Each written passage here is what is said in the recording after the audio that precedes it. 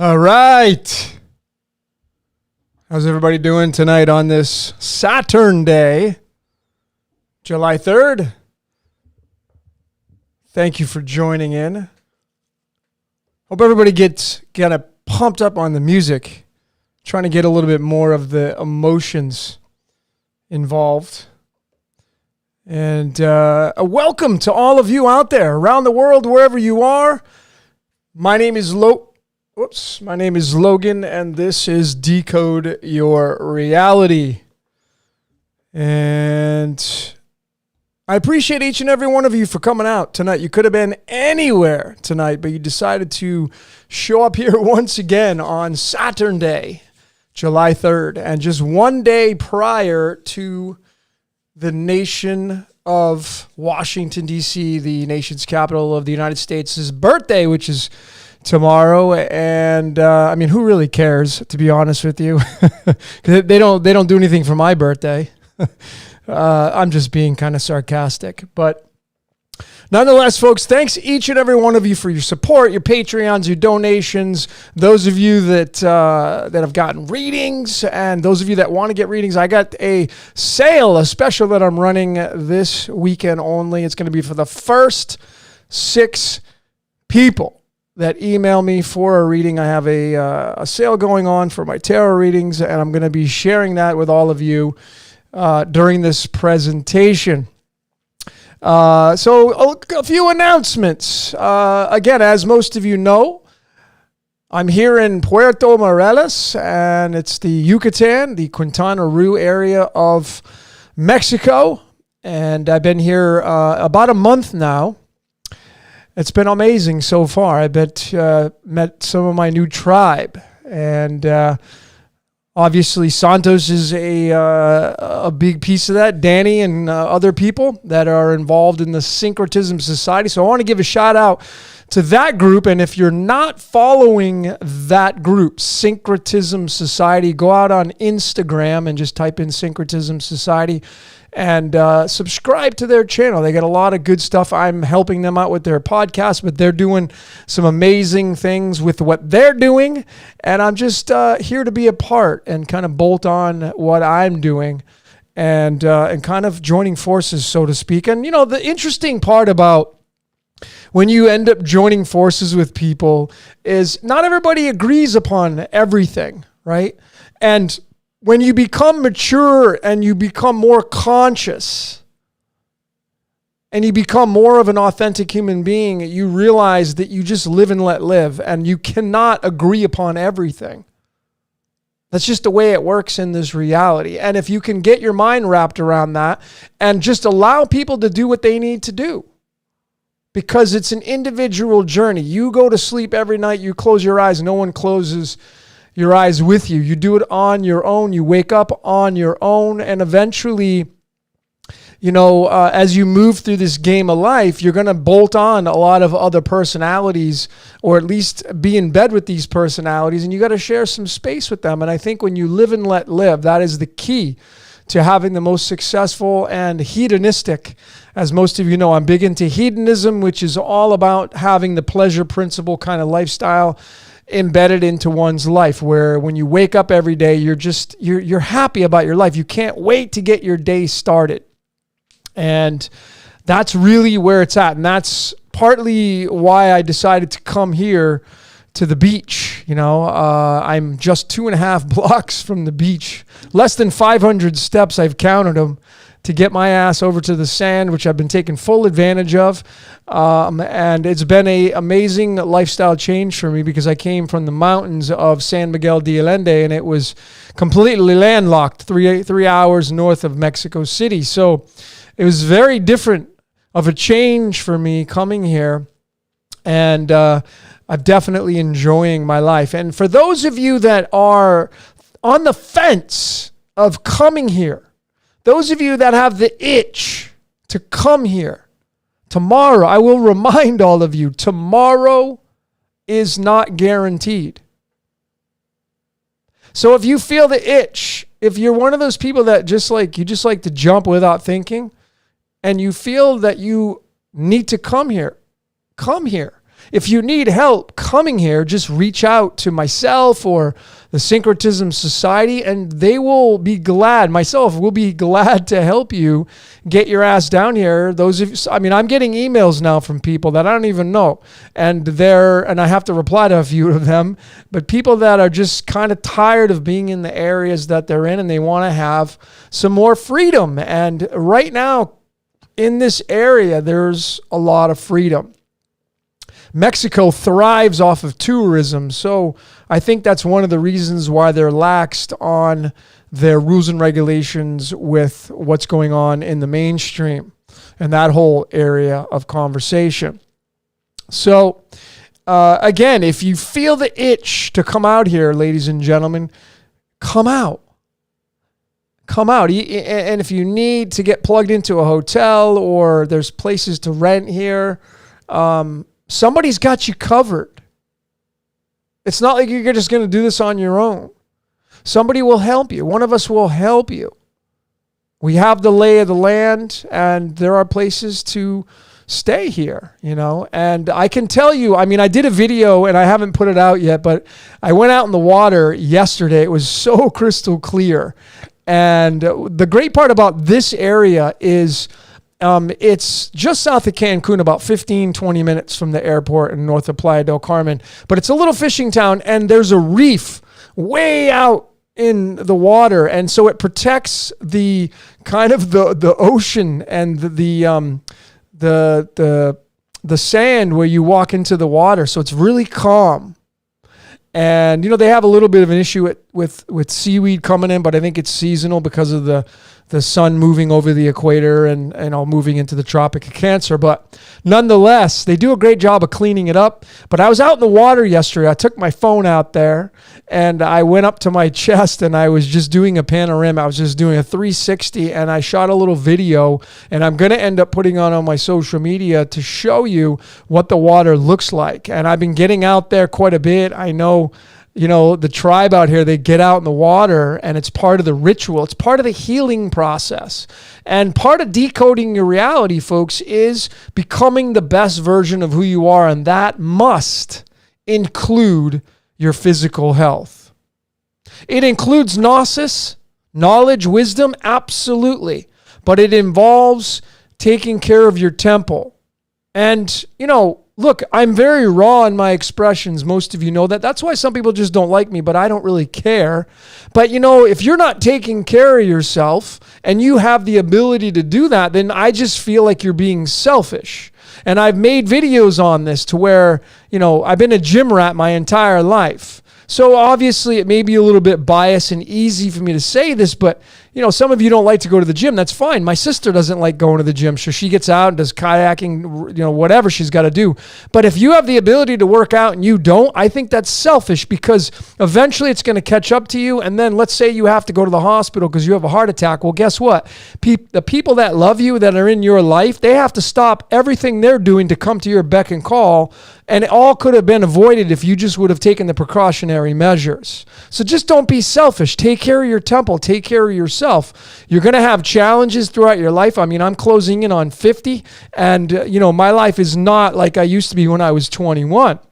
So I'm challenged, but part of the reason why I came here to Mexico was to help myself and be a little selfish and pull that devil card out and put some time into Logan to make myself the best version of I can be. Because when I wake up happy, I can be at my best and I can give you the goods on what I'm finding in this reality. And that's extremely important to me. And then I know it's part of my code, as most of you know. It is absolutely part of my code to deliver this information to all of you in the world of decoding. Okay? So I just wanted to say that. So if you want to come down here, come down. Tomorrow's not freaking guaranteed. If you want to jump, come jump. Come on down here. So that's kind of a little bit of announcements. Some great people here. And again, you don't have to agree with everybody. You don't have to like everybody. Not everybody likes me. Not everybody likes Santos.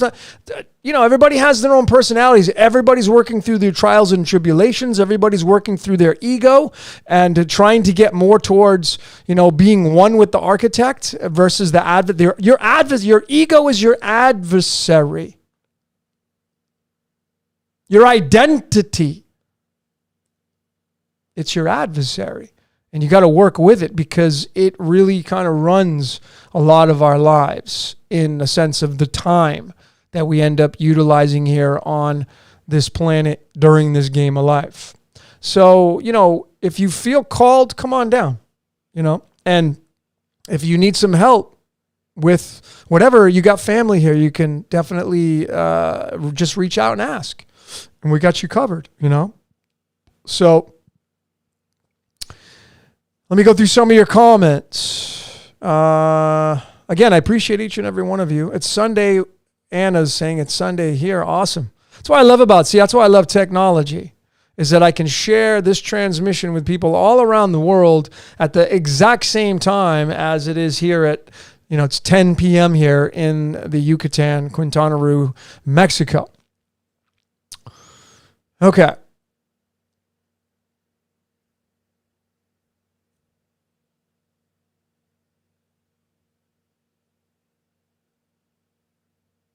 But wherever it is, folks, if you get the itch, man, tomorrow's not guaranteed. Here, there, wherever, go and do it. You'd be kicking yourself in the ass if you could live alternate timelines and parallel timelines and maybe fast forward into the future and look back and be like, man, I wish I would have. Wish I could have. Yeah, well, that's why it's encouraging. Like, know your code. I mean, I've been saying this, and I will keep saying it, and a lot of you are catching on. Our entire reality is fixed. It's scripted. Santos even brought out a good point. He said, scripture has the word script in it. Yeah, it's a script. It's part of the fixed reality. And the Bible is a book of magic spells. That's why everything's kind of coming true. Partly, a lot of people are partaking in that because they're reading it, proclaiming it, prophesying, praying, all that stuff. So anyway, folks, hi to everybody. I'm just going through your comments. Carolyn saying a lot of money too. Yeah, I know there's a lot of, we're going through a lot of prohibition stages right now. We're going through a lot of, those of you that have never been in prison, well, now you know what it feels like to be in prison. Home arrest, house arrest. Because some of these places in the world are being completely decimated by bullshit rules and regulations to see how far they can push the limitations of people. And that's what I think is happening right now. A lot of you are having to draw the line in the sand. I'm getting emails from people asking me what I think about the thing that some people are getting. And I think that's the line in the sand. Some people are saying, hey, I have to because of work. Well, you don't have to. I just want to make a point. There is nothing you have to do. There's consequences for everything that you do, but there's nothing you have to do. So if you decide not to, there'll be consequences with that, but maybe you're being tested to not go that route and something more beautiful will be on the other side because that's your reward. And you won't know until you actually make the decision. Just remember that.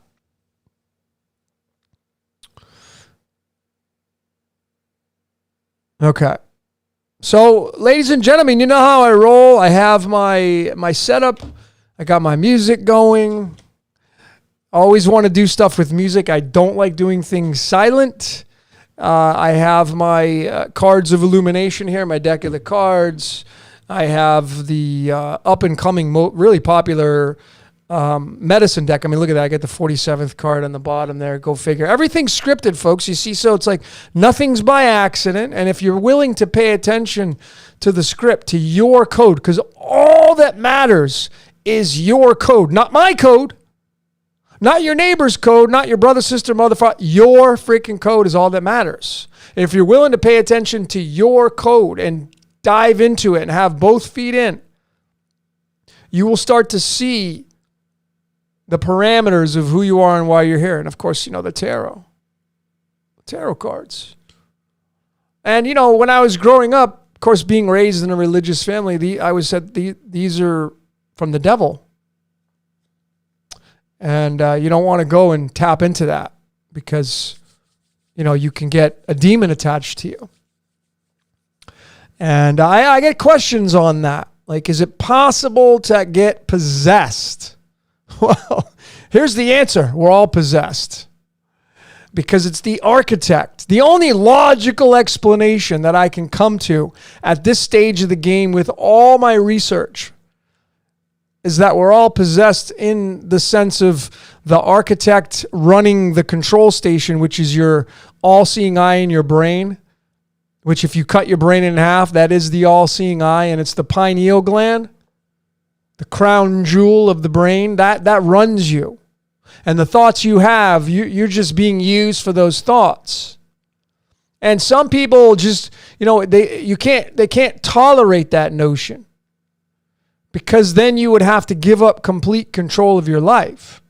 And I understand, and again, these are just my opinions and truths. So you don't have to accept them. But how do you wrap your mind around almost 200 videos I have now decoding people, places, and things, showing that these people, places, and things were not controlled by these people, places, and things? I mean, I put out a decode on the emergency 911. In the United States, you press 911 if you have an emergency. And I clearly showed that the people that were involved in that first emergency call and the dates and the reason why they pressed the 911 and everything in between was all part of the script. It was all scripted. Somebody's getting that energy when those 911 digits are punched on the dial pad and the phone call gets connected to the operator at the other end. And then, of course, there's energy that's dispersed around that whole circle, from the ambulance to the medics to the paramedic, whatever. Somebody's getting that energy, and it's not us. So definitely the best thing that each and every one of you can do is forget everything and decode yourself.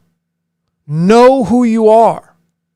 And the majority of people in this world have not a freaking clue of who they are and why they're here. If you were to go to somebody and you'd be like, hey, tell me about yourself, you know what you're going to get? You're going to get the surface crap. You're going to get, well, I'm a nice person and I love dogs and I love animals. And, I like to go to Disneyland. I like to go to the movies. I like to play cards. I like to go to the ocean, or I like to go in the mountains and stay in a cabin for a couple weeks. That's not who you are, folks. That is not going to give you the keys to your kingdom. Those are things that you like to do.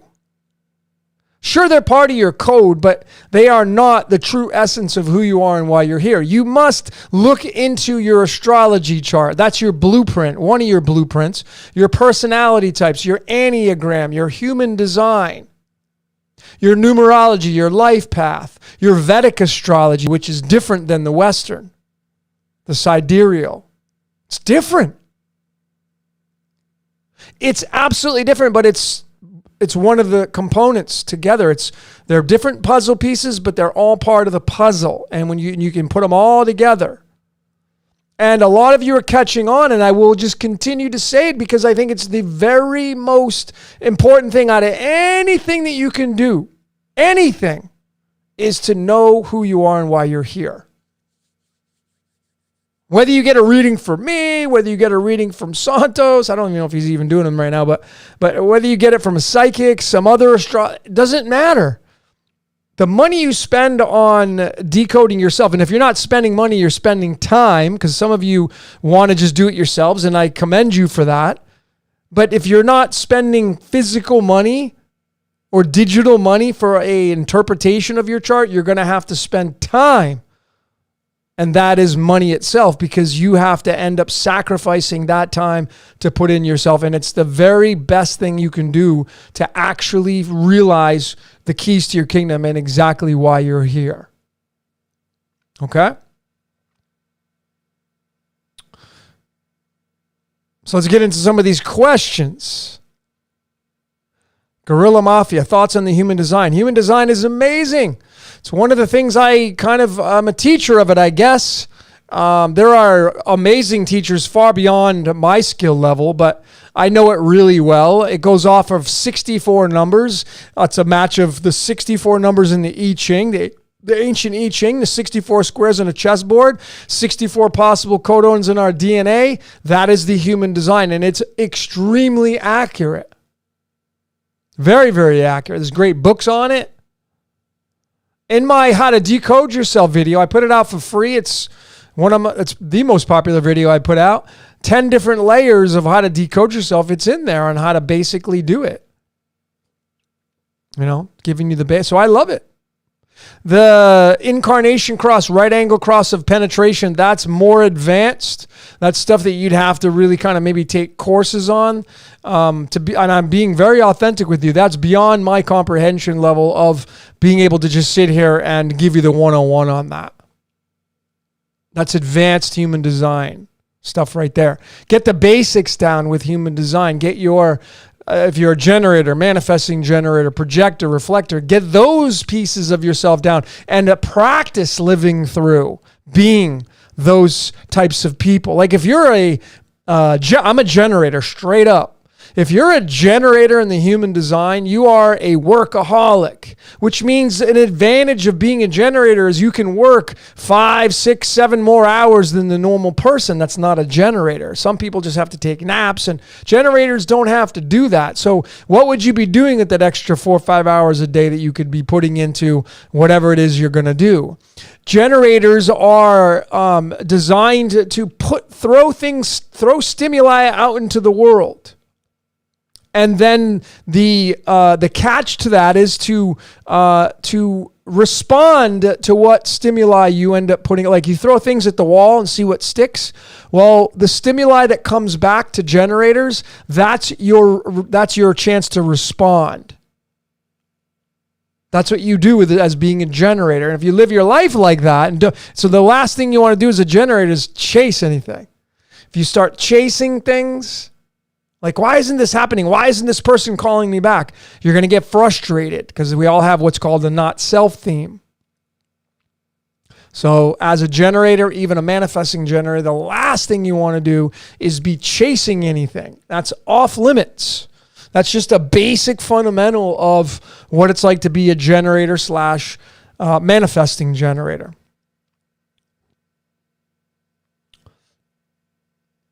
Jasmine is saying, Logan, Freemasons are decoders. Well, yeah, absolutely. Everybody's decoding, to be honest with you. There are so many people out there, maybe including you're seeing numbers and like, what does this mean? And you're looking it up. Why are you seeing these numbers? Why?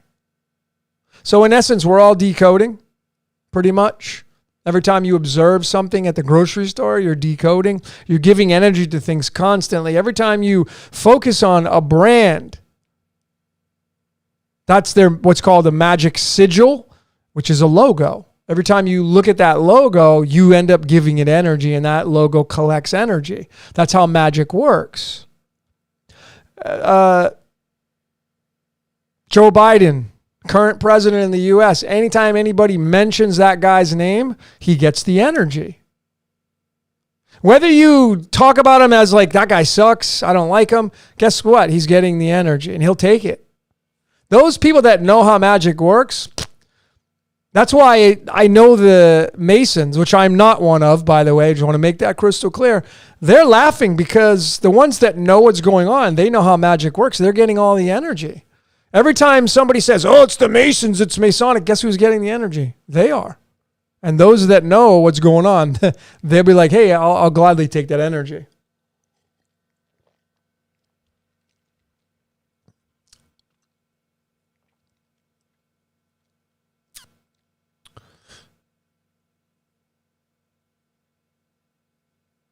So, all right, cool. Some generators in here.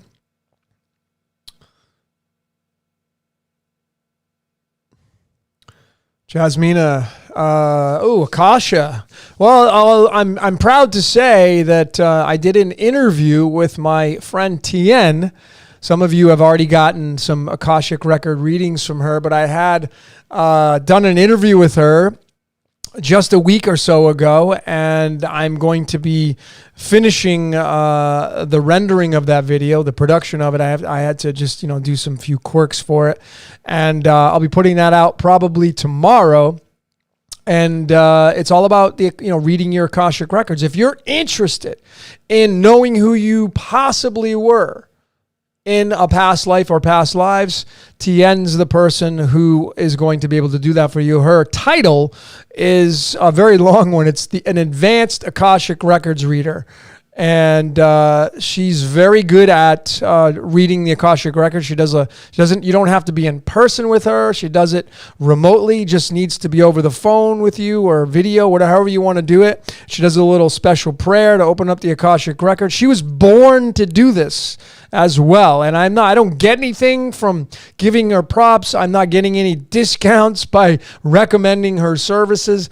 I just like her, and I'm all about trying to help heal the world. My name means healer, so I'm totally in line with bringing people that deserve the recognition, and maybe you are a healer. And if you're a healer, I'd love to hear from you. What have you got to help heal the world? Maybe some of you just need a confirmation like, well, you know what? Yeah, I am a healer. Well, this is your confirmation. If you resonate with that message and you feel like you want to help heal the world, well, maybe your position would be down here with the Syncretism Society in Mexico. And, it doesn't have to be right now, but maybe this is something that you could bolt on to what the Syncretism Society, they're looking for people. For sure. I mean, it's not like they have job positions right now to pay people to come down here and bolt on their talents. But if you have some kind of talent and you've been healing people and you want to get into the mix of becoming part of a tribe, well, this may be your calling. But nonetheless, Tien, the Akashic Record, the Advanced Akashic Records Reader, I have a podcast. It's just like 48 minutes long. I kept it rather short, explaining how she does it, what she does, what her background is, some fun stuff. So I got that coming out as well. And I'm going to be excited to share that with each and every one of you. Russell is saying Torah is the tarot. Well, it's on the 10th card of the tarot, which is the Wheel of Fortune.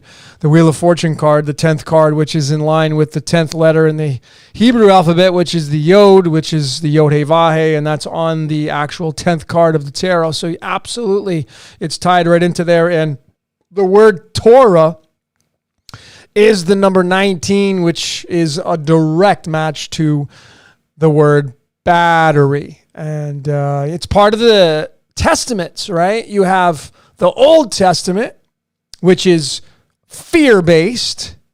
Not all of it, but it's mainly fear-based. You better do what I tell you or you're going to pay with your life.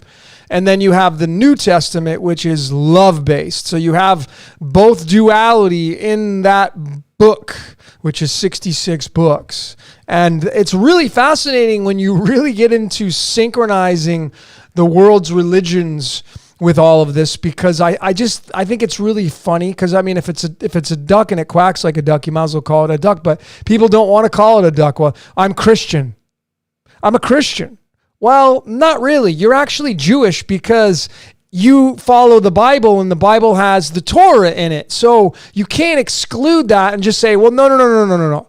Well, that's fine, but I'm a Christian. No, you're not a Christian. You're actually Jewish, because they're the originators of the Testaments. The Greeks brought out the New Testament. The Jews brought out the Old Testament, or the Torah.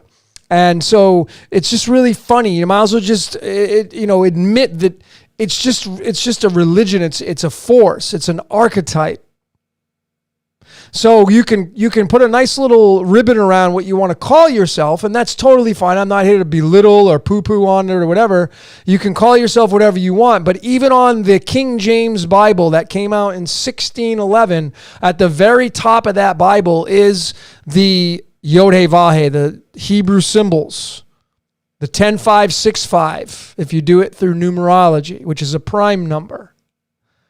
So, I mean, how do you exclude that? Well, very easily when it starts to get reprinted and changed, but it never lost its origination, because it's just kind of a watered down version. But if you go all the way back to the origination of it, it becomes part of one in the whole, and that is the Torah. So it's really interesting. And that is the Torah comes from the word Taurus, which is the Taurian Bible. The reason why Taurus and Taurian own the Bible is because the Bible means by bull. By means two. Bull is Taurus. Taurus has the two horns. Taurus is the second sign of the zodiac, which runs the procreation of the sex glands. Women have the ovaries, men have the testes. And of course, the Lord or Lordess of the second zodiac sign is Venus. And Venus is what do you do when you make love? You hump, you make babies, and that's procreation, which is why it's part of the Bible. Go and procreate and subdue the earth, and go have a whole bunch of people running around, because you see, this reality is all about energy, and we are being mined for our energetic gold, and that's the whole purpose of subduing the earth and fulfilling it and making it a vast population of people, because whatever's running this reality is feeding off of the energy that we all create through our emotions of love and fear. And there's nothing we can do about that, because we all have these emotions. Some people have kind of put words in my mouth and have kind of twisted my words. And I want to be very clear that I never said don't be emotional, because it's not possible. What I do say is be careful, or choose wisely at what energy you give out to the world. And that's why, like, if nobody watched politics anymore, it would just be a matter of time before it would dissolve, because it needs energy, it needs magic in order for it to stay alive. And if nobody watched politics anymore, it would dissolve and then it would be non-existent. But because so many people tune in, and because CNN is such a powerhouse, and ABC and CBS and all these news stations, you end up delivering your magic and bolting on to these news stations, which they deliver it to the end result, which is the government and of the Vatican and some of these religious groups. So that's how that works. Let's see your question. Somebody had a question. Is sidereal more accurate than the Western? I like both. I think that when you become really good at decoding reality, you end up reading from both systems, and you understand the value in both systems. And I'll tell all of you this. This is how accurate each one is in their own respected fashions. In that event that happened in September of 2001, all of you must know what I'm referring to. But when you look at the astrology wheel, and I have a little decode coming out on that, but that astrology wheel will tell you exactly why it happened on that day and the placement of the planets. And in the Western system of astrology, at the very bottom of this natal chart wheel, which is typically the representation of the fourth house, which is the default is Capricorn, by the way, like that's called the dance floor. And I showed that in my decode, my last one of the, what was my last decode? Fibonacci spiral. It was, I don't even know what I titled it. I'm having a brain fart here. But anyway, my last decode that I came out with, I showed that the Masonic arch, which there's a lot of truths in that. There's what's called the dance floor, which is duality, the black and white checkerboard. It's not satanic and evil. It's just that's everything that we reside upon. That represents our tree of life, tree of knowledge, our dorsal root and ventral root in our brains. That represents the left and right hemispheres of our brains. That's the Jesus and Thomas, Jesus and Lucifer. That's our ego and spirit. You can call it so many different things. But nonetheless, it's ruled over by the natal chart, the 88 constellations, all that kind of stuff as we've talked about. But anyway, on that date in September of 2001, at the very bottom of the natal chart in house number 4, the planet Mars was there.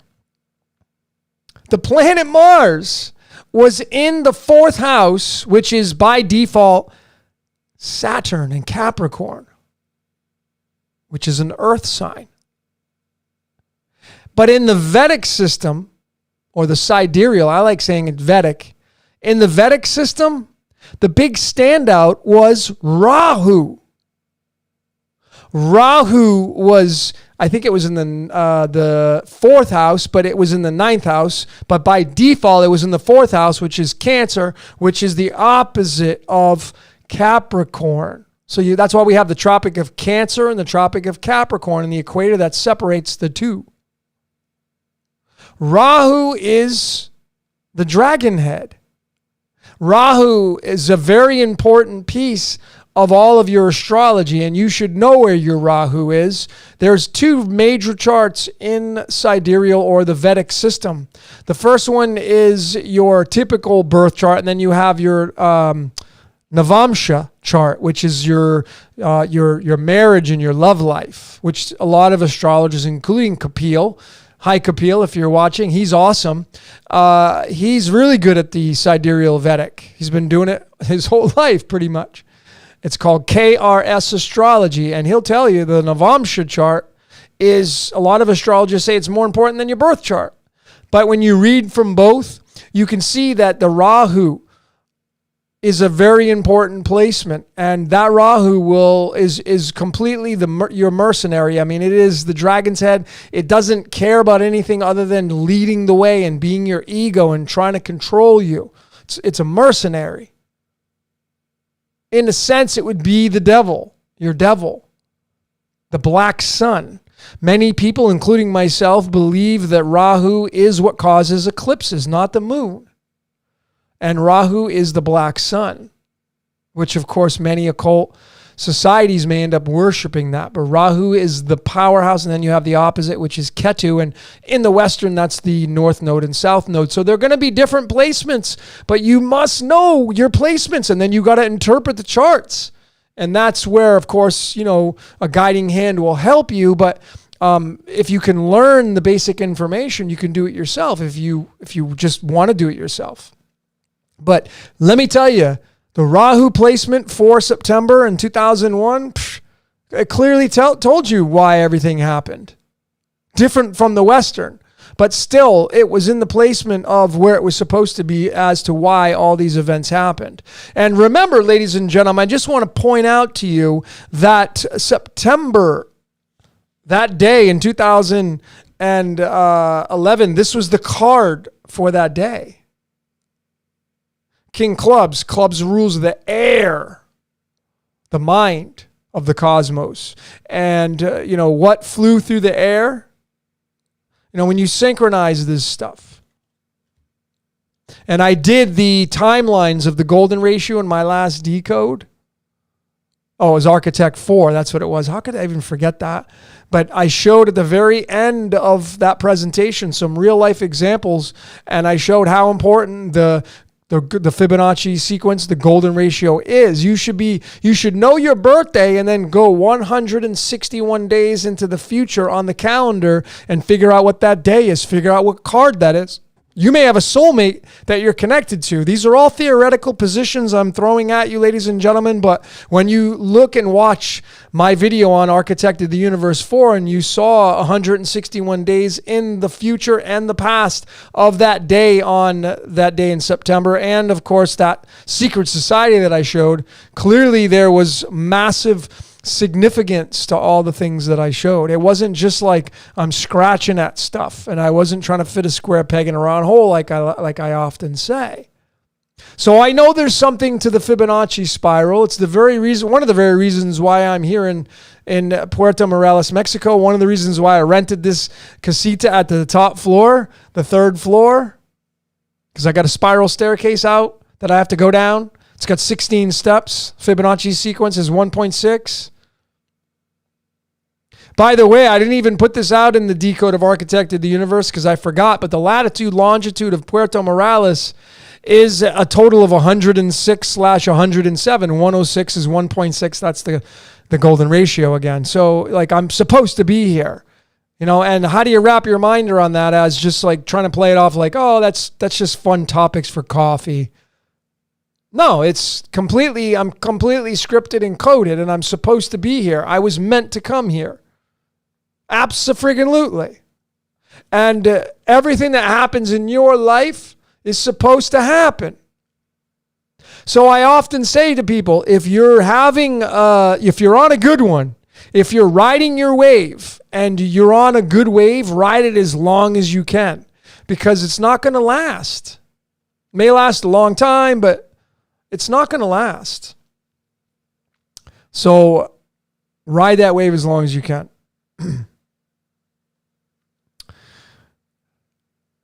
No, Denise, there are 52 of the animal cards. There are 52 of these cards. It's called the medicine deck. And the reason why there are 52, because it matches the 52 weeks of the year, which is a match to the 52 cards in the Cards of Illumination. A typical poker deck has 52 cards.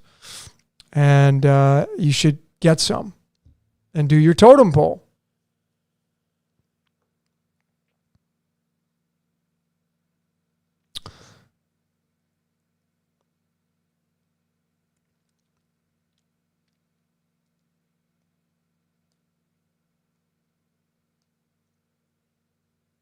You know, somebody had put something in a message, left a message and said, I think somebody emailed me and be like, hey, if you're going to moderate stuff, you should, mute people, put them on timeout. And, we had somebody in the chat room last transmission.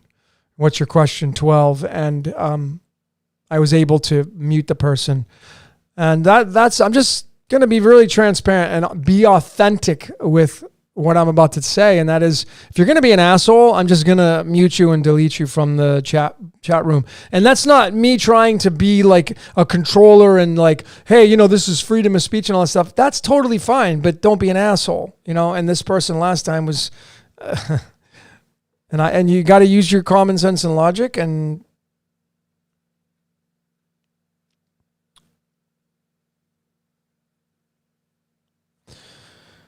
Talk about the Syncretism Society more. Well, the two main characters, or actually there's three main people, actually more than that now, so I don't want to not mention people's names, but you have Santos and Danny, and then you have Anne-Marie, who's kind of the person in charge of all the stuff behind the scenes, really important, and there's new people that are coming that are involved now. But the Syncretism Society is designed around creating a school where it will teach you the machinations of how this world works. On top of teaching you the gnosis and the wisdom here, they will also incorporate getting yourself the healthiest that you can be by taking you to the beach and doing yoga on the beach and getting in the water and many people are vitamin D deficient. Vitamin D is the most important supplement or vitamin that you can get.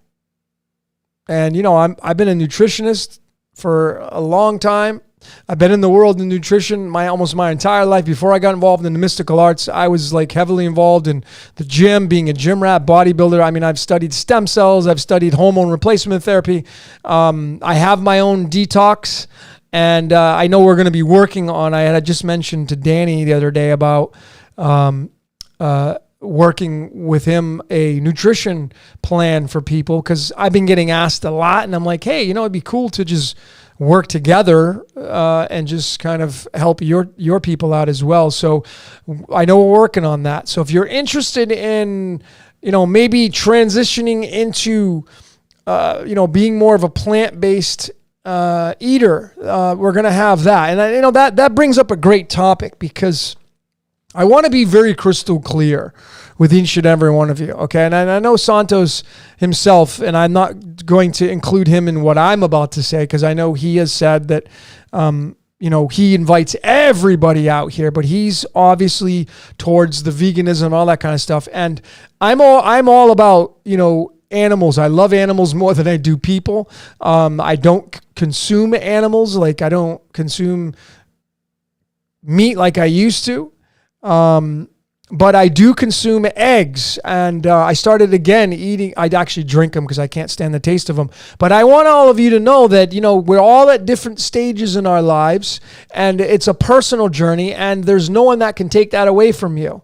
Obviously, if you feel in your consciousness that you don't want to participate in eating animals anymore, then by God, you should be moving towards that. Don't, shun away your intuitions, but don't feel guilty if you're on that path and you just haven't been able to move towards becoming a more plant-based eater. I think being a plant-based eater is the way to go because it lowers down your cholesterol, your triglycerides naturally. There's nothing that you have to do other than just switch over to plants, but not everybody can quit cold turkey. And I can tell you right now, if you're going to be a plant-based eater, if you're going to move towards that reality, okay, you must supplement. It is extremely difficult to just quit eating animal-based proteins, cold turkey, or, just going off of that and not supplementing, because what I've observed in myself and other people, and I've studied a lot of people in the world of nutrition, we are all creatures of habit. And because of that, it's a downfall because we typically don't get the 90 so nutrients. The body needs about 90 nutrients every single day, and most people don't get that. So if you're not giving your body the 90 nutrients, let's say you're only giving it 85, well, it can't repair and regenerate. That's the way it's designed to do. Now, if you eat animals, you don't have, typically, and I'm not saying this is always the way it works, but typically you don't have to worry about that, if you're getting vegetables in, because you need your vitamins. But, if you're eating animals, it gives you your vitamin B12. If you're eating fish, it gives you your omega-3s. The big mainstays in nutrition, ladies and gentlemen, are omega-3s. Most people are deficient in omega-3s. Most people are deficient. If you're vegan, you may be deficient in vitamin B12. And most people overall are deficient in vitamin D. I've consulted with many top nutritionists in my fields, and they all say the same things. The number one vitamin that is the most important is vitamin D. Vitamin D. And you can get it by going out in the sun, which you get plenty of here when you come to the academy. So this academy is going to be wrapped around helping you heal, helping you get on the Tesla coils, helping you get on Reiki healing, whatever, massaging, all that kind of stuff will be included. I know they're not close to being, I don't know where they're at with being completely up and running and ready where every modality will be ready to go. I mean, I know Santos has a vision of opening up a restaurant and all that and a juice bar and all stuff. And I know that it's going to end up happening, right? But they're not at that stage just yet. So, but anyway, going back to the nutrition, ladies and gentlemen, I've been getting a lot of emails about nutrition counseling, helping people out with nutrition. So I mentioned to Danny, because I know there are people in the Syncretism Society and stuff, and Santos, they want to be able to eat better. And again, it doesn't matter what level you're at. It's really, really simple. You just analyze your life for 3 weeks. And that's going to be part of the nutrition counseling is you need to show us what you're eating for the past for 3 weeks straight. I need to see everything you're eating and drinking. And you need to be authentic. If you're not going to be authentic and just own that space, it's not even worth you trying to tackle your nutrition and become a better person. Because if you're going to sneak things in and all that kind of stuff, that's not the kind of energy that you're going to raise your consciousness with. You need to be authentic, and we live in an inauthentic world. So it's really important to do that. But supplementation is huge when you're moving into plant-based nutrition and becoming a mainstay in plant-based. I mean, I'm plant-based. I started consuming eggs again, and I want to let each and every one of you know that an egg is not an animal. An egg does not contain any animals. And I can guarantee you this, the hen will lay eggs no matter what. Even if the hen's going to lay eggs no matter what. Now, obviously, you want to move towards ethical egg grabbing and all that kind of stuff, right? We want to get to that. But the lesser of two evils is, would you want to consume an animal that knows it's going to die? Like I know I have a video on a cow, the guy with a bolt gun, and the cow knows it's coming. Now, I'm not trying to put anybody on the spot if you eat beef, right? Okay, if it's a personal journey. I'm just saying I think the planet is shifting more towards saving animals and becoming more conscious, and that's what love is, right? But not just eliminating everything and just being like, oh, that's the way it has to be, because it's an individual journey. and it's up to you how you're going to want to live that journey. But nonetheless, folks, supplementation is massive when it comes to nutrition. And I know we're going to be having this, and you need omega-3s, you need all the minerals. And a good way to do that is to drink Soleil, which is just Himalayan salt and water that gives you all the trace minerals that you need on a day-to-day basis. And you can, the omega-3s, in the United States anyway, you can get a algae-based omega-3, which is what fish eat. And typically people just take fish oil or salmon oil to get their omega-3s, but you just cut the middleman out, which is the fish, and you go right to an algae. I think Nordic Naturals has a really good algae-based omega-3, high in EPA and DHA, which is what your body needs to get all the nutrients of that omega-3, 6, 9. Because most people are heavy 9 and 6 omegas. The omega-3s is what they normally lack, and that's really important for your brain functionality, and the brain is pretty much all fat, and if you're not getting omega-3s, you're going to be deficient in that, and it can lead to a lot of situations in the body. So these are just all part of the process of, and what does this have to do with decoding? Again, it's all about, in my thing, it's health. It's part of health. Decoding who you are, because if you're not healthy and you're unhealthy, your vibration goes down, you're just like miserable, and people don't want to be around you, you're not taking care of yourself, all that kind of stuff. So that's my long answer. That's my long answer. Okay, so let's get some of your questions. What about worms? Yeah, they have that covered as well. They have a parasite protocol. They're going to be they already have that in place. Danny, if you go to Syncretism Society on YouTube, if you go type in Syncretism Society, go subscribe to their channel. I mean, they have only 2 podcasts. We're shooting another one tomorrow. They're shooting, I should say. They are. I'm just moderating it and helping them out. But they got a lot of good stuff coming up. A lot of context and content, and they're doing different stuff. But go join, because they're going to have announcements, and you'll get it between me and them. But they're the mainstay of that. So They have all the worm and parasite protocol. And I'm actually doing one myself. I'm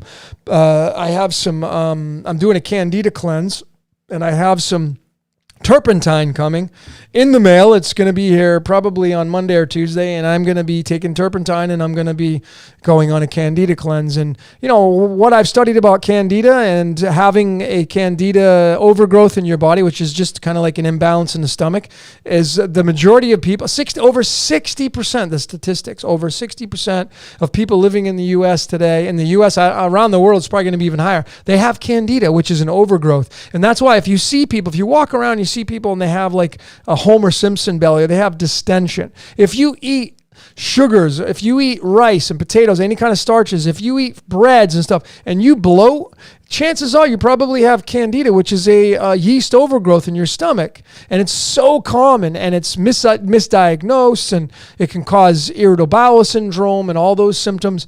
And so going on a candida protocol to eliminate the candida, and then getting some really good probiotics, Saccharomyces boulardii and other kind of probiotics are really, really important. But the candida cleanse is done, I feel like a good way is through turpentine. But anyway, Denise, I drink too much coffee. Well, at least you drink too much coffee. Do something about it.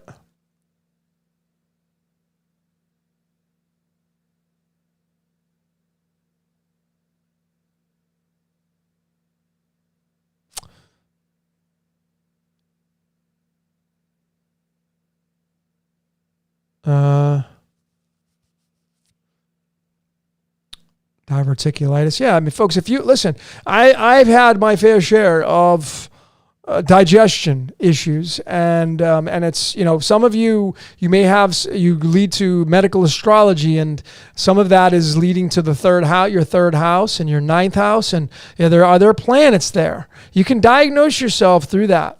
of your third house and your ninth house. And then, of course, where your Gemini is located. It could be in some other house because the astrology wheel spins. But this is interpreting your natal chart, and it can tell you a lot about who you are and why you're here. And it can definitely tell you about your medical layout and your blueprint. So some of you need to really go on a candida cleanse or fix your digestion. If you have any diverticulitis, if you have any IBS, these are all part of just you not taking care of your digestion system. I know a lot of people have GERD or heartburn, right? And that's typically because you don't produce enough stomach acid. People think it's the other way around, like I'm producing too much. No, you're not producing it enough. And what I've studied through some great healers and doctors and nutritionists around the world is because you're not giving your body the raw materials to produce enough stomach acid. So you need to reestablish that, and you can do that through Soleil, and you can do that through a supplement called betaine, which is hydrochloric acid. You take that after you eat your foods. You can do that with taking a prebiotic. You can take that with eating some digestive enzymes. So these are all protocols that I know that are going to be part of the Syncretism Society. I have some of these already in play now, but just a matter of getting them laid out and then offering it to the general public.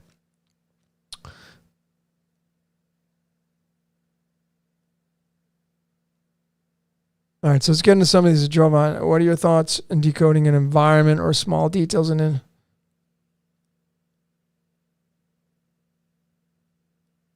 I don't really, Jovan, I don't understand your question. What are your thoughts in decoding an environment? Well, I mean, you can decode anything. I've said so many times, and I'll continue to say this to each and every one of you, okay? You should be decoding everything in your life. The address that you live at right now. The addresses that you've lived at. I'm talking about the full addresses. I'm not talking about abbreviating street with ST and putting it in the numerology cipher. And I've failed at this on some of my earlier decodes where I didn't put in the full address, right? You'll get some hits on just the address that Google will put out, for example. But when you say the address, you don't say ST. I live on ST Street. No, it's street. So you want to put that in a numerology cipher. Decoding the hospital you were born in. Decoding when the hospital was established, when it was built. The original address of the hospital, the latitude, longitude of the hospital, the latitude, longitude of where you're at right now at this very moment. These are all layers of decoding your environment. And each and every one of you should not be missing any of this stuff. This is important stuff because you clump it all together and what you're left with is your blueprint. And I can tell you it's all part of, and my friend Tien, who's going to be coming out with this podcast that I did with her, I'm going to be putting it out. She'll tell you, it's all part of your akashic records. Her and I differ on a few things, but nonetheless, it's all in this is the akashic records right here, by the way. The infinity symbol. It's all part of the akashic records. All of it. It's all contained inside that infinity symbol. And so therefore, if you look in there, you'll find it.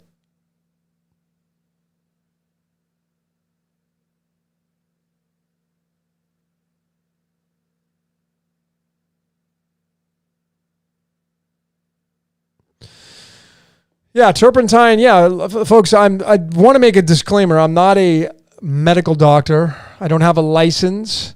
I'm certified in nutrition. So the things I'm suggesting here or offering as insight, definitely, as Mello said, turpentine, you got to definitely do a very specific dosage because if you drink too much, it can kill you. Absolutely. So you got to make sure you do your homework on there and know what you're doing. So I just thank you, Mel, for pointing that out.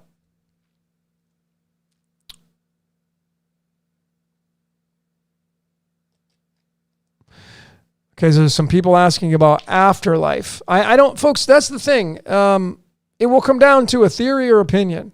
There is absolutely no way. This is not even my opinion. This is a fact. There is no way to prove and support any theory on what happens when you die. None. Zilcho. There's no evidence of it. There is only theories. Only theories. And I personally, I believe, if you want my theory, my opinion, we just reincarnate back into this game and you change avatars. And there has been plenty of movies and shows, which is theater, and is told you that story, that's what happens.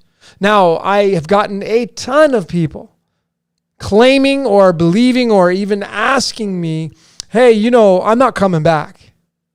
I'm not coming back after this. And my response is, okay, great. But there's no way you can prove that. It's just an opinion of yours.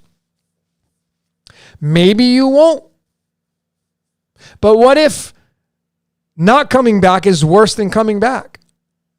See, these are things that you theorize with. These are things that you philosophize on. It's like maybe coming back will be better than not coming back, given the choice. We just don't know. We just don't know. But definitely reincarnation, absolutely 1,000%. I talked about this in my Angel Falls and on my Jacob's Ladder and books. I mean, it just all points to that. And we level up. We level up.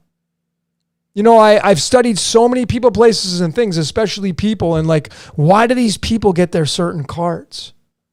Why do they get their timelines? Like I was talking about, I think last transmission, why did that guy get to win a record 7 Super Bowls? He's got the 10 Diamonds card. Same card as Michael Jackson and Prince. How come they got that card? How come I didn't get that card?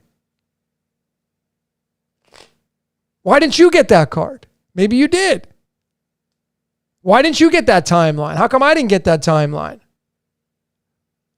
These are answers these are questions you cannot answer. Just theorize on. So to check off the list of possibilities, don't be an asshole. Be a good person. Be the best you can be. Be service to others. Yes, be service to yourself to raise your consciousness to be the best person you can be, but get out there and help the world. Know your life path. That's why studying your code, knowing who you are, is so important. Without your blueprint, you're going to be stuck.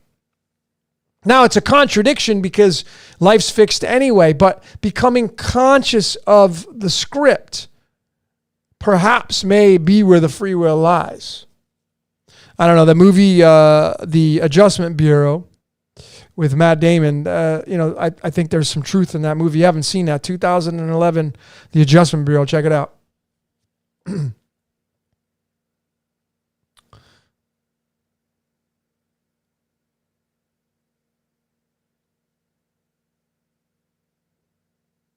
Dolores Cannon's amazing. Yep.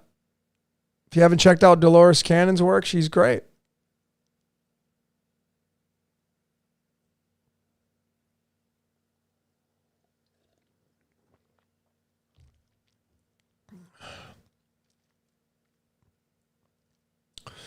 Hannah's asking, what are my favorite books? Okay, I'll play that game. My favorite book of all time is called The Master Key System by Charles Haanel. The Master Key System. I've read it over 18 times. So that's probably worthy of saying it's a good book. It's 24 chapters, and each chapter, of course, 24. I didn't know at the time when I read it, but each chapter is a exercise, and it's an amazing book. And the principles in there will definitely make your life better, so to speak. So that's a good book. I like Joseph Smith's books. I like The Power of Now. I like Eckhart Tolle's stuff.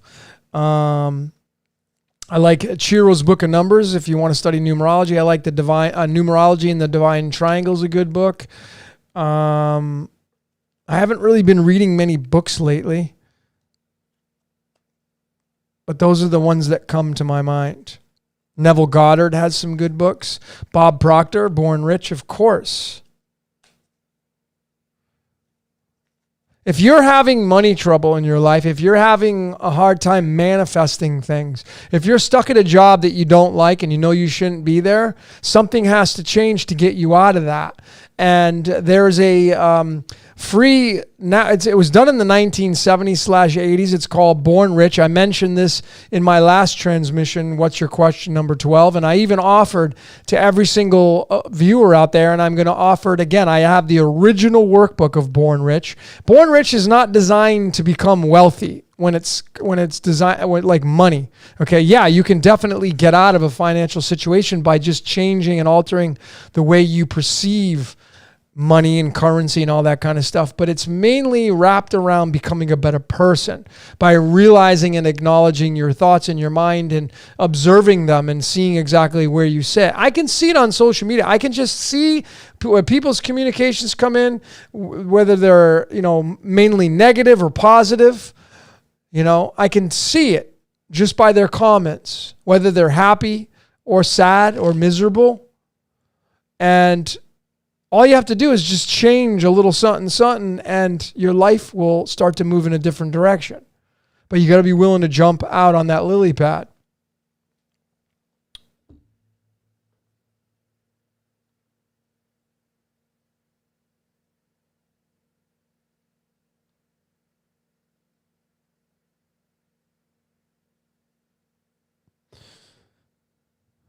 Yeah, I didn't mean to say Joseph Smith. I said Joseph Murphy. I'm sorry. You're right. Thank you, Lisa, for correcting me on that. Joseph Murphy, Power of the Subconscious Mind. I meant Joseph Murphy. Yeah. Jerry's asking, what do I think about the MBTI personality list? I love it. It's one of the things I teach. I push it. All of you should know your personality types. You should know your 4-letter type. There are 16 personalities, of course, 16. Anytime you see 16, you should think Fibonacci golden spiral. That's 1.6, 16, which is the Tower card. When you synchronize this stuff, this is a good point to bring up.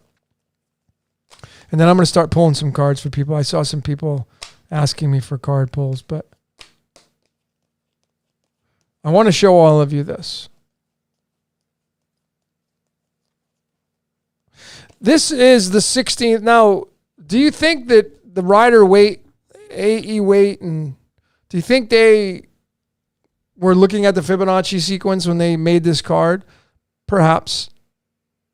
Some of you say, absolutely. Maybe they were. Here's the 16th card in the deck. And this is the Tower card. And of course, when you get this card, shit's going to change. Major change.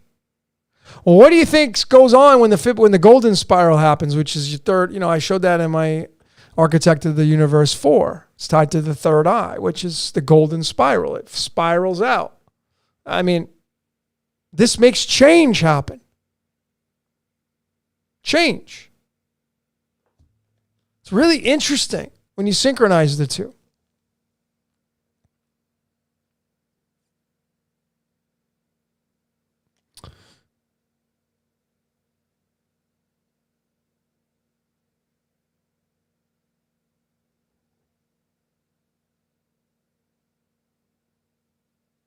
I'm looking through some of your comments, so that's why I'm kind of quiet here.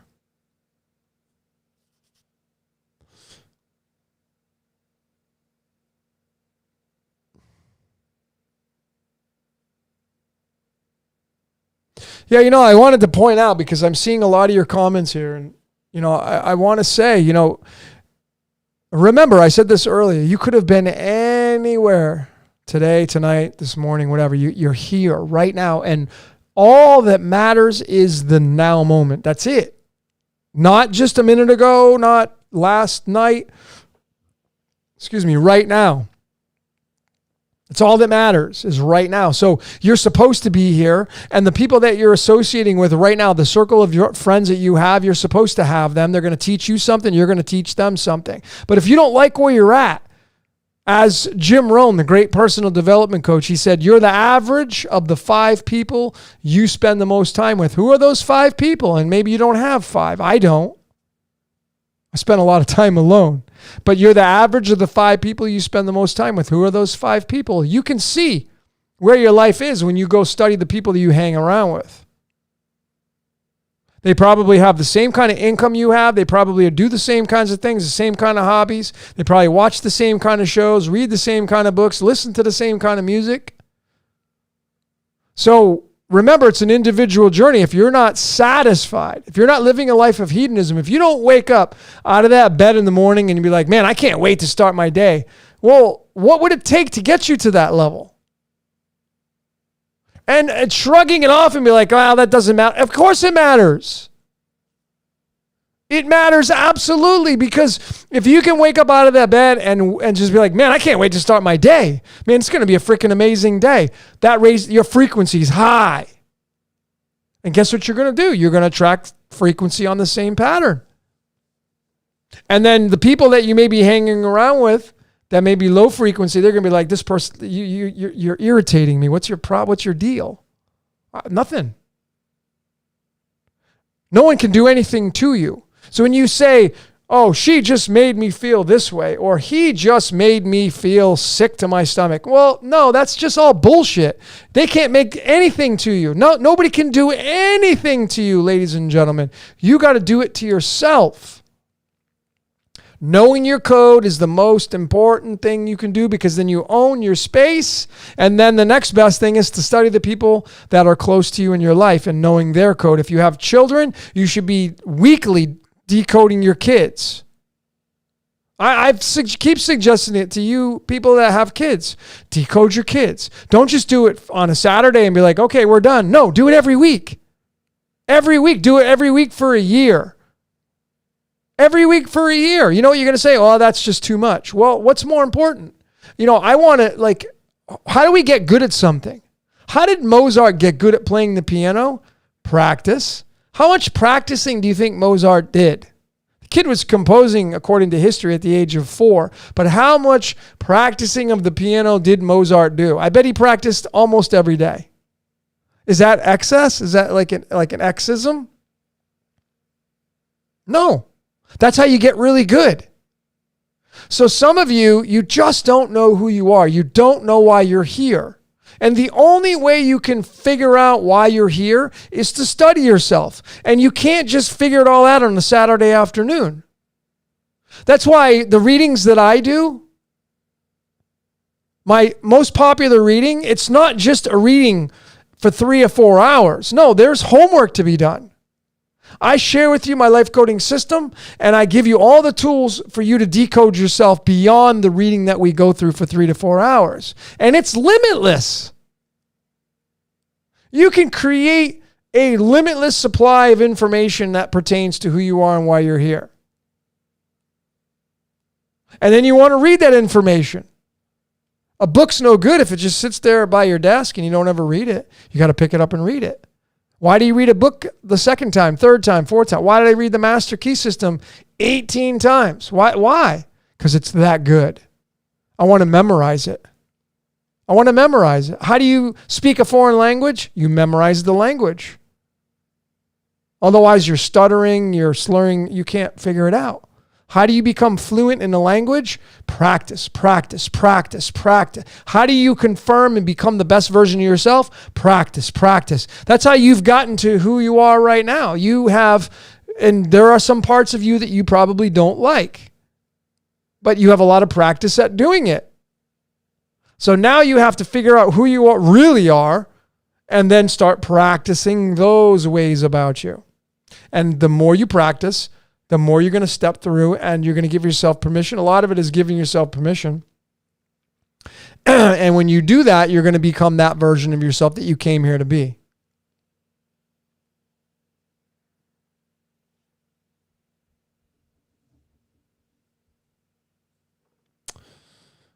Okay.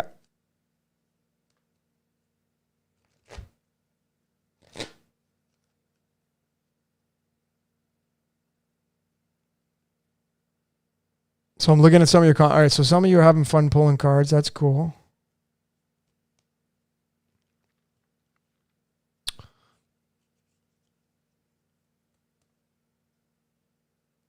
What Julie's asking, what does Queen of Wands mean? Well, the Queen of Wands is the queen of the mind, and it has such a broad stroke meaning to it.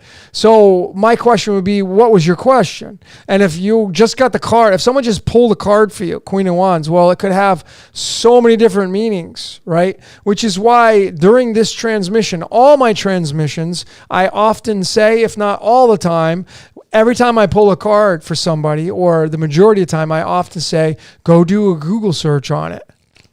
Go find some keywords on it. All you're looking for, ladies and gentlemen, the key or keys to discovering what the card means, you're just looking for one thing. That's it.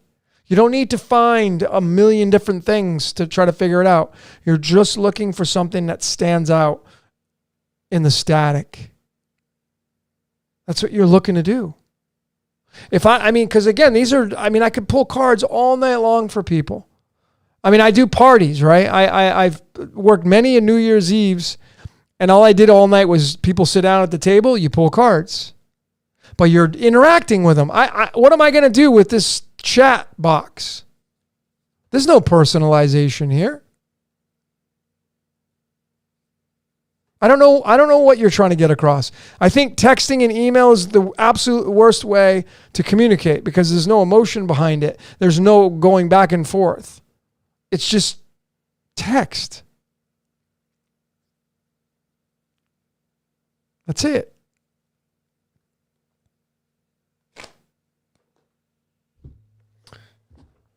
So,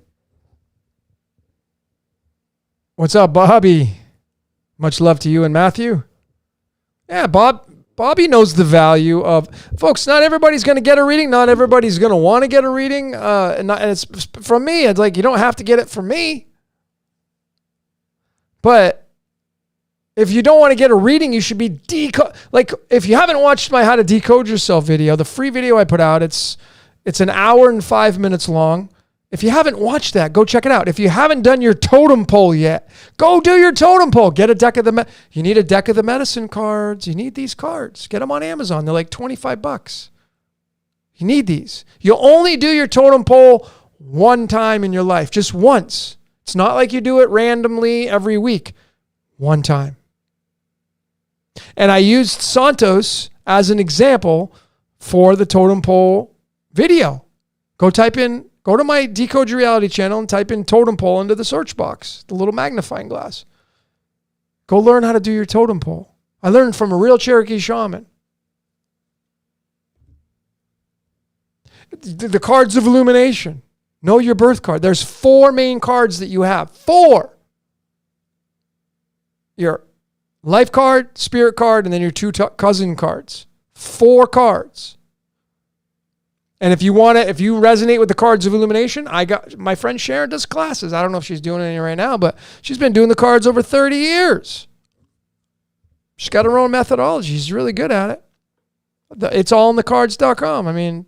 I send people there and people are like, oh my God, that's so accurate. Well, how can a lady who doesn't even know you describe you to almost with 90 to 100% accuracy? I scratch your head on that. How's that possible? Because you see, Sharon Jeffers has tapped into the code.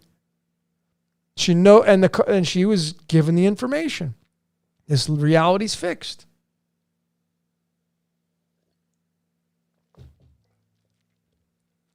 All right.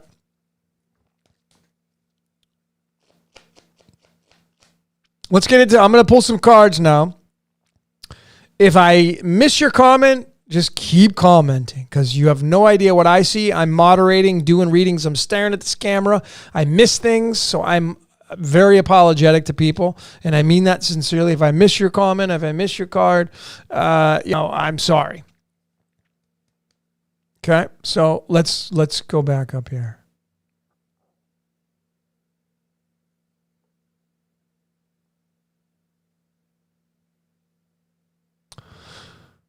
Max, let's start with you, brother. Maximiliano, one of my favorite names. So powerful.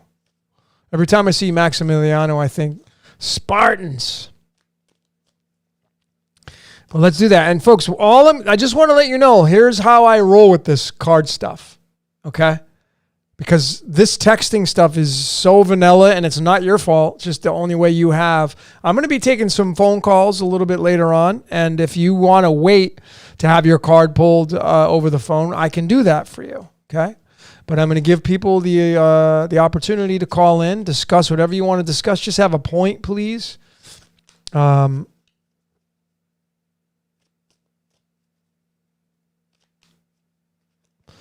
But let's pull some cards here. So the way the card works is, if you don't have a question specifically, like don't ask me, should I move tomorrow?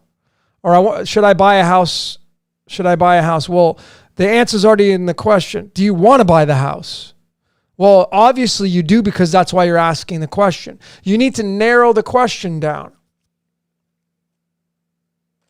So try to be more conscious of that, okay? These things are sacred. They are tapped into my energy as the catalyst. They're tapped into you as the question person, the person asking the question. So they're going to give you the answer. It may not be right directly. I mean, that's why some people get bad reviews. Like they don't get the answer they're looking for. That's why I suggest to people, go do a search on the card you got. Go find, how bad do you want your answer? Nobody rides for free, and there ain't no red carpet someone's going to roll out for you. Sometimes you get it. Sometimes you get it right away. Okay. So let's give Maximiliano. So the way this is, if you don't know what your question is, I'm going to say, what's the most important thing for you to focus on in your life right now? Maximiliano, that's what I'm going to be asking. What's the most important thing for you to focus on in your life right now? And I'm going to pull from the center of the deck, and we're going to roll that way. Okay, so here we go. Max, what's the most important thing for you to focus on in your life right now? And you got the Queen of Pentacles, which is the Queen of Diamonds. This card right here, so very fitting, because you see, today is the Queen Diamonds Day. Tomorrow's the Jack Diamonds. This card is tied to the movie The Manchurian Candidate. It's the Queen Bee that runs the Jack. The Queen of Pentacles is always in the tarot a representation of Moolah, but it is associated with water in the cards of illumination. But we're talking about the tarot. So, is this in correlation, Max, to your business? Is this in correlation to you taking more of a emotional foothold on your finances, maybe having to make a major decision in your life, maybe being more compassionate towards making a decision, maybe having a business partner that you need to be a little bit more compassionate about, because it is a nurturing card. So my suggestion, Maximiliano, is to go to a website called, if you just go open up your favorite search engine and you type in Queen of Pentacles, Truly Teach Me Tarot. I know it's long. Queen of Pentacles, Truly Teach Me Tarot. If you type that into a search engine, you will come up with probably the first result. It's one of my favorite websites for referencing, Truly Teach Me Tarot, but you got to type in Queen of Pentacles and then just go to that link and go study the keywords and read. There's going to be a lot of information. Read all of it. And whatever stands out and punches you in the face on what the most important thing for you to focus on in your life right now is, that's your answer. Don't try to deviate away from it. Don't try to scratch your head and so just, keep reading, but whatever stands out, that's going to be your answer. Okay? Crypto Kitten. I guess you like crypto. Well, you're going to be happy, Crypto Kitten, if you like crypto, because my sneak peek tonight is going to be on cryptocurrency. My sneak peek decode that I'm going to be sharing with all of you is on my upcoming Decode, Cryptocurrency Decoded. Okay, so Crypto Kitten.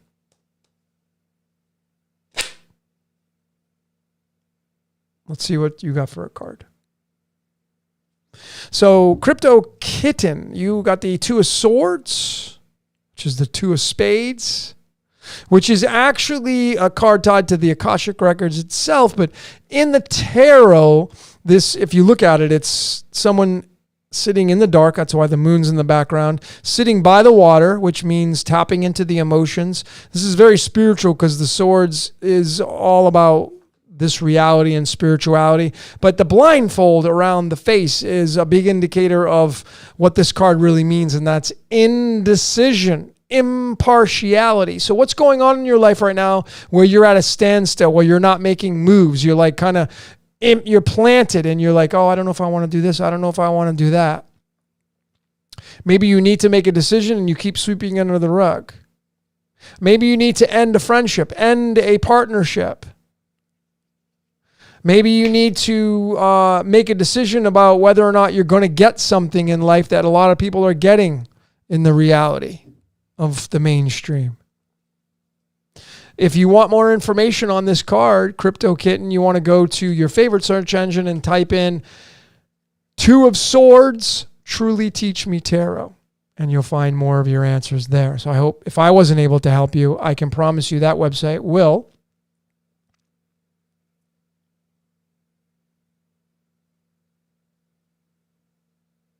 Caroline Rose is asking for a card. Sure, Caroline, nice to have you. I like people that use their, nothing against you, that those of you that use your aliases, but it's nice to be able to speak. Watch, Caroline's probably, it's not even my real name. Okay. So Caroline Rose, here we go, Caroline. Caroline Rose.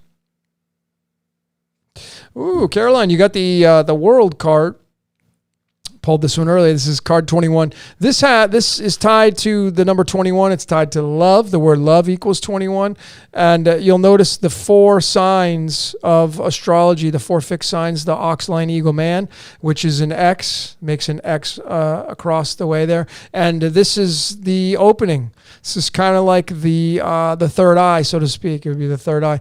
And this is an indicator right here of kind of having the world at your fingertips, like something big's about to happen. Again, this is general, so I don't know what's going on in your life right now, but typically when you pull this card, it means that things are really going to happen for you in your life. Things are on the threshold of really starting to manifest in your life. And I don't know what that means for you, but if you need more information on that, the World card, you want to go to your favorite search engine and type in The World Tarot or The World Truly Teach Me Tarot and go read about that card and see what stands out for you, Carolyn, and you'll get more keys to your kingdom. Okay?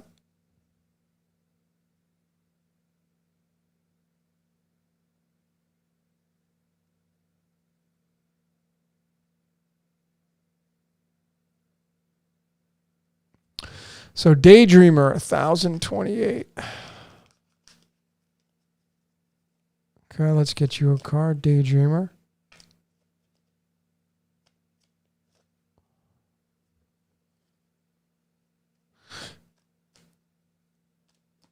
Daydreamer, 1028. Let's see what we got for you. Daydreamer 1028 for you.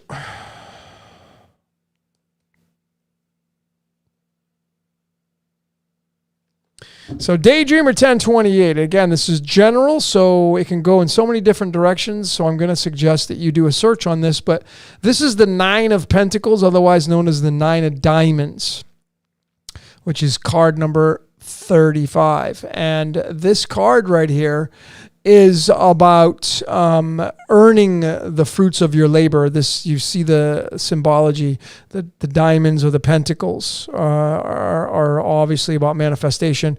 And this is a lady, she's dressed in a nice robe and there's a bird and it's yellow, so it's indicating the sun. But this card typically means that you are celebrating or you're about to celebrate something in your life, and it will be in relation to earning the fruits of your labor, so to speak. So what's going on in your life that is taking place that can be in relation to celebration or manifestation in your life? Like, have you made a big investment and you're celebrating that? Or have you made a big investment that's paying off? What's paying off in your life?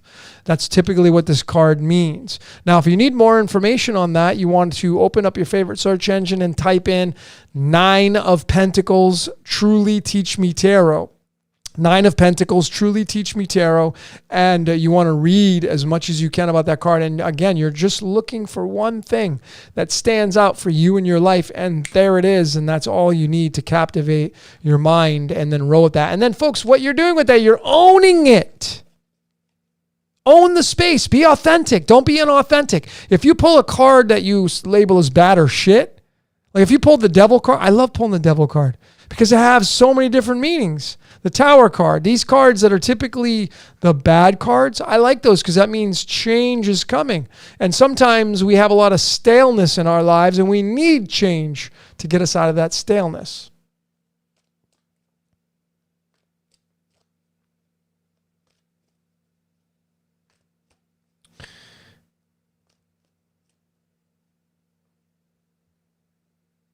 And again, folks, I don't...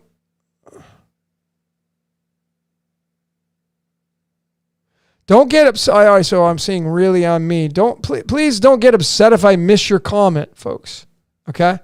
You have no idea what I have to look at to moderate this stuff and these comments coming in. If I miss your spot, sorry. Okay? I mean, to put "I was before her" in capital letters, that's kind of like attitude. And then the WTF. I mean, come on, really? You have no idea what I have to see on my end?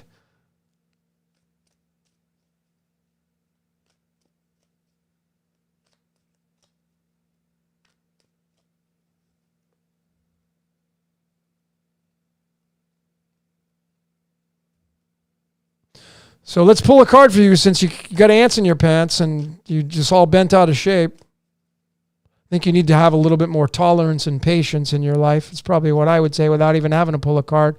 And I'm just keeping it really raw, so you may not like my comment, but you know, I'm all about love and unity here. And when I see people getting bent out of shape, like I said, you have no idea what I have to go through on my end. So give me a little bit of a break. I'm doing you a favor. So just have a little more love in your life. That's probably the best thing for you to do without even having to pull a card. But here we go. Really I am, or really I'm me.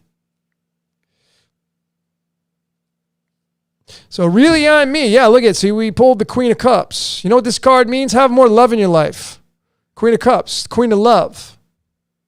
You got all bent out of shape because somebody got a card before you, but here's your card. But since it's work related, it's Queen of Cups. So Queen of Cups is, from the heart.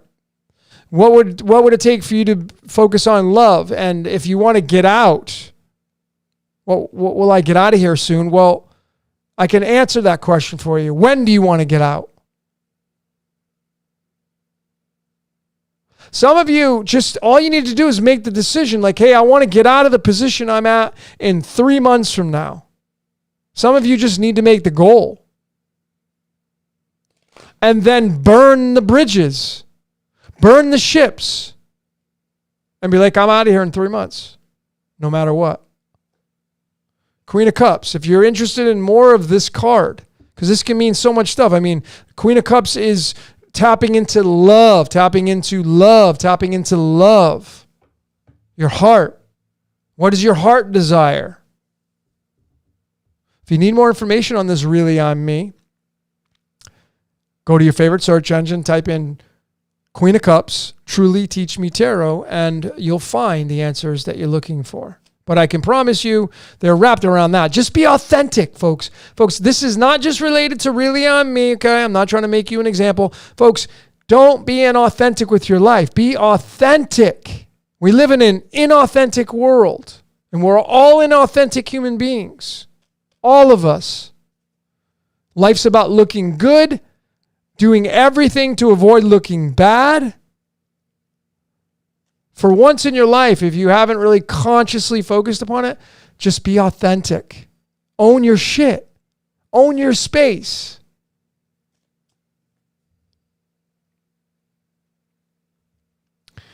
How do you get a reading from me? Just send me an email, decodeyourreality@gmail.com, and I'll send you my information. Decodeyourreality@gmail. Whoa, someone just hold on one sec, folks.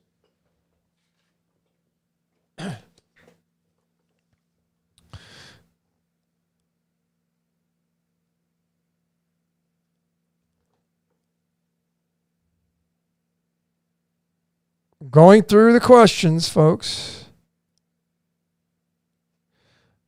Mello is asking about the architects, fear and love. Absolutely. Magician and lovers. It is 1000% the 16. So yes, you can break up the magicians and the lovers. And the lovers, of course, is the 6th card tied to Virgo. Virgo's the virgin, the pineal gland. And the magician is the number 1 card, which is all about, slinging that magic. So you're slinging the magic through the third eye, and that is the golden ratio, the Fibonacci sequence. So you're spot on with your observations.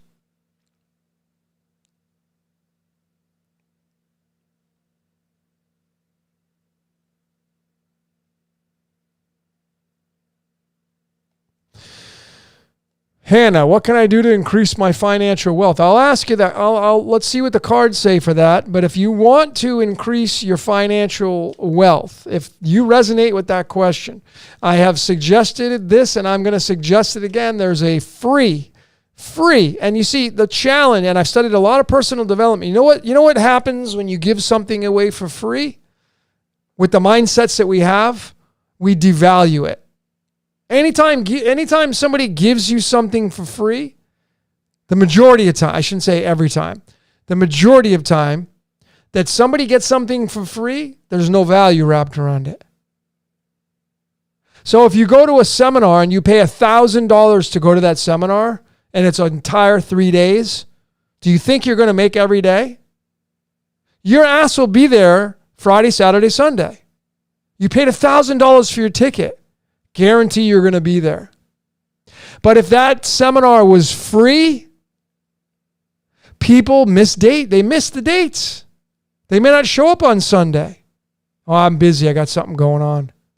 But if you pay for it, it completely changes everything.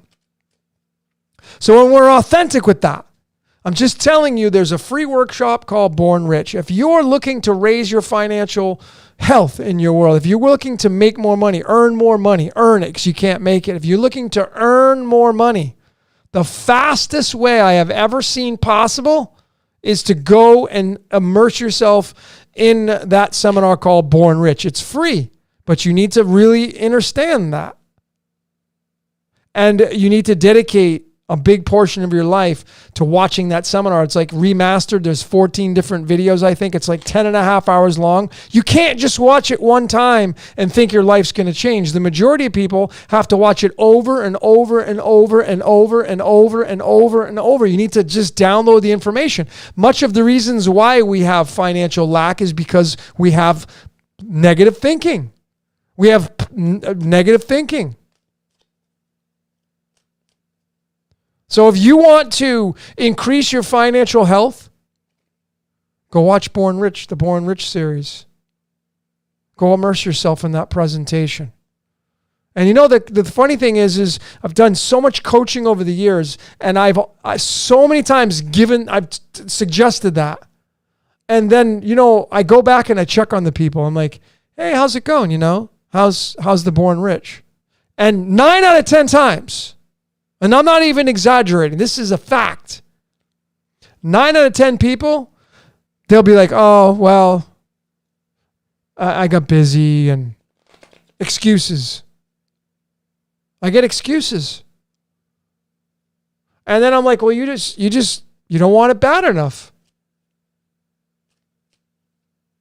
If you want it bad enough, you will do whatever it takes.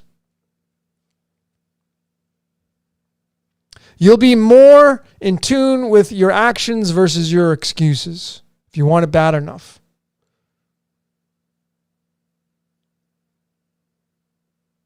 If you want it bad enough, man, I'm telling you.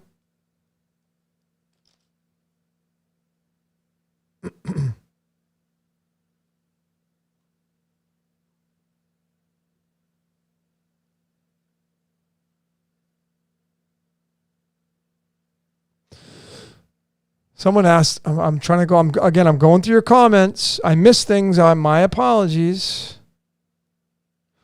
So Anna, I see you asked for one.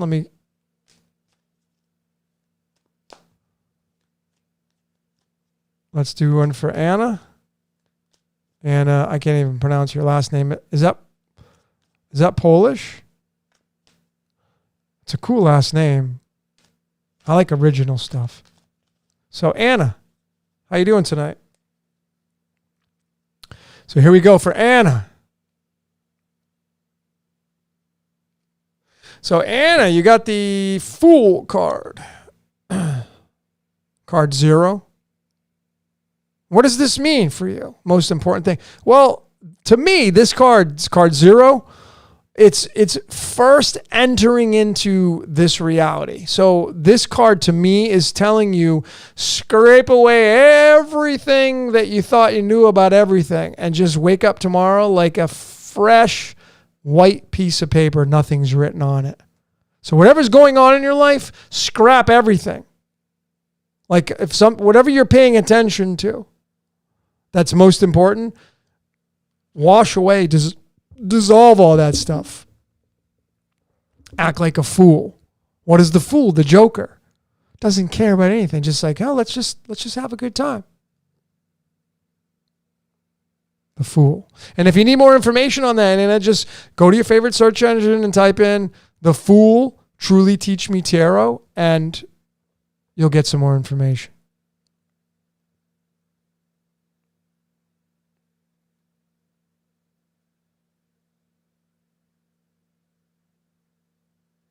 Actual size, that's what I thought I missed. So let's do one for, let me just shuffle these because I haven't really shuffled them. So, actual size. Not size, but size. Like, okay.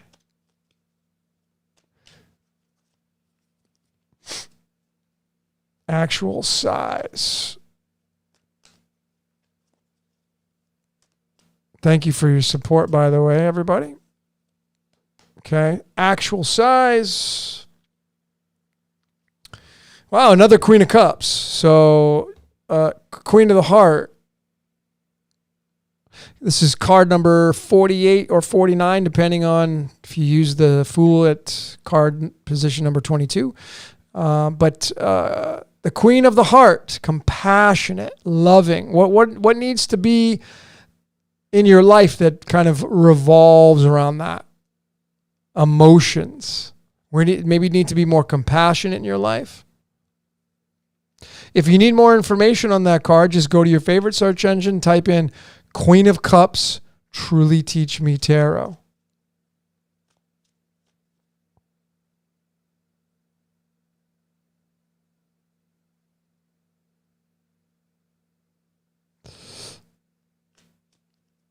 Hannah's asking, how can I better connect spiritually with my ancestors? Well, you can get you can decode yourself. Of course, you can hook up with my friend Tien, who does the Akashic Records reading. Or are you asking with the cards? I don't really know, Hannah. Are you asking about that?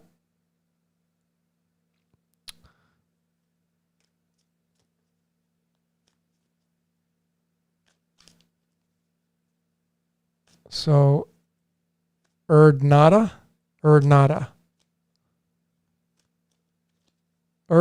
is asking for a card. Okay, let's get you a card, Erdnada. So, Erdnada, I don't know if I pronounced that right. If I pronounced it wrong, my apologies. I can't get everything right. It's like I miss comments and then, God, have some patience, people. So, Erdnada, you got the 7 of Swords. Now, this card typically has many different meanings, but classically, it's kind of like, you have these 2 swords here, but you have these 3 swords in your hand, and it's kind of like you're taking them and you're running off. So typically, this card classically is like serving your own needs, fooling people, trying to win the game at all costs. Now, again, I'm suggesting, folks, that you be as authentic as you possibly, like, listen, no one knows who you are. No one knows who you are, where you're at in the world. No one knows your personal life. It's okay to be authentic with yourself, to own your space.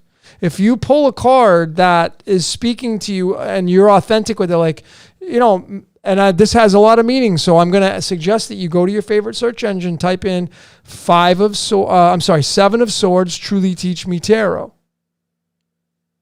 So, but this card sometimes means serving your own needs, but sometimes that's necessary. When you pull the Devil card, sometimes you need to pull the Devil card because it means servicing yourself, and some of you don't do that. Some of you give your whole entire life to everybody else, and you spend little time on yourself, and you self-sabotage your life. Why do you do that? Have you ever consciously sat with that energy and be like, yeah, why do I do that? Something you got to figure out.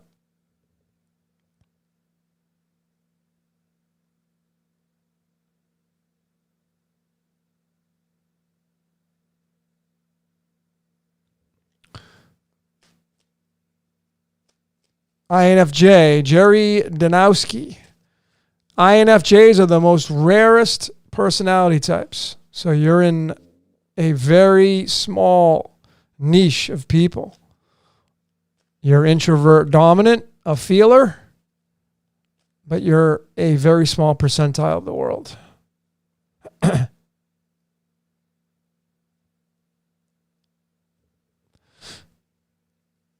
Okay, so Hannah, you're asking, what lesson am I learning in life right now? Well, that's such a broad stroke question, but I'm going to humor you because I know we're going on this chat and it's tough, but let's humor you. What lesson are you learning in life right now? Okay, let's see what you get.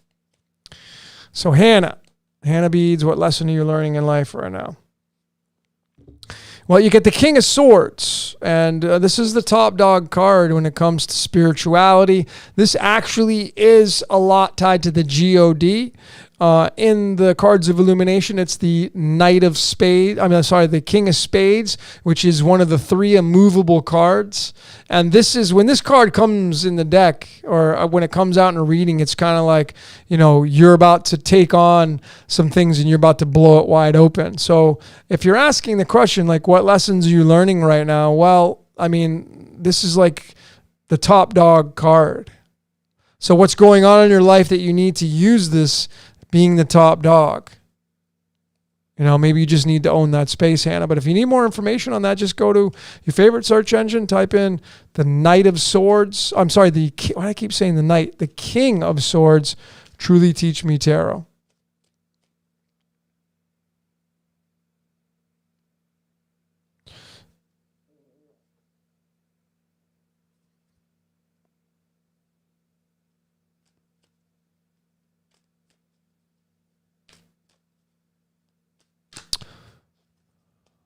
So I have a question. Can you explain how the moon going through the natal chart daily, weekly, monthly, yearly works? Cancer, 12th house, and there's a full moon in Cancer this week. Well, it moves through the signs really quickly. The moon does. And obviously it collects and gives off all that energy as it moves through each zodiac sign. But of course, your blueprint, wherever, and that's for all of you, wherever your moon is placed. It's funny because this brings up a good point. A lot of people I see that are messing around with astrology and all that kind of stuff, they'll start talking about astrology and they'll be like, yeah, I'm a Sagittarius sun and I got an Aquarius moon. And that's like, okay, well, what does that mean? They're just so proud to tell you that, and that's totally fine, right? But what does it mean? What's the most important thing to figure out is what these planets mean in your chart. And again, you don't just have the Western, you have the sidereal, the Vedic system. It's probably going to be different. Like, I'm a Scorpio rising in the Western system, but I'm a Libra rising in the Vedic. Which one's more accurate? Both of them. There's no right or wrong answer. And anybody that tells you, and this is my opinion, by the way, anybody that says one system is better than the other is full of shit. Full of shit. That's like saying 2 is better than 5.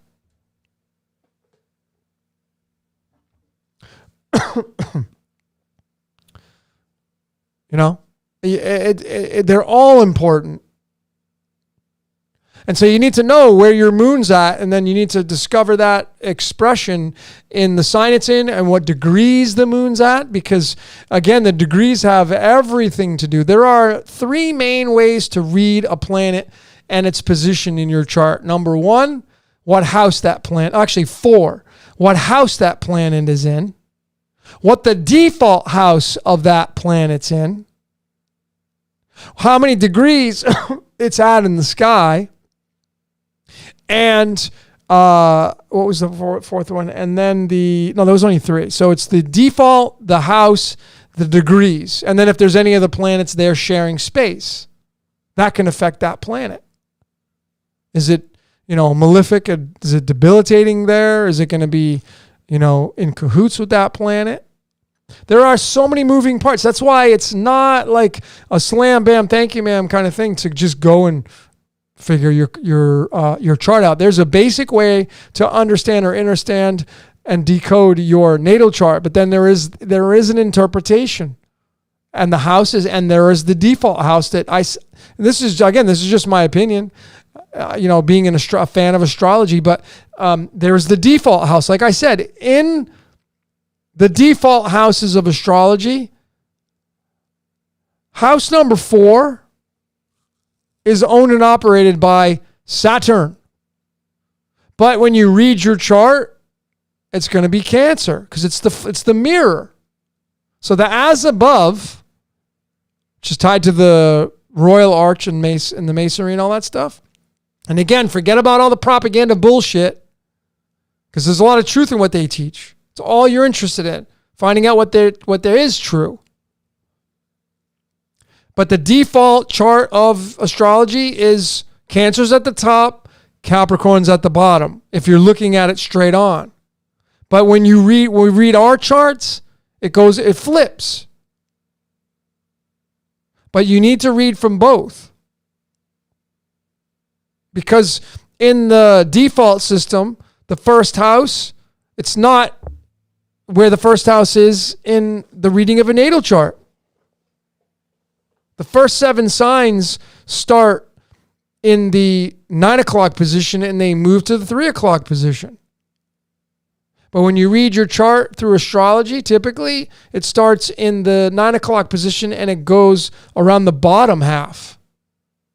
So it's different. Do I read reversals? Typically, no. I don't think it's even necessary, to be honest with you.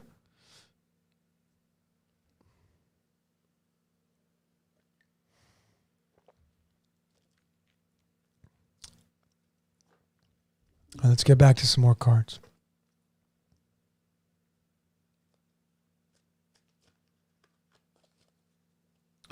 What's up, Richard Donahue? Let's get you a card.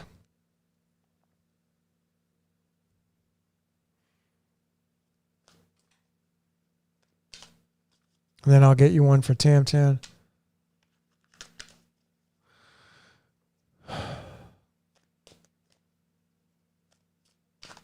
So, Richard. You get the world card, my friend. That's card number 21, which is, of course, the world itself. It's all about love and having... I'm sorry, you got the Wheel of Fortune. What am I saying? The world card. You got the Wheel of Fortune card, which is the 10th card in the deck, spinning the wheel to determine your fate. So what's going on with you and your finances right now? What's going on with you and having to make some kind of decision in your life? And what you really want to do is be very conscious of that right now. If you need more information on that, Richard, just go to your favorite search engine, type in Wheel of Fortune, Truly Teach Me Tarot, and you'll be able to get a lot more information on that. Now let's get into some more. So I hope that helps. Again, I'm trying to go through these quick, people. I'm not trying to not pay attention to what you're...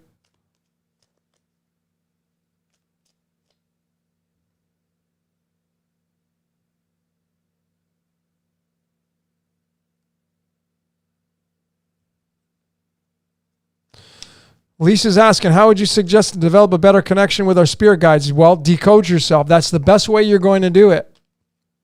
Know thyself. Now, I know I sound like a broken record because like some of you are like, yeah, well, I've been decoding myself. How often do you do it? Do you know I decode myself every day? Every day I'm decoding myself. Now, that may sound a little egoic, but I'm really interested in becoming the best version of myself. And if there is anything such as free will and fast tracking things, I think that's the best way to do it. So if you want to connect to, if there is such a thing, if there even is, knowing yourself is the best way to connect with your spirit guides.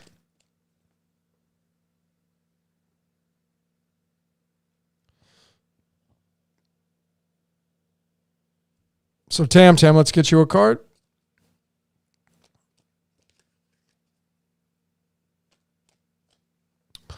Tam. Oh, Tam, you got the the Knight of Swords as well. And this is card 64 or 65, tied to the God itself, the gadolinium element, the number 157, which is a prime number. I mean, this is kind of like, taking action in your life. This is a can't lose card, by the way. So what's going on in your life, Tam, that you need to take some massive action on and owning that space? When you get this card, it's just like, I can't lose. What in your life right now would be a scenario where you can't lose?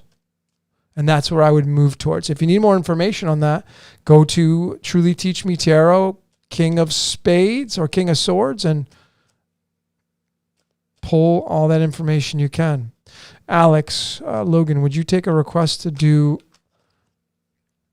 a decoding of some point of Operation High Jump?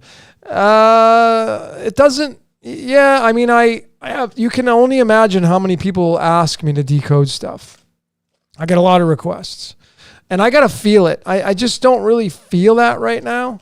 And I don't mean to disappoint you or be like, that sucks, Logan. But,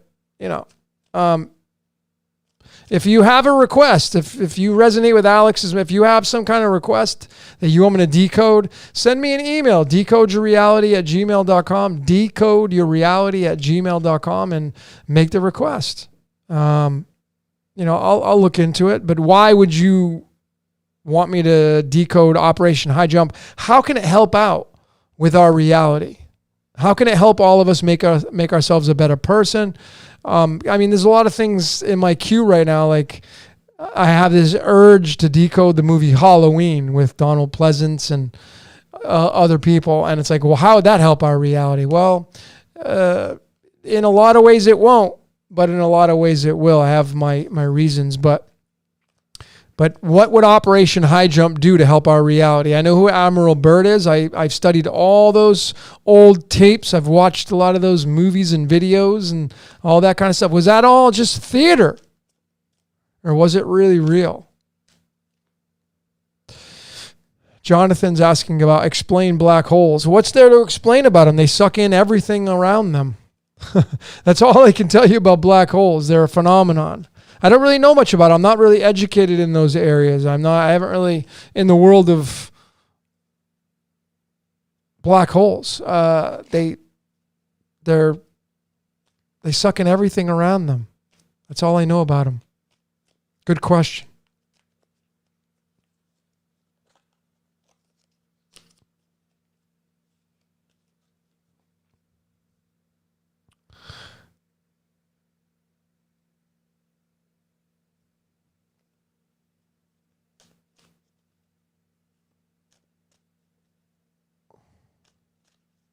Jasmine, I should probably have you come do all the readings. You got a whole bunch of posts going on. Miriam, hi, nice to have you. What's going on? Let me pull a card for you.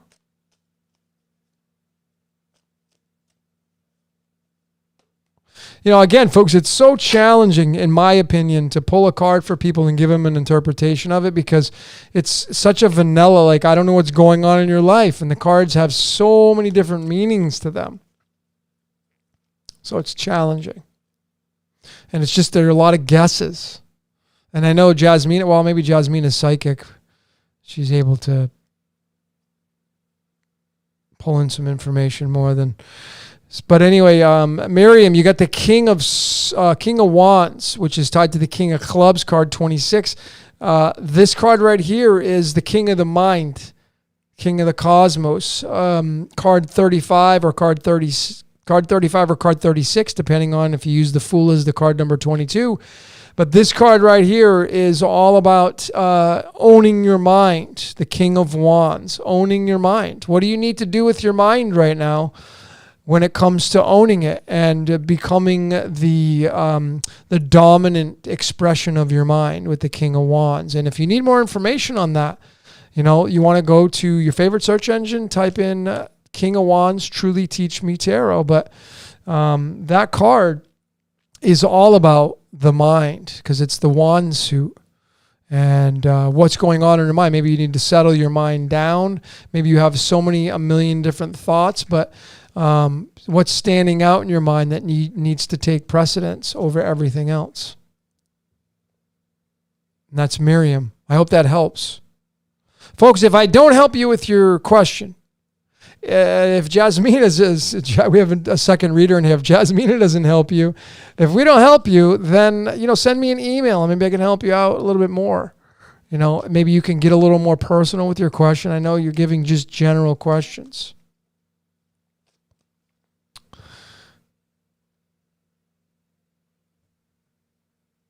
Carrot 59. Thank you for your support. Oh, nice. You're Santos' friends. Cool. Let's pull a card for you.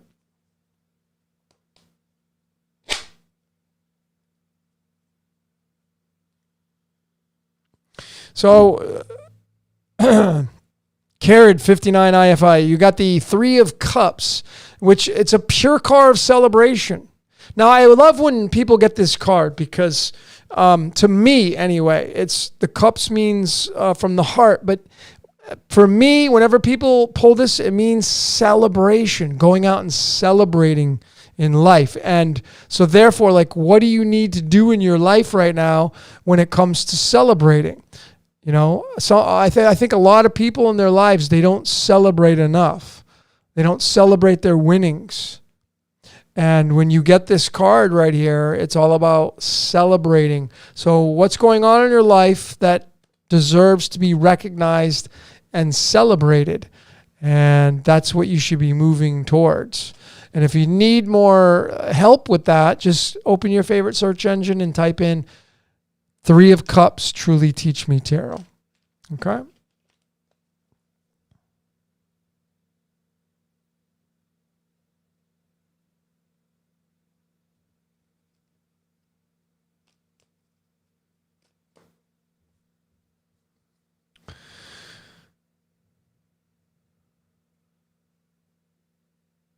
What's up, Eddie Machete? Nice to have you, brother.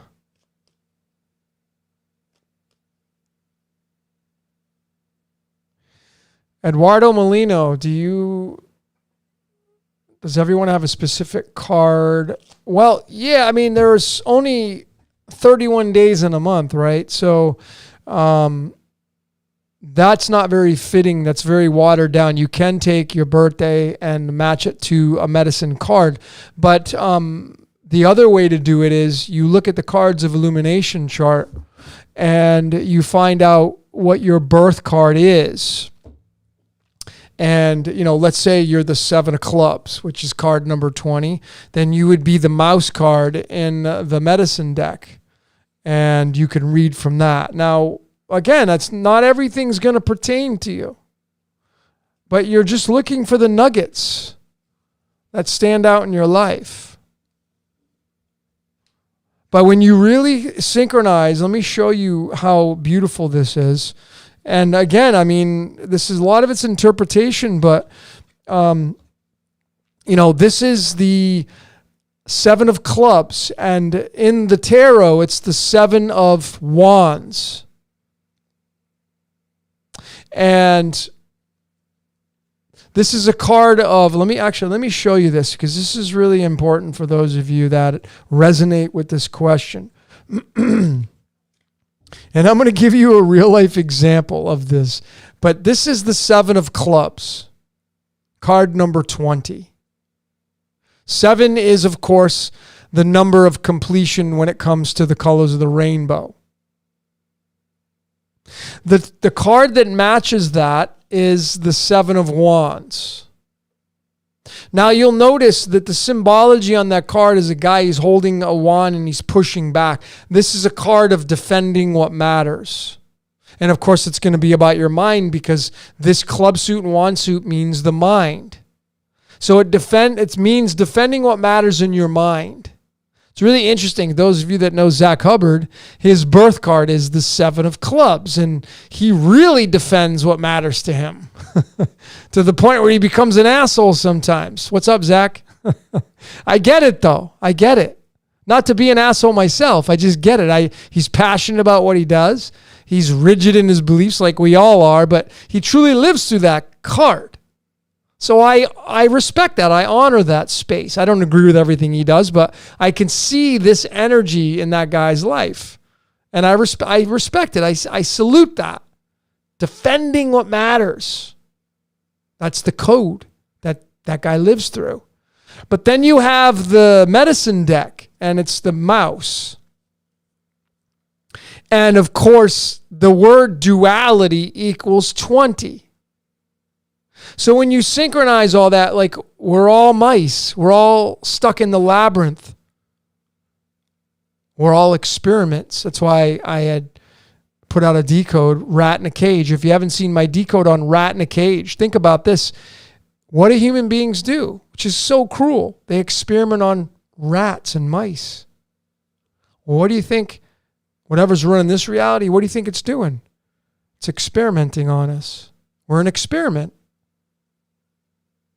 We're little mice, and we're in duality. The word duality equals 20. And you must defend what matters to you in duality. And that ultimately comes from that 7 clubs card, which is the mind. So it's really interesting.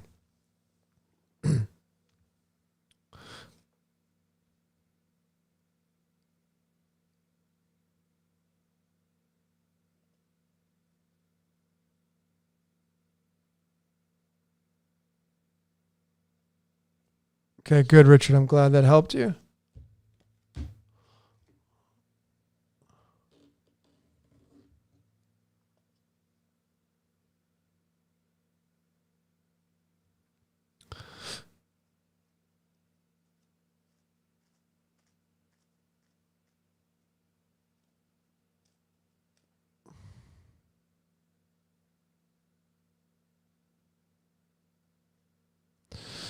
All right. I want to do a request here, because, and then I'm going to shift into doing my sneak preview on cryptocurrency.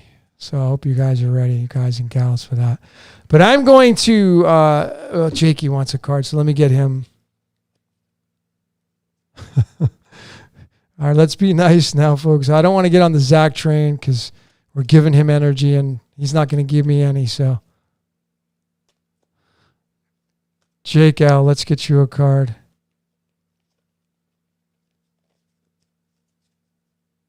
That's a real tough question to ask the cards, whether a life is going to die or live. And I feel your pain, bro. So much love and light to you. I'm a furry fan. I like furries better than I do people. And that's no offense to any people out there. Any of you out here, any of you lovely people. I just love animals. But let's get you a card, Jakey. And I don't know what it's going to say, because it could mean anything, you know?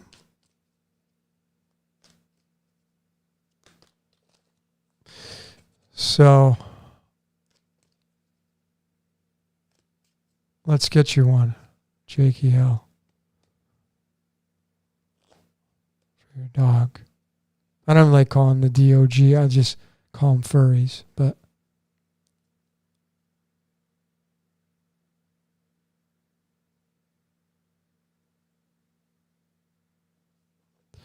well, you see, that's why it's tough. Like, now, how do I interpret this for you? How do I interpret? This is like, a card of earning the fruits of your labor. And just like being in pristine condition and just being in a really good place. And does that have anything to do with the position you're in right now? That's why sometimes I'm hesitant about pulling cards for people when it comes to questions like that. It's like, it's tough to interpret this when in relation to your situation, JKL.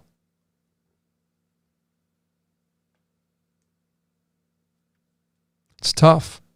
I wouldn't even know how to interpret that for the situation you're going. And sometimes it's. I just don't think there's really a right or wrong answer. I just can tell you this. I can offer this to you. Versus just taking the cards and putting them aside right now.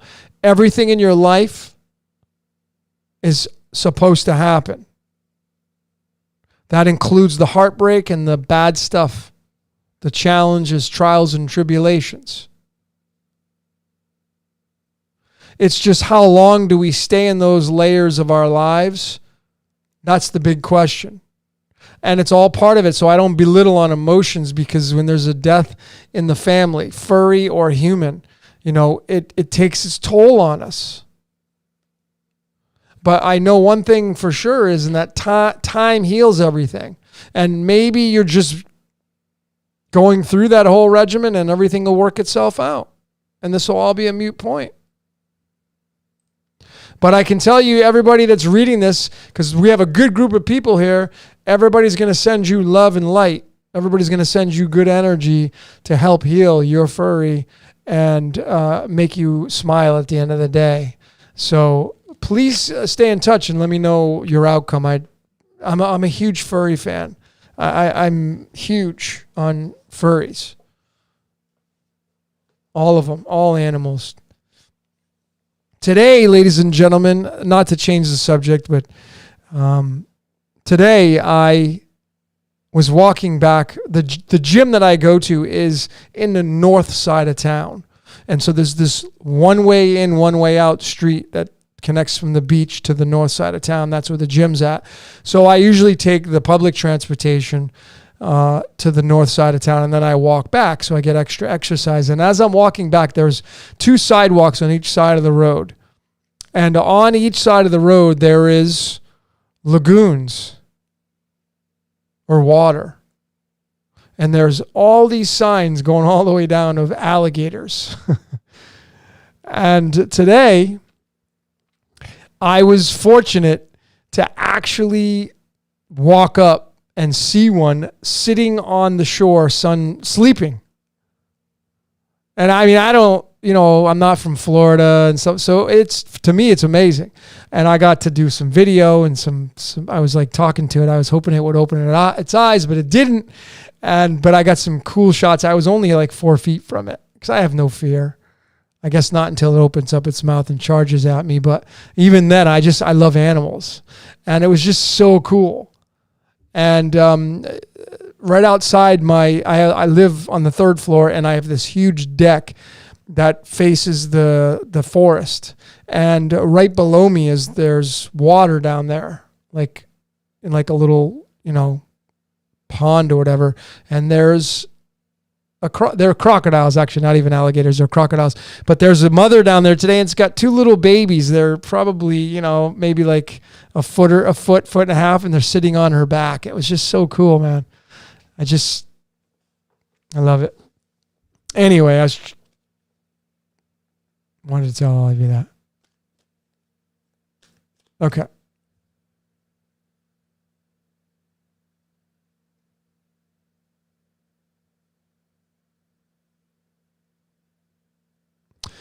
So Jasmina, it's funny because you're pulling some cards from people, which I think is cool. I was going to say, hey, pull a card for me. I don't ever pull cards for myself because I have my own mentors that I go to, my own psychics and all that stuff, because I just feel like most people that do card readings and all that stuff, they know, like a Jasmine is saying, you can't see anything for yourself. So it's just challenging, Although I've been having some success with certain magic principles, which I'll probably be sharing on another podcast, on how to triangulate cards and to create the flux capacitor and having some crazy dreams with it. But anyway, Jasmina, let's pull a card. But I was going to say, hey, Jasmina, pull a card for me. But anyway, you're talking about love. Jasmina and love. Let's see what you get. Jasmina and love.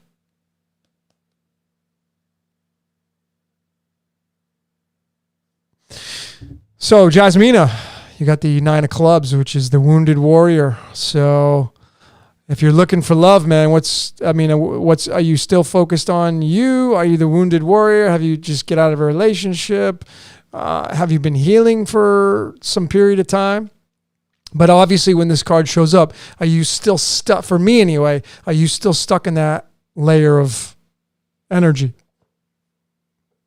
with the nine of wands? Card 22 in the cards of illumination, the 9 of clubs. This is mine now. Are you stuck in that energy still? Or have you released that? Because if you're still stuck in this space, well, there's no room, or at least it's not allowed to usher in because you're too busy focused on that wounded warrior card. So I hope that helps.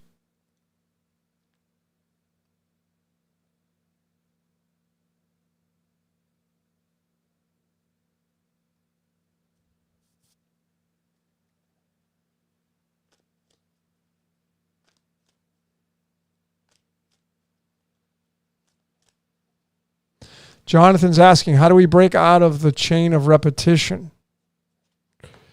Are you talking about reincarnation? Is that what you're talking about?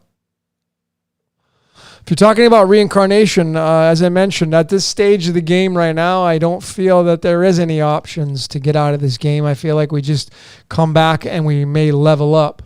But I just don't know. As it stands right now, it doesn't seem like we're going to get out of it. But I could be wrong, and these are pure theoretical expressions of mine. I can't prove them. The only thing I can do is to decode and show you that everything is fixed and scripted. So if we use that common sense and logic and we realize everything in this reality is scripted, including your life, well, I guess that's really all that matters is right now. Because again, if you study the power now and Eckhart Tolle stuff, and you study a lot of some of these gurus that are really have a really significant mind, they'll tell you all that matters is right now. And I just see a lot of people trying to figure out how to get out of the trap. A lot of decoders trying to figure out how they think you can get out. We're stuck here. We got trapped. I don't think so. I don't think it's a matter of getting trapped. I think we are the architect, and it is using us to play out its own game. And we are, in essence, we're cells in a battery. And that's why we have cells inside of our body. The cells, just remember, ladies and gentlemen, the cells in your body, they work for you. Not the other way around. The white blood cells in your body, they work for you. The cells in your body, they work for you. Not the other way around. Your heart that pumps works for you. Your lungs that breathe work for you. Your mouth that speaks works for you. And it's all designed that way, very specifically. So when we logically can use these observations, why would it be anything different when it comes to whatever's running this reality? Why would it be different? See, that's where I don't think so. I think that we are, in essence, the cells, like inside of a battery, there are cells inside the battery that make the battery work, and there's a transmission of energy going back and forth. So when you use physics and the real trinity of physics, you know that there's magnetism, electricity, and dielectricity. And we are inside that dielectricity. We're being polarized by the sun, which ignites our positive and negative duality, our traits, our ego and personality and our spirit and all that stuff. Just like inside your body, when you go in the microbiology world, most people don't go in there. They don't check it out. If you go study the ciliates in your body, when you go study the cells in your body, they work for you. They have very specific jobs to do. And there is nothing you need to tell your cells. They do it automatically because they're programmed to do it. And so why is it so far-fetched to people to think, well, I'm fully in control of my life. Nobody's controlling me. Well, you can't prove that, even though I can't prove that something is controlling you. But again, it's your cells are programmed to run your body. You don't have to tell them to do anything. That's the way they're programmed. So as above, so below. And we are living, folks, we are living a life of theater. From all the information I've gathered, all the research, and it's really challenging to have a conversation with some people, and that's why some people don't like me, and they think I'm an asshole, and I'm egotistical. Folks, it's like when you get, it's like knowing trigonometry, okay? This is the best example I can give each and every one of you. It's like working your way up in math and going all the way to trigonometry and having formulas and equations, and then taking this information and then sitting down with a child that's just learning the multiplication tables and trying to teach them that. They can't comprehend it. Now, that doesn't mean that the person that knows the trigonometry is better. That's not what we're talking about. I'm talking about a level of awareness. That's all I'm talking about. And that's why some people don't like me. They think I'm egotistical, think I'm an asshole, stuff. Because, folks, I'm showing things that are new. They're theories, yes, a lot of it, but I support them. That's why I'm not big into opinions, because opinions suck. Everybody's got an opinion. And I say that. So let's treat this like we're going to go to a court of law. What happens when two lawyers go to a trial? What do? They present their information. They present their evidence. They call up their witnesses to give their testimony. And so that's what I'm faced up against is I do all this research and I'm just like, I'm not a guy eating sandwiches and just reading stuff on the internet. I got crumbs all over my desk. It's not what I'm doing. I'm like studying 12 hours a day. When someone else who's just regurgitating their opinion, they're maybe reading something for a half hour, an hour, couple hours, and they're just regurgitating it from a book they read. They're not doing anything else other than that. They're coming to their conclusions, and of course they're right in their mind. But then, you know, they read or watch something that I'm doing, and again, I'm not saying I don't have all the answers, folks. I don't have all the answers. I don't know everything. And I know some of you would love hearing that. But it's like, if you're going to go to court and we're going to sit there and present our evidence, some of you have absolutely no evidence other than your freaking opinion. That's all you got. And then you get mad when I'm like, I challenge you. And I always do that. I'm doing this now. What do you got to support? What do you got to support your opinion? I'm all ears if you got something to support it. If you got something to support your opinion, then give it to me. I want to hear it. I want to hear it. But don't just be like, well, it's the devil and the fallen angels and, you know, that's a story with no support. And that's what you're going to use. Not interested in the opinions. I don't like opinions.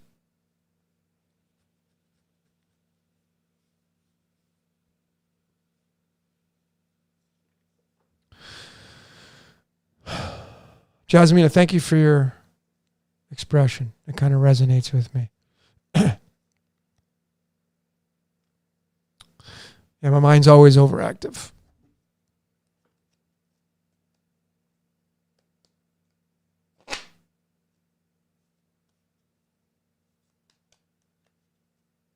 Thank you for giving me that feedback, Jasmina. I appreciate that.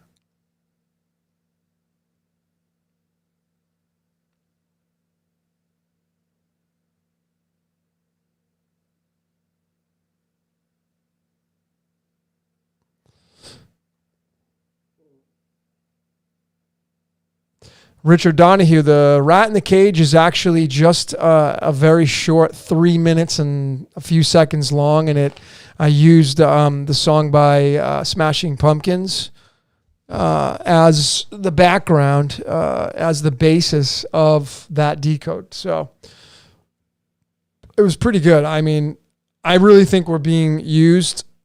I think we're experiments, and that's why human beings experiment on rats and mice in a lab. Because, I mean, I think it's so cruel, but they do it. People don't even think twice. But, you know, they go study how many mice and rats are killed every year and experimented on and tortured, all because of trying to figure out what's best for us. Well, do you think it just stops there? I mean, is it too unlogical to think that something's doing that to our reality?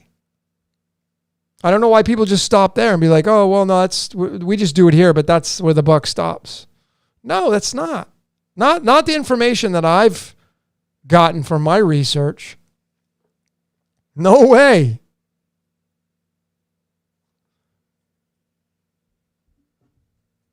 All right, let me get Jerry Danowski. I'm sorry, Jerry, I thought I pulled a card. Did I pull a card for you? If I didn't, I'm going to pull one for you right now. And then I'm going to switch over to my sneak peek on cryptocurrency. I have like 13 slides or something like that. So hopefully all of you ladies and gentlemen are ready for that. All right, so let's get a card for Jerry Danowski. And then I'm going to do that presentation for all of you. So here we go. Jerry? I thought I pulled a card for you. My apologies. So, Jerry, you got the Page of Cups, which these cards, these pages were kind of add-ins to the tarot, because in the cards of illumination, now, just so you know the history, these cards came first, period. These came second. So I'm working on a deck where we just eliminate those cards. Look at these pages. Get rid of them. But they are important because they're in the tarot deck. But the Page of Cups, these pages, to me, they represent the kid fresh out of college. It's the prince or princess. And it means that they can't wait to start life. Like you're like Michael Jordan coming out of Chapel Hill, North Carolina. You just get signed by the Chicago Bulls and you just got signed to a $100 million contract. How you feeling? You're on top of the world. So these pages are a representation of that feeling, like feeling on top of the world. And typically, this one is all about love because it's the cup and there's a fish in there. But these pages are all about feeling on top of the world about something. And this one is related to the cups. So this is obviously relating to your heart and your emotions.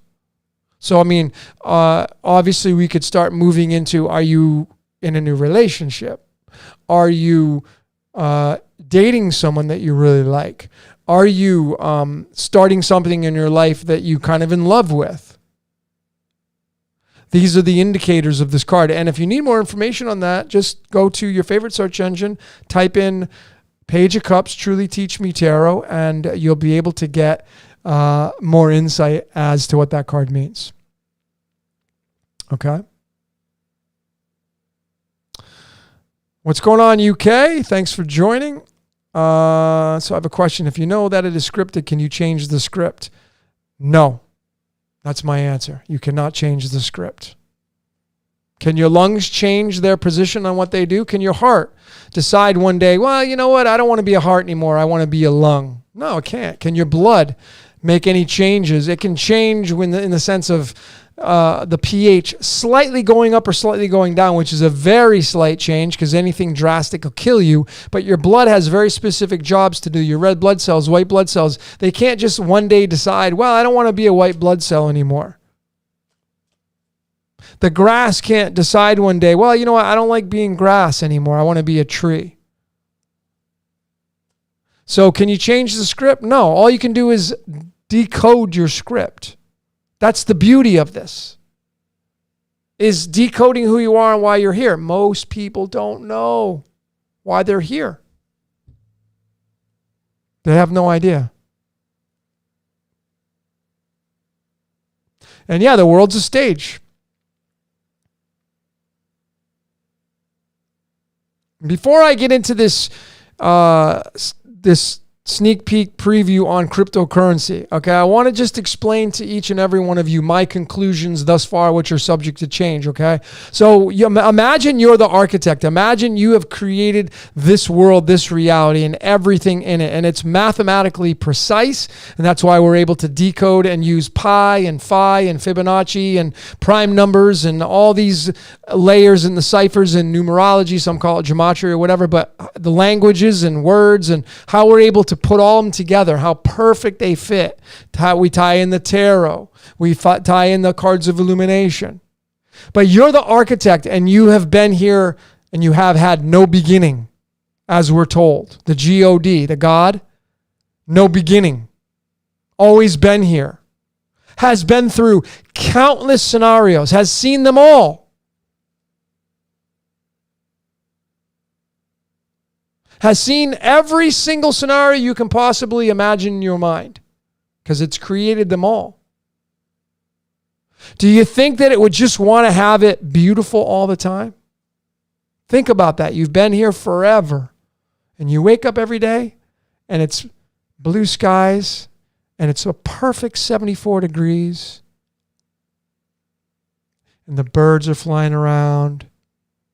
And there's no commotions. Everybody's getting along. It's so beautiful out. And it's like that every day. Do you think you would get bored with that? I'll give you the answer to that, folks. If you're doing that for millions of years, you're going to get bored with it. So then, of course, you'd have to institute some kind of stirring the pot, like being a shit stirrer. Let me just change that up a little bit. Let's see what happens when I do that. So it changes the game. And then you get the story of the fall of man. And so the theater comes in, because you see, when actors and actresses, and I lived in LA for a long time, and I've been on the set of movies, and I've been around actors. I know I got plenty of friends. I know what goes into it. You get your lines. You got to read your lines. You got to go audition, read the script. Just read your lines is what they'll tell you. And you got to put your little spin on it. But the script is the script. There's a screenplay. And you will have these actresses and actresses going on set, and they will do their lines. They'll act out their parts. You'll have stuntmen, whatever goes into the production of the movie. And the entire production is not even real. It's not real. And guess what happens when the movie comes out? People cry. People laugh. People are on the edge of their seats. People get horrified. People get scared. And it's not even real. It's not real. That's our television screen. That's our so below. So then you have the R as above. Because now we're the so below. And so whatever created this reality wrote the screenplay, wrote the production, wrote all the stunt men in there and the stunt women, wrote all the entire script, wrote it all. And when you incarnate, you play out your script. Now, I don't know if there's any kind of free play in there. I don't know if there's any kind of free will, okay? I'm not going to debate on that. I'm not here to take that away from you if you want to believe that. But whatever created this reality, this is its theater. We are its theater. That's why 4 out of the 5 top shows, longest running of all time, are soap operas. Now, I want you to think about that with your own logic and discernment.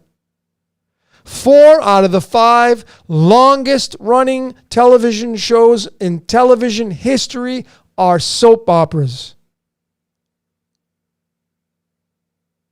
We are living out a real life soap opera. And to the architect or architects that created this reality, this is all entertainment. It's not real. So when you have these wars happening, when you have this pedophilia happening, when you have this blood drinking going on, when you have this abuse, when you have these wars and pestilence, and it's not real to the architect. It's all theater.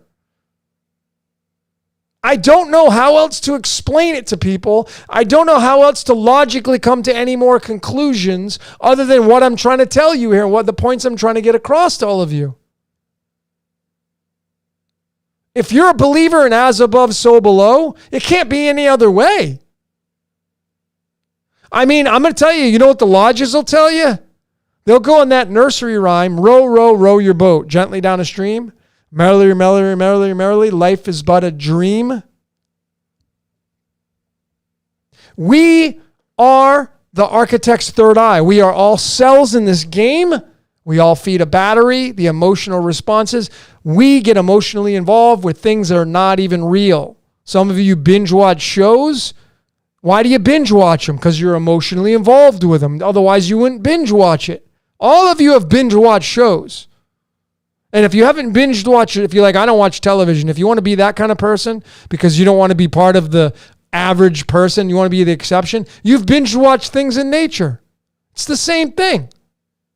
Because it's all theater. All of it. So you have this Westworld scenario going on. That's why HBO came out with, that's why the movie was written. Westworld.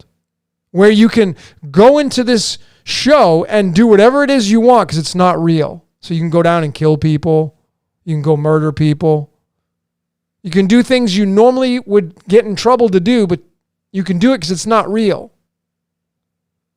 And that's what I feel how this reality works, is this reality works like theater. We are puppets on string being played out remotely by whatever created this reality. And now we're merging with all this technology to where people are putting on their virtual reality glasses and they're becoming more and more part of that reality. And now these video games are becoming so lifelike and people are literally sitting down and putting their headphones on and they're connecting with other people around the world and they're teaming up together and they're playing in a team.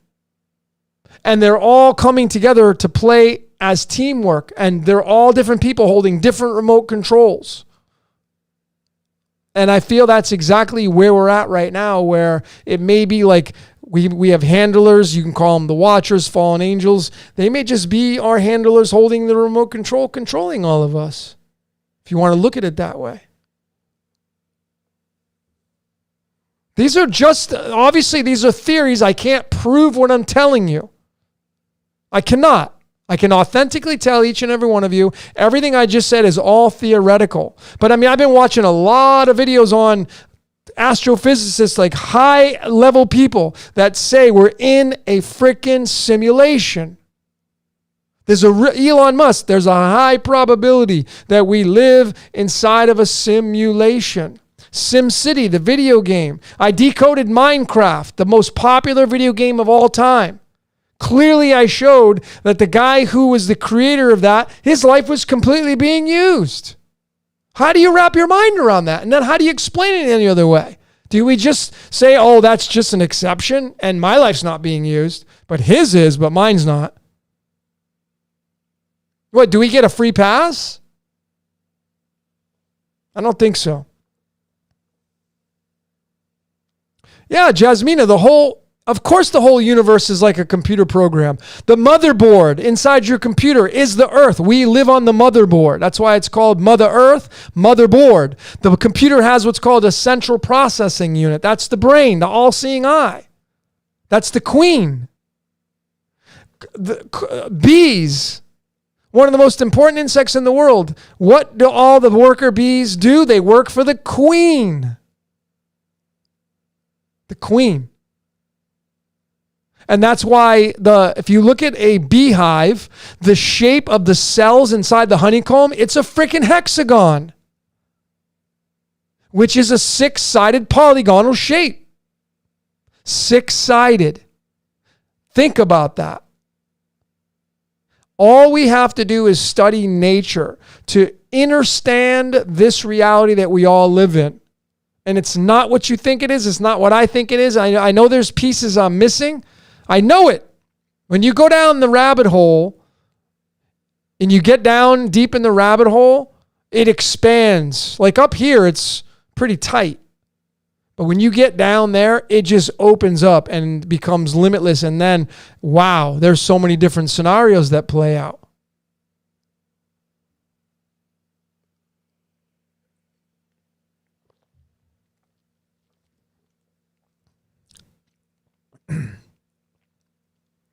Eric Ruffino, until you decide to take control, I don't think you ever have a choice of taking control.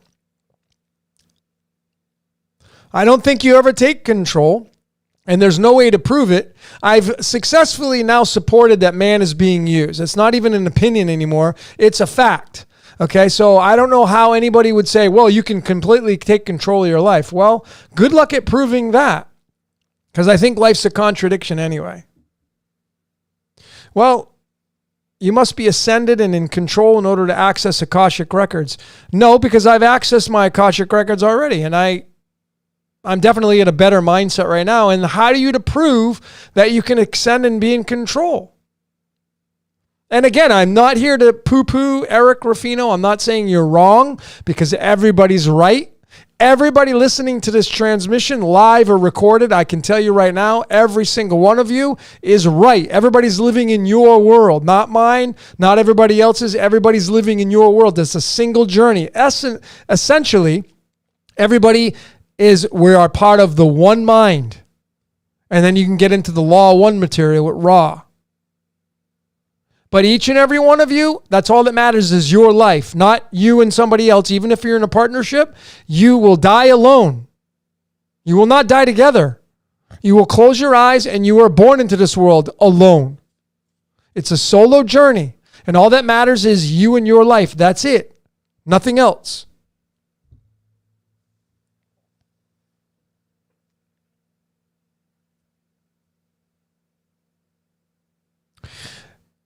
Eric, I can assure you that you cannot prove it. So I don't, and if you can, great, I'm all ears. Why don't you send me, if you can prove that you are in absolute control of your life, I'm all ears completely. Because as of right now, I have yet to see that. But if you can prove it, I'm all ears. I would love to see your material. You got to have support. And I said earlier in this transmission, if we go to court and we're both two trial lawyers, what do you have to support your case? Not an opinion. I need to see numbers, math, real, tangible proof. Not an opinion. Not something from an ancient text that you adopted as your own. I want to see math and proof and numbers and language and something like that. If you have something like that, I'm totally all ears. Send me an email, decodeyourreality@gmail.com. This way of, okay, your proof. Okay, great. Well, then I'd love to hear more. There is no one else. I am proof. Well, okay, great. I'd love to hear or see what your proof is. Because that's a very watered down word, proof. A lot of people saying I have proof, and then I say, let me see your proof. And you know what they show me? An opinion. That's it. So if you have some, great. And again, I'm not poo-pooing on your stuff. I value all your opinions. Send me an email, Decode. If you feel compelled, you don't have to. Send me an email. My email is decodeyourreality@gmail.com. And send me what you got. or you can hook up with me on Telegram, WhatsApp, or Signal, and we can message back and forth. Listen, I'm a student of life, so if you got some proof, I am all ears. Great. This is not about a bet. I'm not trying to gamble on this kind of stuff. I'm after knowledge. I'm after gnosis. So if you got some information that none of us have, great. I'm all ears. I'd love to see it. But the one thing that I haven't seen yet is solidified proof on somebody saying what you're saying. So if you be the first one, that is total. I'm totally down for that. So send me an email, Decode Your Reality, and I'm all ears. Or if you have some videos on your YouTube channel, if you have a YouTube channel, that's great, because I love people that have videos, because most people just have opinions, and opinions, as you know, as I feel, they suck. The opinions they don't have any support to them. Okay, let me get into this sneak peek presentation on Bitcoin. And let's tap into this.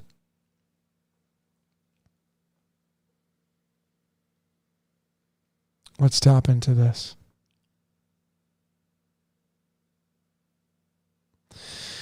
So I know a lot of people are really wanting me to come out with this. Same with Prison Planet, but this is a pretty hot topic right now. Is crypto, and for good reason, because of where our lives might be headed. Now, there are different scenarios that can be played out.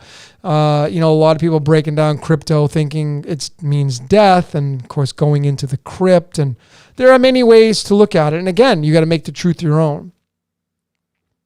But, this follows the natural path of mankind, because most of you listening to this transmission do not write letters and put them in an envelope and put a stamp on it and send it off in the mail.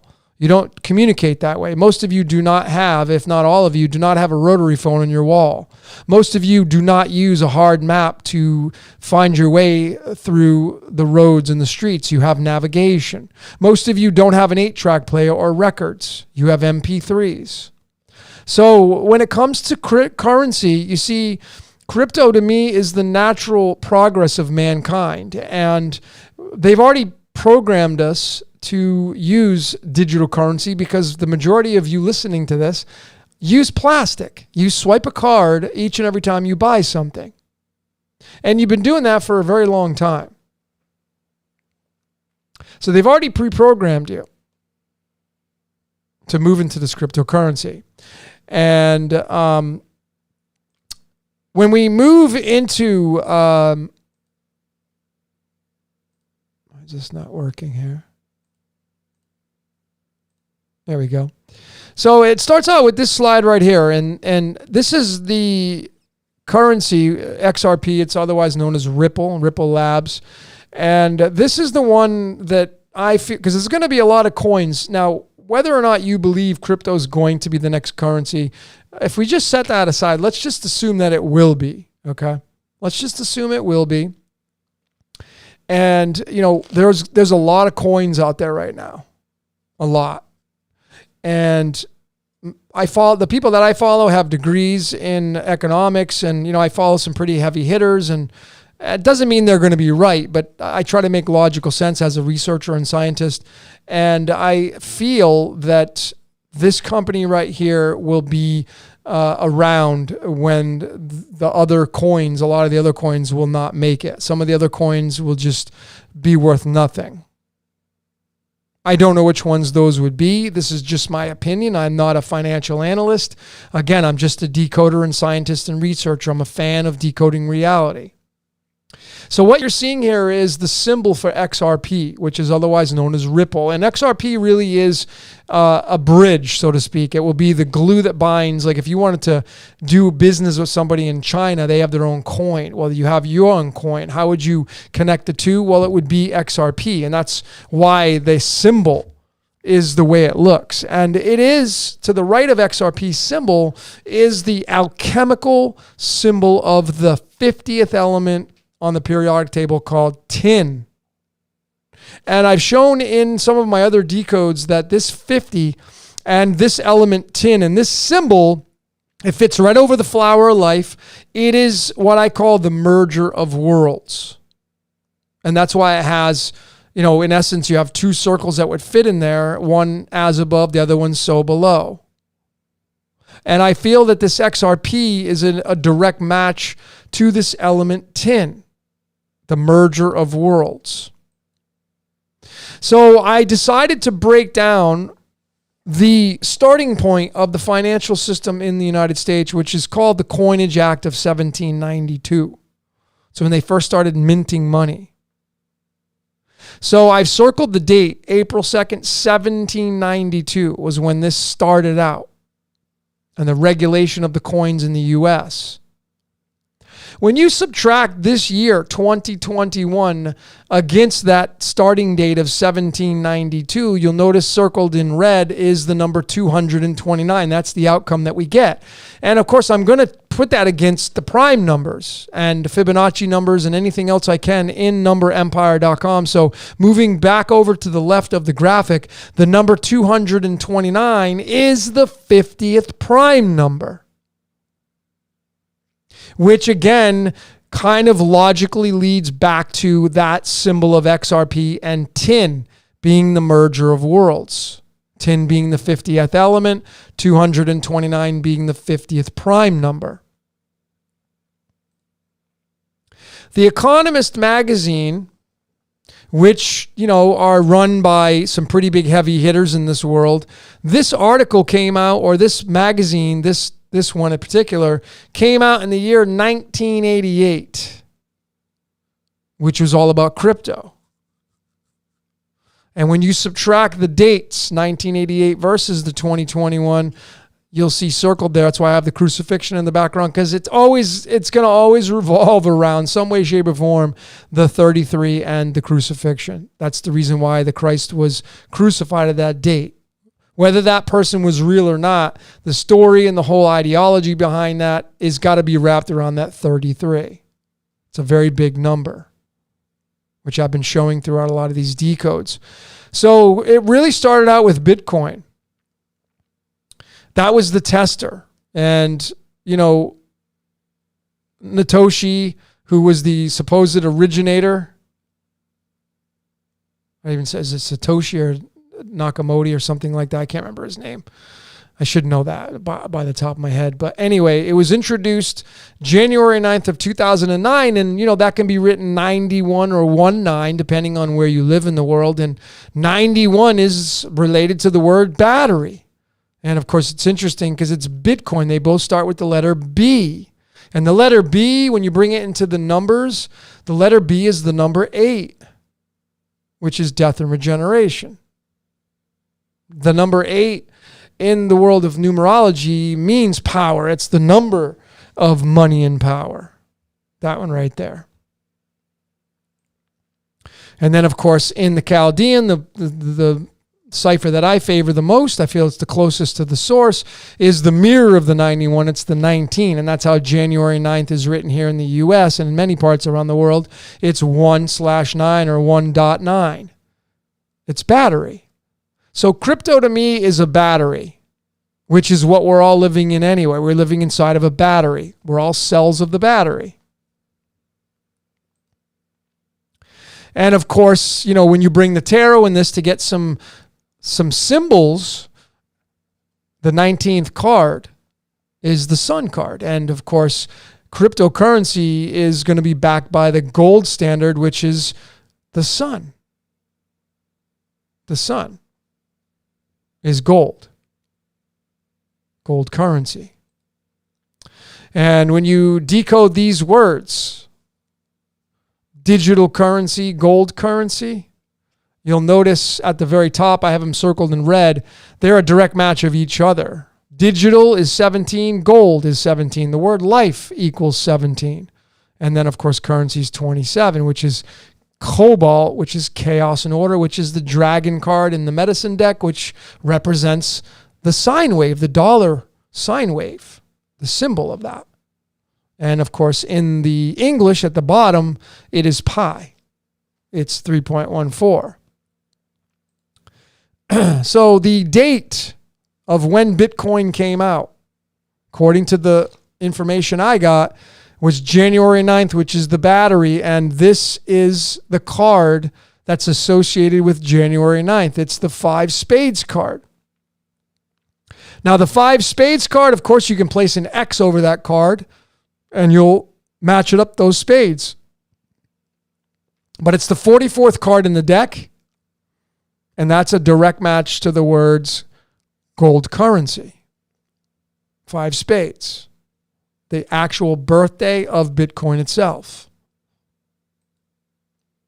And then you bring in the string of pi, and the 44, it occupies 2 digits. Number 1, it's 59. The game of life equals 59.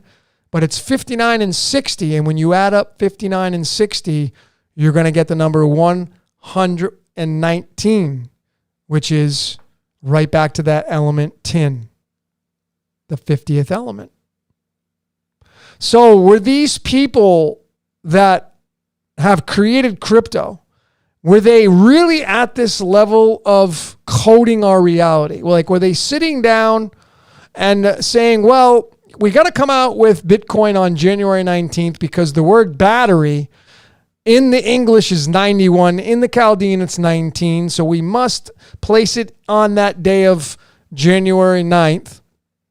And it's the 5 spades card, which is the 44th card in the deck, and gold currency equals 44. And, of course, the 44 appears at the 59th and 60th decimal digits of pi, which equals 119. And the 50th element, tin, is that 119, which is the mirror of the 911. And, were they sitting at that level of consciousness and going into this layer right here, which is, again, the XRP symbol? Which is why I feel that this coin, which a lot of people are calling the banker's coin because it's of course the bankers already have a hold of it. It's like, well, we're supposed to be peer-to-peer. We're supposed to be blockchain. We're trying to eliminate that and all stuff. But, for me, am I an XRP fan? Yeah, because I'm looking to cash in. I'm looking to do what I can to. I mean, if you knew you could make some money or earn some money on something like this, would you do it? Of course you would. It's a no-brainer. And they say the people that are in the crypto world, they know just overnight, literally overnight, the first trillionaires will be established. And that's what a lot of these people in the crypto world believe, that the first trillionaires will be created with the merging of this cryptocurrency. First ever, overnight. And will that, if that plays out that way, will that move us into the golden age? Because if you play these scenarios out, ladies and gentlemen, if you play these scenarios out, imagine that you have instantly overnight with the transfer of all this wealth, these trillionaires, would it, and we have this cleanup going on of people, my stream's lagging a little bit because I've switched slides over. But you have this transfer of wealth, but you have this cleanup going on in this world where people are being brought to justice and all that stuff, which is what most people want to see anyway, right? So do we have a scenario in place to where these instant trillionaires overnight are going to be part of this golden age? Or are we just going to shift into a darker age? Are we at the tail end of that?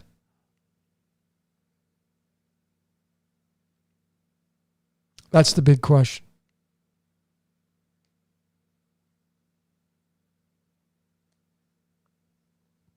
That's the big question. My stream's lagging.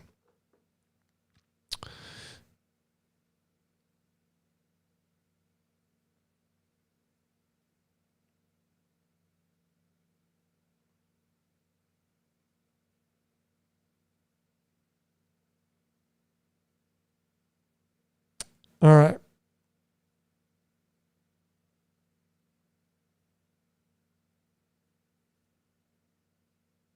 I'm going through some of your comments.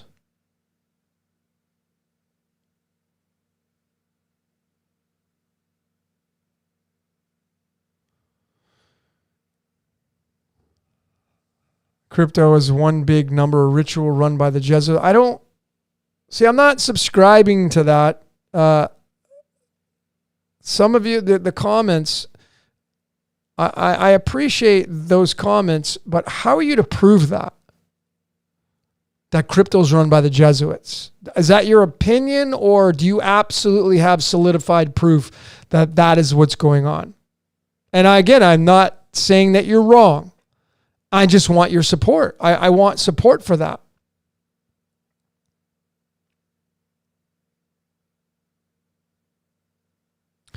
I don't know when the cryptocurrency Decode is going to be uploaded. I'm still working on some slides. But, I really think that each and every one of you should at least be in the game, because there are many people that have a negative attitude about it, and they feel that, it's about death. But what if you're wrong? If you're right, no harm, no foul. But if you play your cards and you play them like it's death and it's a bad thing, so to speak, and you have none, and they crash the economy, and the money you have is then worthless, and you have nothing else in your basket, what are you going to do? That's called diversity. So, am I somebody that you would look at and be like, oh, Logan's a Jesuit, Logan's a this and that? Like, are you going to label me like that because I believe that the world's moving towards crypto? Well, you have every right to believe whatever you want. But I'm merely just suggesting to be diverse. That's it. That's all I'm suggesting. And I don't care. I don't live your life. I don't have to live in your shoes. So there's no skin off my back. I'm just here to help the world. That's why I tirelessly put out videos, and I tirelessly do these long, what's your questions? And I strive to do them every week. And I pull cards for people, and I do readings and all that. I tirelessly do it because it's my code. It's part of my code. And I'm just suggesting, I'm just showing you that maybe this is where we're headed in this world with crypto. And you can label it any way you want. Because there are a lot of people that say money's evil, right? Money's not evil. That's their truth.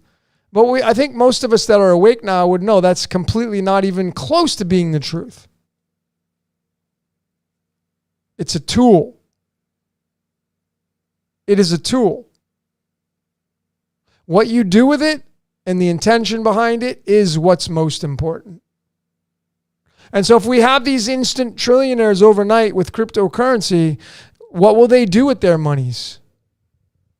Well, I can tell you the people that I'm hanging out with that have a lot of cash invested in crypto, I've already had the conversations. You know what they want to do? They want to help the world. They want to make the world a better place. So how evil really is it? It's what you do with it. It's your intentions behind it. It's what your code is designed to do, ladies and gentlemen. It has nothing to do with what they're going to do, that group's going to do.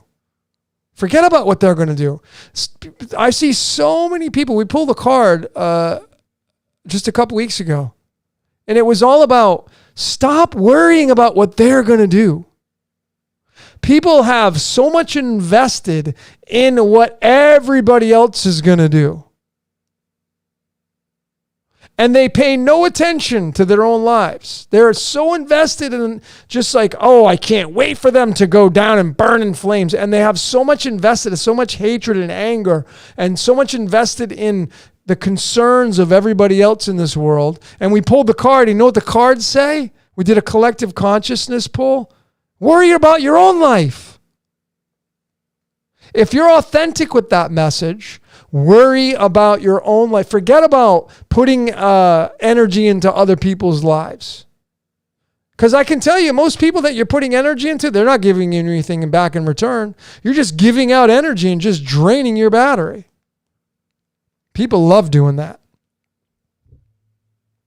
As the great Werner Erhard said, he said, people don't have a problem sacrificing love just as long as they can be right. People would rather be right than be in the statute of love. Just want to get out there and prove people wrong just so they can be right. And that's just the identity called your ego.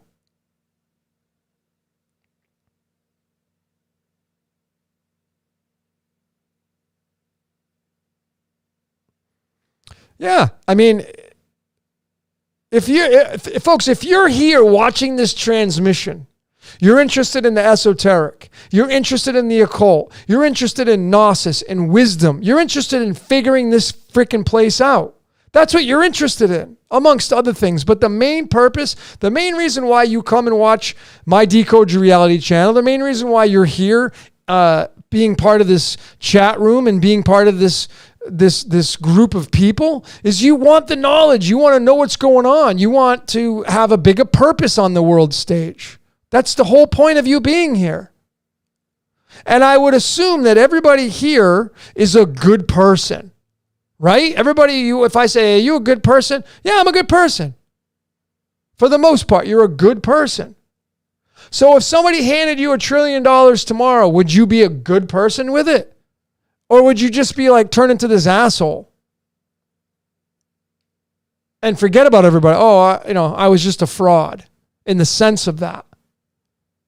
No, the majority of people here, they are good people. Good people. They want to do good for the world.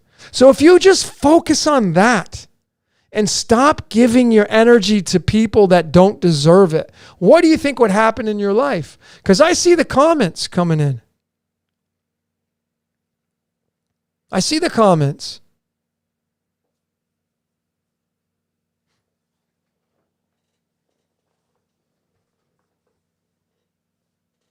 So if you just take your mind and your focus off of what everybody else is doing in the world, it's none of your business anyway. When you realize that there are predators in this world, and I've been striving to get this point across to people. There are predators in this reality. Some people, this is a pretty interesting theory, but some people say, some people have said, this is the demiurge's world and there was already reptilians here before you ever incarnated. It's part of the game. It doesn't matter if you like it or not. Too bad. The rules, the regulations, the whole dynamics of this game was already written. It's not even an opinion now, folks, of this entire reality being scripted. And there's nothing you can do about it. You think you can. It's like going out, it's hot outside, you go out and you yell at the sun. You think the sun's going to do anything different? Like you're going to go make a change when it's windy outside. It doesn't care what you think. So there are so many people that are so heavily invested in trying to focus on other entities and what they're doing. Oh, it's this group, it's that group. And I get it because they're doing their code. Just let them do whatever they got to do. But anytime you give that energy to those people, anytime you end up going over to some people on the internet and just siding with their information, be like, yeah, it's these groups. I mean, do the fish in the water get together and do the same thing with the sharks and talk about the sharks? Are they doing that? Are the aphids hanging out on the leaves of plants, getting together and talking shit about the ladybugs that are going to come eat them? Are the white blood cells in your body talking about the bacteria that's going to be coming down the pike, trying to take your body over? I mean, it's so absurd thinking. Folks, anytime you talk about something, an entity, an archetype, Anytime you end up talking about an archetype, you essentially feed it. You're like giving it food. I just put out a video, Architected the Universe Part 4. And in that video, I talked about some organizations. Guess who got the energy when I talked about those organizations? They did. Abso-freaking-lutely, they got the energy. Because I was talking about them. And you were listening, and you popped in your mind, you had the idea, and you were like, oh yeah, those groups, and guess who got the energy? So it's a two-edged sword. It's a contradiction. Life's a contradiction. Because you don't want to give these archetypes energy, but at the same time, we got to talk about it. Got to figure a plan out. So again, I'm mildly suggest, as a fan of life, and that is to invest your energy in your life and stop worrying about what others are going to do with theirs. Stop worrying about these other archetypes that are just doing their job. You don't have to like it. The only reason why they exist is because people give them energy. And in realistic terms, all they want to do is survive. And anytime you end up stepping on an archetype's toes, typically what is it going to do? It's going to come at you. That's why people get blocked. That's why people get strikes on their Facebook channel. That's why people get their YouTube channel shut down. Because what you're doing is you end up encroaching on another archetype's energy. Invading their space. It's like the Crips going after the Bloods. There's going to be repercussions for that. So I don't take away from the people that want to get out there and protest. It's not my position to say, don't go protest. It's not my position to say, don't go talk about these archetypes. That's up to you. But if you really have a conscious mindset of how magic works, because we all speak magic spells, that's why they say, how do you spell your name? What's the spelling of your name? If you have a conscious mindset of how magic works, you'd know that any time you talk about an archetype or entity, you end up giving it energy. Period. There is no room for debate on that when you know how magic works. Now, you may not agree with that, but maybe you just don't know how magic works. You don't need some kind of wooden stick and some kind of seance or some kind of conjuring to make magic work, folks. Magic, as simple as it is just giving something energy by talking about it. That's one of the reasons why the Bible is coming true, because it's the most popular book in the world. Use your logic and common sense. It's a script. That's why they call it the scriptures. It's a script. People are reading from a script. I mean, it's pretty simple.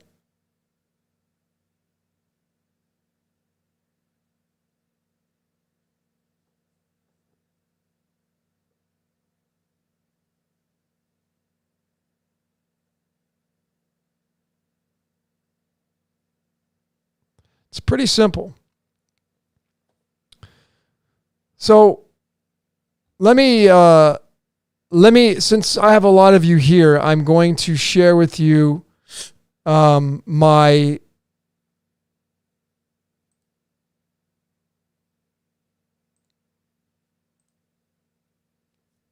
my new brand, and just humor me on this. I'm going to run through this really quickly. For those of you that are interested in a reading, those of you that have wanted a reading and haven't pulled the trigger or whatever, as I was doing a lot of cards tonight, but I have 3 different types of readings. This is my new brand I'm moving into, called Cosmic Sugar, and it's Become a Better You.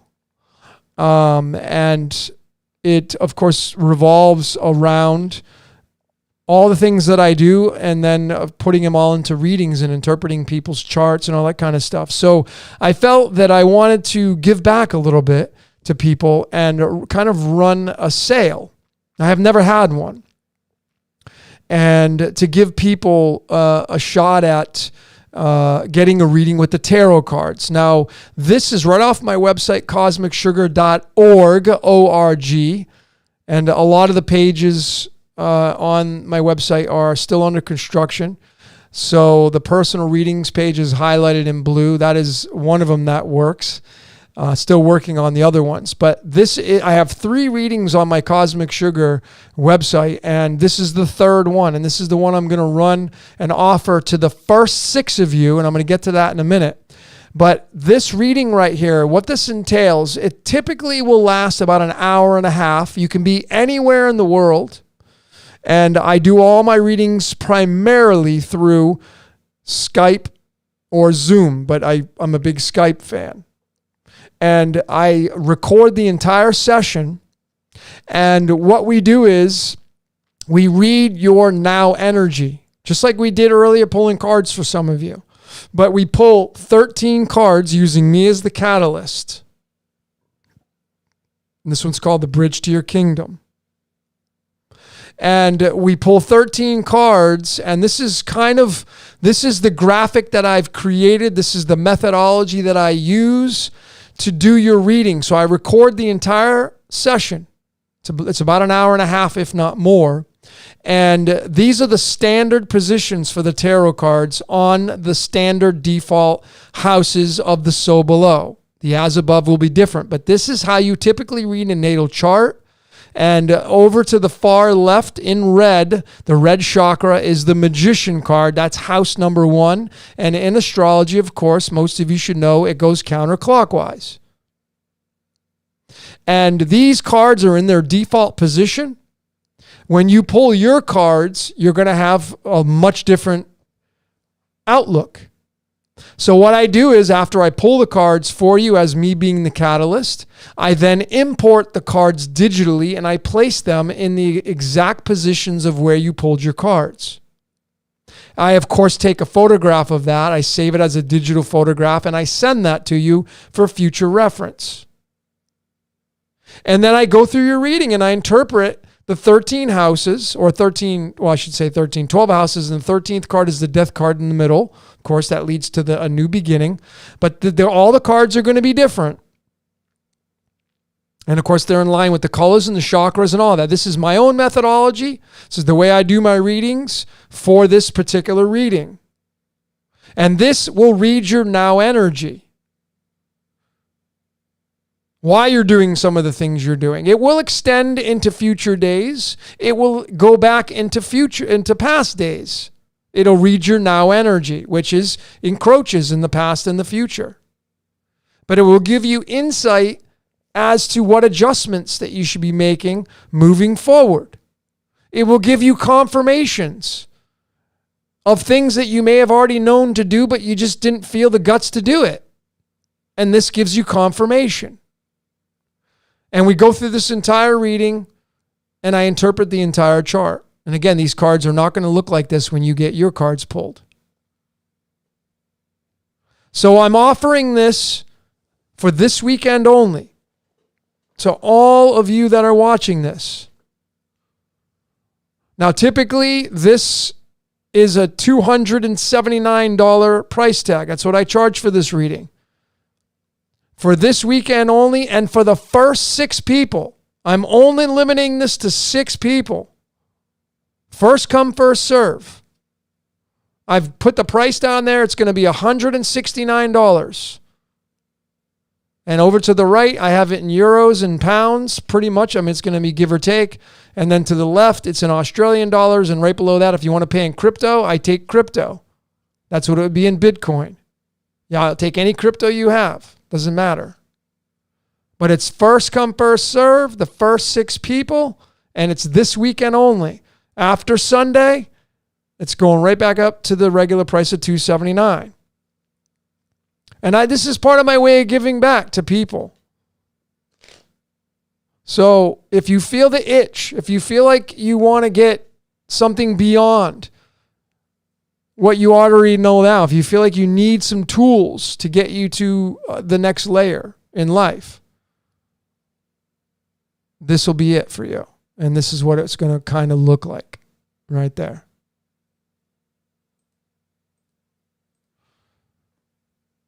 So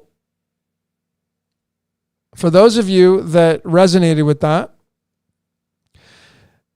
it's the first 6 people. And the way to get a hold of me, to get in line, they're going to be the first 6 people that I get an email from, and that's it. I'm going to cut it off from there.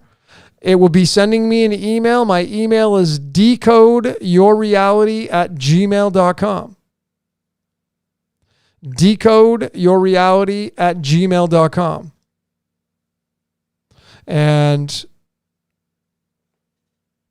first 6 people will get that $169 US dollar price tag, and then I've done all the conversions, euros and the pound and Australian dollar. I tried to put the main ones there. If I missed your currency, my apologies, but it's 169 US dollars. You can convert it into your own currency. I know I have some support and some fellow decoders in the Netherlands. So anyway, if you feel the urge or you feel the itch and you want to get a reading, the first 6 people, and I'll be more than happy to show you some keys to your kingdom. But that's my methodology. That's how I do it for that. And we can read your now energy. Okay? So I just wanted to share that with all of you. All right. So how long have we been going here for? So let's take some phone calls. Let me put the phone. Let me get the... let me put up the phone number. I can pay you in red blood cells. That's funny, Jasmina. That's pretty funny. Okay. So I'll put the phone number up there. I'm gonna wait for it to pop up. And let's take some of your phone calls. Now's your shot. Give me a call on the phone. It's only WhatsApp. It is that's not going to work. If you're in the U.S. and dial that number, it's not going to work.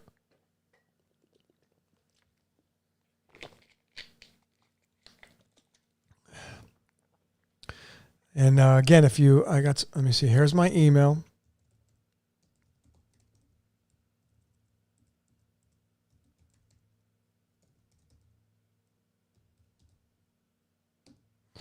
So there's my email. Send me an email. First come, first serve. The first 6 people between now and tomorrow. Maybe it'll just get stocked up tonight or whatever. But, I know who's calling. This is Christine. There's my email. Send me Christine. An email. First 6 people. Hey, how is it going? Good. Can you just turn down your background? Because it's going to interfere with... Yeah, I'm doing that right now. Cool. What's going on up there in Mercer Island? Well, it's hot and sunny. What can I say? Well, that's always a good thing. Well, it is summertime, so it better be. Well, like this last Monday, it was 111. I saw that. I think I saw one of your posts. I was like, wow, it's pretty stuffy up there in your part of the woods. It typically doesn't get that hot, right? Because of the humidity. The humidity gets and it was like 88% humidity. Yeah, it's pretty hot. And then the next day, it was 64 degrees. Well, that's a little bit more comfortable. Well, yeah. Yeah. So what's your question? Do you have a question? Do you want to do an animal card like you typically do? I already know your style. Yeah, I'll do an animal card. I want to do an animal card. I typically do. Okay, cool. I don't want to live on the edge. You're funny. All right, cool. Let's see what you get. But just what's going on in my life right now. I needed that prairie dog. Because one of the other people in the asylum was going through a tough time, and I took a picture of what it said and sent it to him. And he goes, "How did you know?" And I go, "I didn't know." But you did. Yeah. I did, but I didn't. I Yeah. mean, you were the catalyst that made it happen. Yeah. Yeah. Well, here's your But card. You it got was this card number 7, which is the skunk, and I actually love this card. I love these animals, but clearly the separating point of the Sabbath day, right? And right. knowing your smell, which you probably know this very well because you have the book, right? But Right. yeah, but the skunk is a very interesting animal when it comes to that medicine deck position and it being in that spot. So hopefully I know. hopefully that You helps know, you. a funny thing is, I was just looking at a picture this morning, and it was a meme that had the porcupine and the skunk, Uh, that's funny. and the porcupine was labeled open carry, and the skunk was labeled oh, what do they call it when you can hide your gun? Concealed. Concealed. But Yeah, I thought that was pretty funny. that is funny. That is pretty funny. Well, I hope that helps you. I'm sure it does because you'll get it. I'm sure it will. Yeah, I'm sure it will. We pulled the prairie. I had the prairie dog at the beginning of this transmission. It was like the top card I saw that. on the on the deck. So maybe another reminder for you. I don't know, but it is card 40. It is card 47. So yeah. So did you read the that? I meant to only copy the one paragraph and the whole thing popped up, but it was it was like later after your transmission. I was just reading, through my post. And I'm like, well, this is crazy because they were talking about the crown chakra. Uh-huh. And then you had pulled the prairie dog. Uh-huh. I'm like, this whole last few weeks have just been one synchronicity after the next. Well, that's a beautiful thing when you're on that wave. So just keep riding it. I know. Yeah, just keep riding it. All right, Christine, thanks for chiming in. Always great to hear from you and your support. I know. Well, everybody must be afraid to call you, like you're going to bite them or something. Yeah, well, I don't know. Well, some people, I don't know. Maybe they just need a little courage pill. Maybe you can hand those out next time. Yeah. All right. All the best to you. Much love to up there in Mercer Island from Mexico. We'll talk to you soon. Okay. All right. Have a good one. You too. Bye-bye. Bye-bye. All right. So the great Christine, the master life path number 33.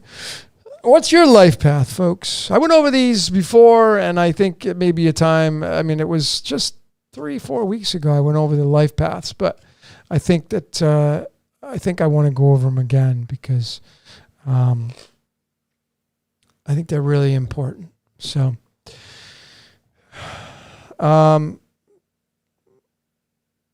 someone's asking me, I like your graphics. How do you create them? Pretty much I use the Adobe suite. I have Photoshop, which is what I use pretty much for all my decoding, and then I have Illustrator if I want to kind of really narrow down my vectors and make them really tight. Sometimes I'm not a huge fan of Illustrator, but I know Photoshop a little better. And then, Premiere for some of the videos, and I use Camtasia for the majority of my my rendering. So, but yeah, it's mostly Photoshop.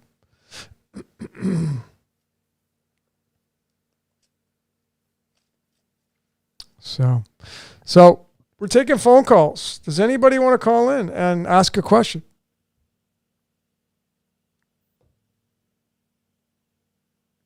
Does anybody want to phone in and ask a question? You want to talk about something? Do you have something to talk about? All right, we have some more people that want cards pulled. Lisa, hey, you're funny.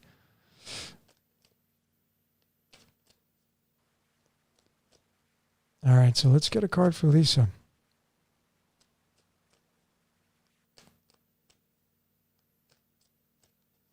So Lisa, card for you. And you got the Eight of Pentacles. Now, this did come out like that. Now, somebody was asking me, do I read reverse cards? I'm not a huge fan of reading the reverse spots. I think there's good enough information on this right here because, if I pull this out like this is the Eight of Diamonds or the Eight of Pentacles. Very fortunate card, meaning you're hard at work. You're putting some effort, elbow grease into something. Lisa, this is pertaining to you. This is your card. You're putting a lot of effort into something, and it's going to pay off, right? This is the Eight of Pentacles, Eight of Diamonds. But if it was reversed and it came out like that, man, what is it going to mean? It's going to mean just why are you being lazy? You should be putting some effort into something. So if that doesn't resonate with you, if you're feeling lazy, well, then maybe it's pertaining to the reverse side. Right, but the upright side is saying this is a very fortunate card to be pulled. You're definitely going to have success, but you got to work for it, right, with this Eight of Pentacles. So what's going on in your life right now, Lisa, where you got to be putting some elbow grease down, you got to be putting some effort and some energy into something, some kind of archetype or entity in your life that's going to make some success run your way.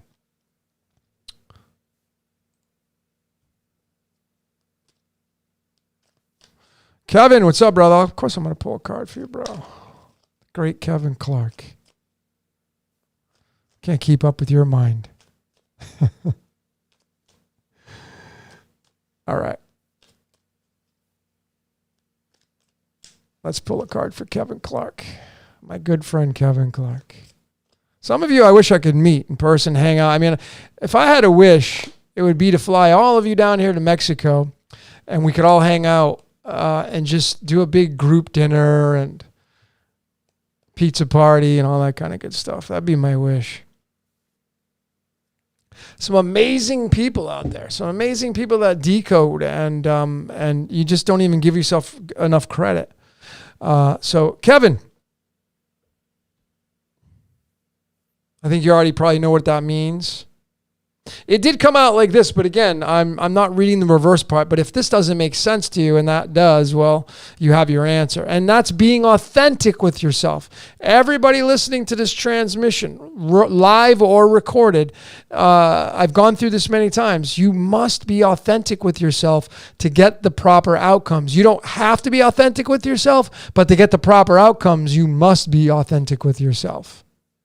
And that means owning your shit, realizing that sometimes we step in shit and it's not my sneakers, but it is. It's your shoes.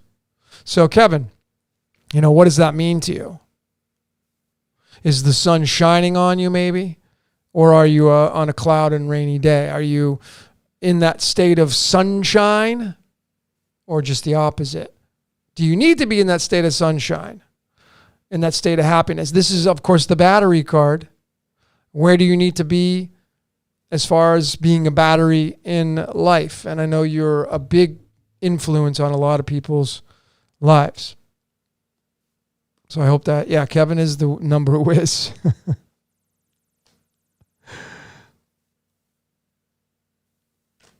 Oh, there you go. It's the sun, bro. Focus on the sun. Focus on the sun, man. Making it happen. Battery, plugging that into your life. Let a little light shine. Oh, there you go. So you know the numbers. I love it.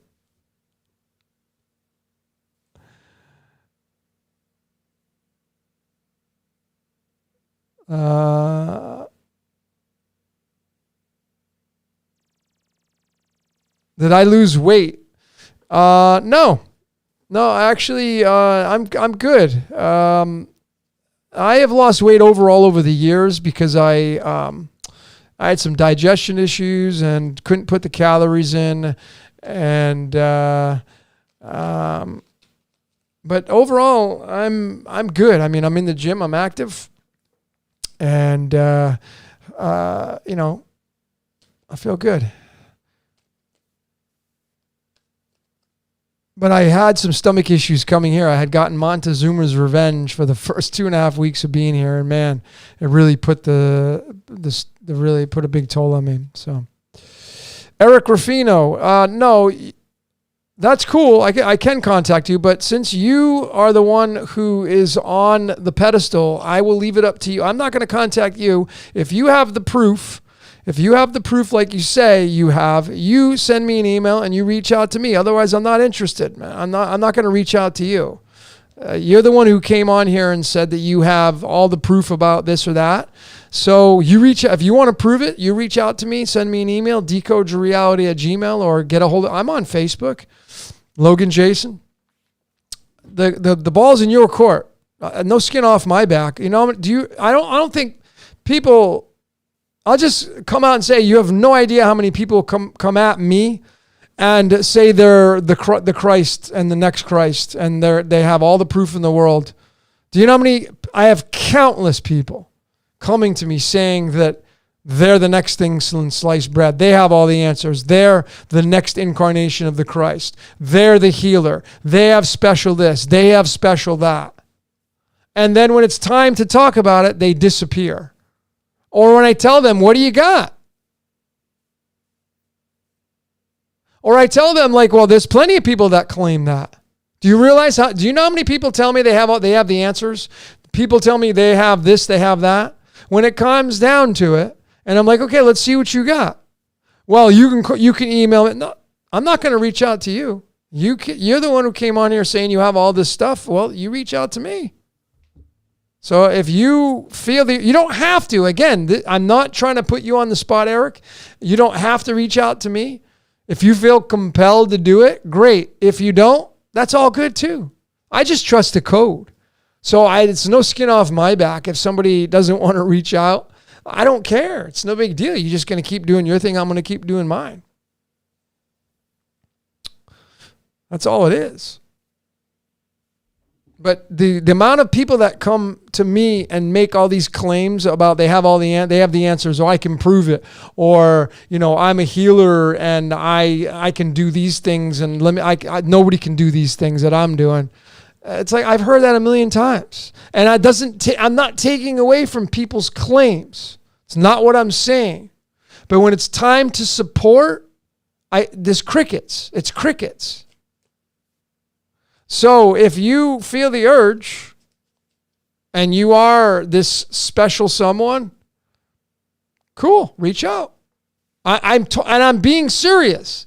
I'm all ears. I'd put out a special bulletin on one of my transmissions, and I said, if you're a superhero, and I mean in the sense of where you have superhero powers, because there are some people that have them. I know people. I have them in my Rolodex. I'm collecting people like that. Like there are certain people that have powers that are beyond the normal human behavior kind of powers. And so I'm like, I want to hear from you, because I think that those people are going to have to come, they're going to have to come together maybe in this reality. Think about the concept of, we started off with the comics, 2-dimensional. And then we went to the movies. Now we're at 3-dimensional, maybe even 4-dimensional. What's next? What's next? Are we really going to see not theater, but real superheroes on this level? It's a very good possibility. And I'm sure you have lots to explain, Eric. I think it's probably going to be over phone calls. Because I'm just going to let you know, I'm not a big fan of email. I get tons of emails, and then if I had to reply to all of them, I would never do these broadcasts, because I'd be sitting there hours and hours of emails. So it'd be better if you just send me an email and send me your WhatsApp. My WhatsApp number's right up there. My number is my WhatsApp number, my Signal and Telegram. They're all that same number that's in green on the screen. Send me I like voice texts. Those are my favorite. But you can send me a message on Facebook. Totally fine. I'm always looking for special people to connect to. Totally.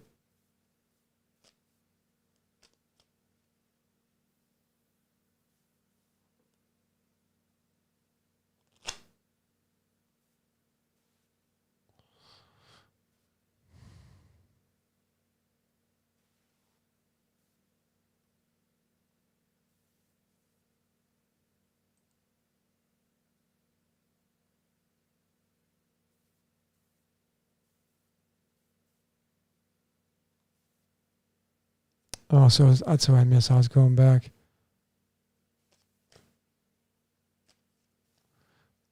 Meme is asking for a card. Yeah, there we go. So let me pull a card for Meme. Okay, here we go, Meme. Okay.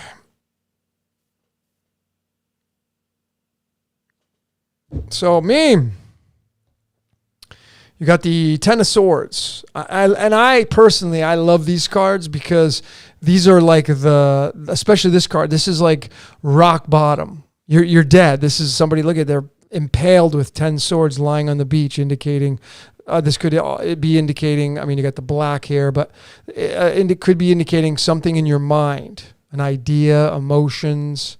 It could mean breakup. It could mean the end of a financial disaster. It could mean your stock markets, their stocks are junk. It could mean you lose a ton of money. It could mean a breakup in a relationship. But this is typically, I shouldn't say always, I don't like using absolutes, but this is typically a card of rock bottom. That's the key word, rock bottom. So the good news about having this card show up is there's only one way to go, and that's up. Because you're at the very, very bottom, wherever you're at in life right now.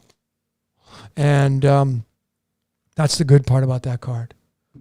And if you need more information on that, Meme, just open your favorite search engine and type in 10 of Swords, Truly Teach Me Tarot. And you will find the information you're looking for. Okay?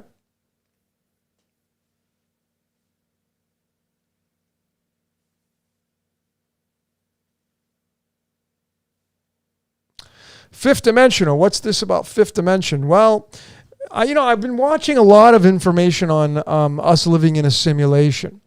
And of course, that totally resonates with me and makes sense to plug in, what I've been doing my research on. And video games. And of course, the technology now is becoming so grand. And the characters in video games, if you think about this logically now, the characters in video games are becoming so lifelike, you actually become the character, where you really almost can't even tell the difference. You get so engrossed in that. So if you look at the technology between the first game that came out, which is it's called Pong, which was just two little sticks going up and down the screen with the ball. It goes from that to, like Donkey Kong and ColecoVision and Space Invaders. And now we're at the level where you can just get on the phone and plug yourself into other players around the world. And it fits in the narrative of the movie X-Men and Cerebral and Charles Xavier. Charles is 22, Xavier X-Men, and he can read the minds of all other X-Men, putting that thing on his head. Is that what we're doing? Is that the level we're at?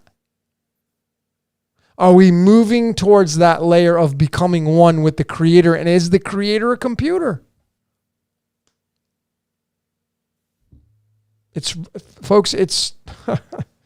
so, wow. It's so deep. And it gets really interesting. So you can't rule any of it out. And then, is the paradise talked about in the biblical sense?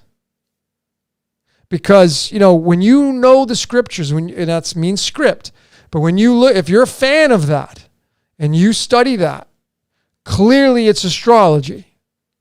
That's not even an opinion anymore. There is a scripture of the Christ talking and telling the apostles that, because they're asking for signs, what to look for. And the Christ says, follow me into the house and you'll meet a man bearing a pitcher of water. And that obviously means Aquarius, because Aquarius is the house that sits right next to Pisces. And we know that's a no-brainer that Jesus was born into the age of Pisces. The two fish, duality. It's Jesus and Thomas. But if he's saying to the apostles, follow me into the house with a man bearing a pitcher of water, what is that logically telling us with that script? It means that we're going to move into the age of Aquarius. That's what it means. And he talks about things being there. That's what it means. The houses of astrology, folks. The whole book is about astrology. It's all allegories.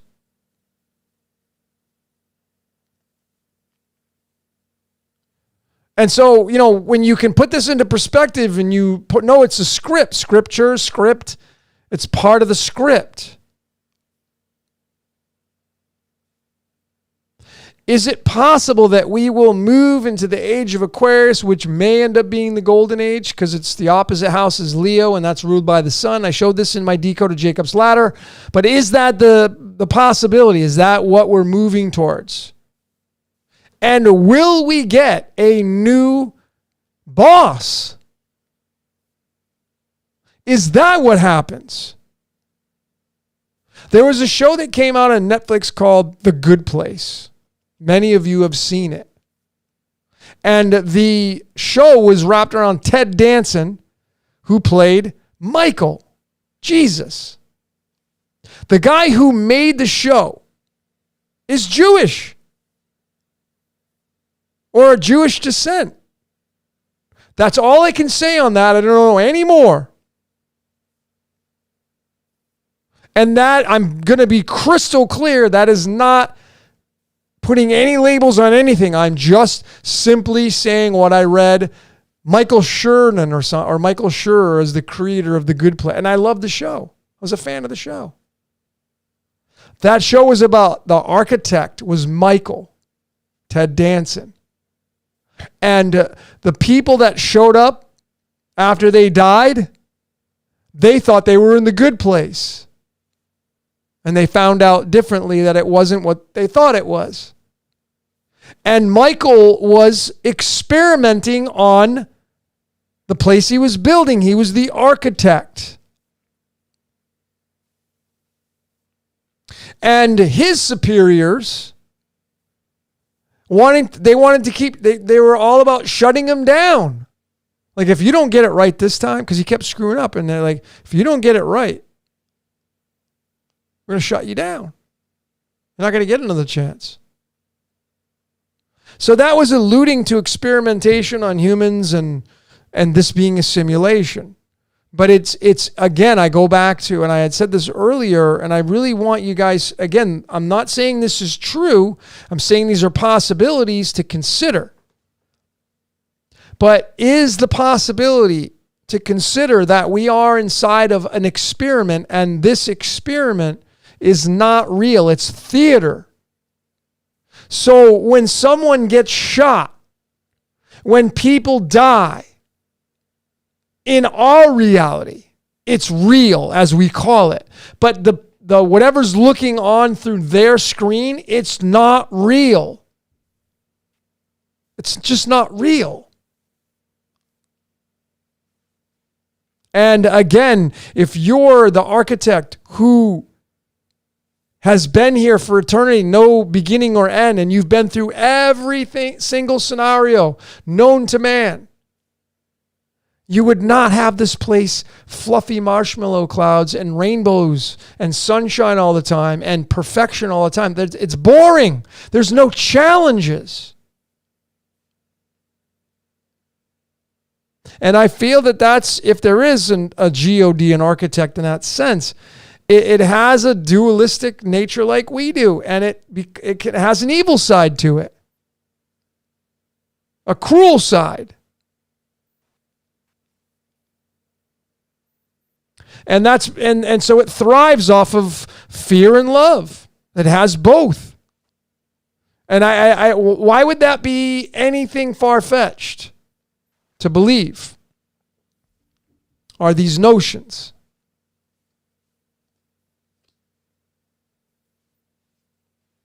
As above, so below. And so again, we can't put into perspective because we all had a beginning, but imagine you've been through countless games and lifetimes, and you've played out every character you possibly could play out. You'd want change. You'd want to change it up. And I feel that these ages in the astrology are the changing of the guards. And a changing of the environment. And, when you look at the Christ and that whole story, whether or not that person was real is really irrelevant. As I said, the idea makes it real. But, when you look at the Jacob's Ladder or Decode that I did, it was clearly obvious that the whole story was right there through astrology this whole time. And when you're okay to look at it, you realize Jesus being born of a virgin, that's Virgo. And that's the sixth sign, and that's the sixth chakra, being born of the virgin pineal gland, which has a crown on it, the crown of thorns and all that stuff. And then he's born in the opposite house, which is Pisces, the fish. And of course, that's why Jesus was a fisher of men. That's a no-brainer. That makes so much sense. And then we know Virgo is ruled by Mercury. And what is Mercury? Mercury is the planet of communication, the messenger. So the Christ was designed to come into this game to be a messenger. But was that message a big con? And I say this really loosely, because a lot of you don't want to come back to this game.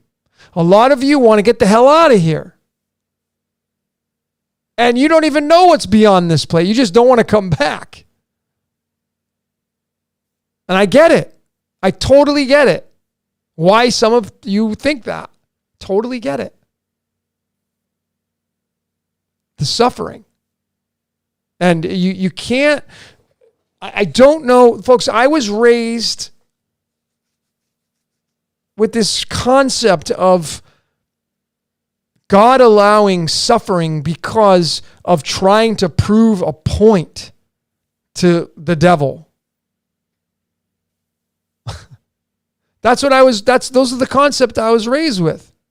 The very reason why suffering is allowed on this planet is because the God has to prove to the devil and all the angels looking on that no, mankind will serve me or they will love me because they just love me. And so suffering is allowed. And it's been allowed for thousands of years, what history tells us.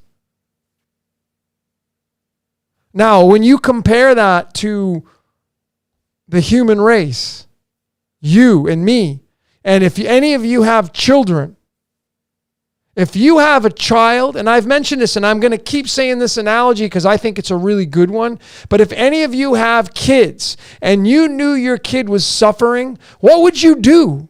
You would immediately change it. You wouldn't even hesitate. And we're not even perfect. But we're programmed to look at suffering, especially if it's blood. For it's our family, and we end that suffering immediately. How can we wrap our minds around something creating us and just allowing us to suffer? And it's all because it has to prove a point because all the other angels are looking on. And that means, that concept is that this entity doesn't want to look bad in front of the other angels. It can't look bad. You see, suffering is allowed because you got to prove a point. How much sense does that make? And when you go study nature, ladies and gentlemen, when you go study nature, how does that fit into nature and all the predators? Not one predator or two. Folks, there are countless predators on the world stage. And then you go into the microbiology world. Go start studying microbiology and that fascinating world. And there are predator and prey inside the microbiology world. So are we to just tack on the story of Adam and Eve biting an apple and causing themselves to get kicked out of some paradise? and then everything spiraled out of control from there. And it's all because something's trying to prove its point because there's other things watching. It just doesn't make any sense.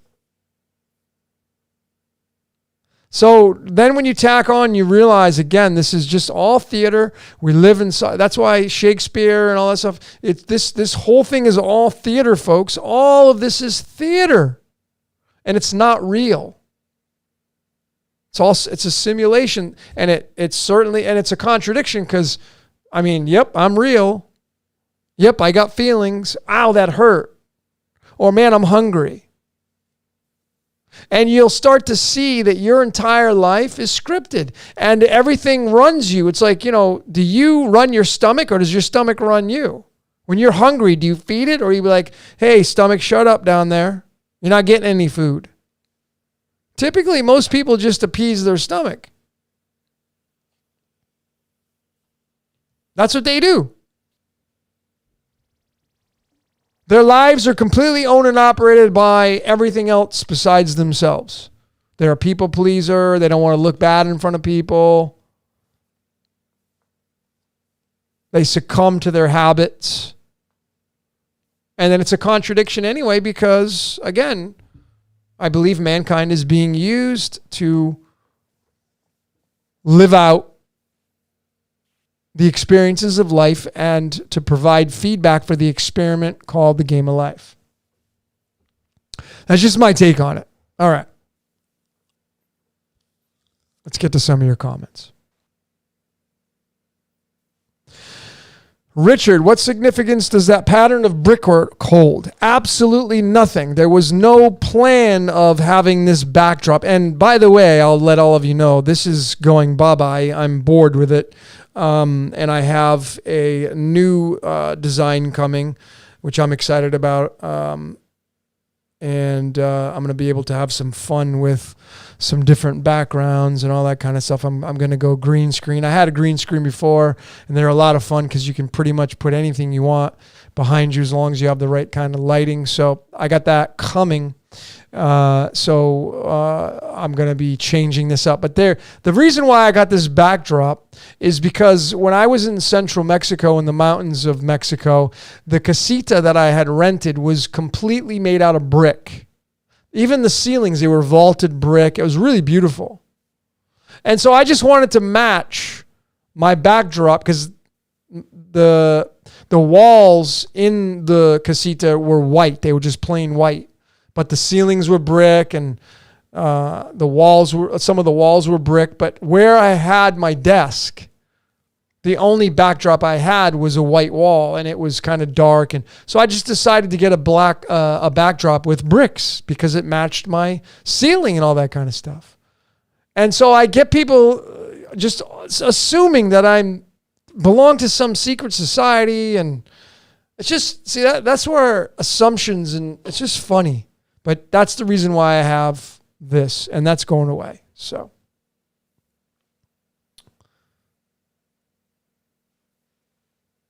Is there an alchemology database? No, there's not. There is not an alchemology database. But I hopefully am going to be working on something. Somebody had offered to help me with some of the technology. And I'm hoping that that will suffice that. And I'll have some new stuff coming out. So, if it's part of the code, it's supposed to happen, definitely going to happen.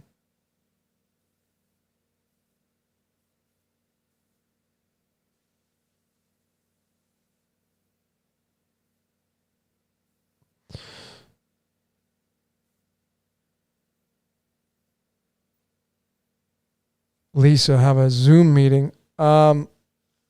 Yeah, I'd be open. I'm open for anything, folks. If you have a podcast, I love doing podcasts. I don't do enough of them. I wish I did more.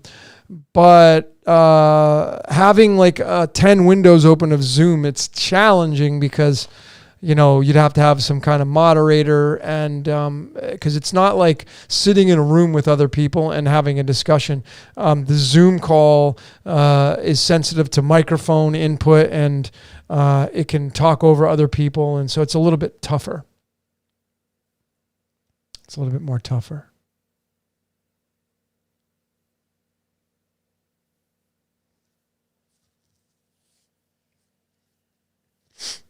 Justice is Aquarius. Yeah, absolutely.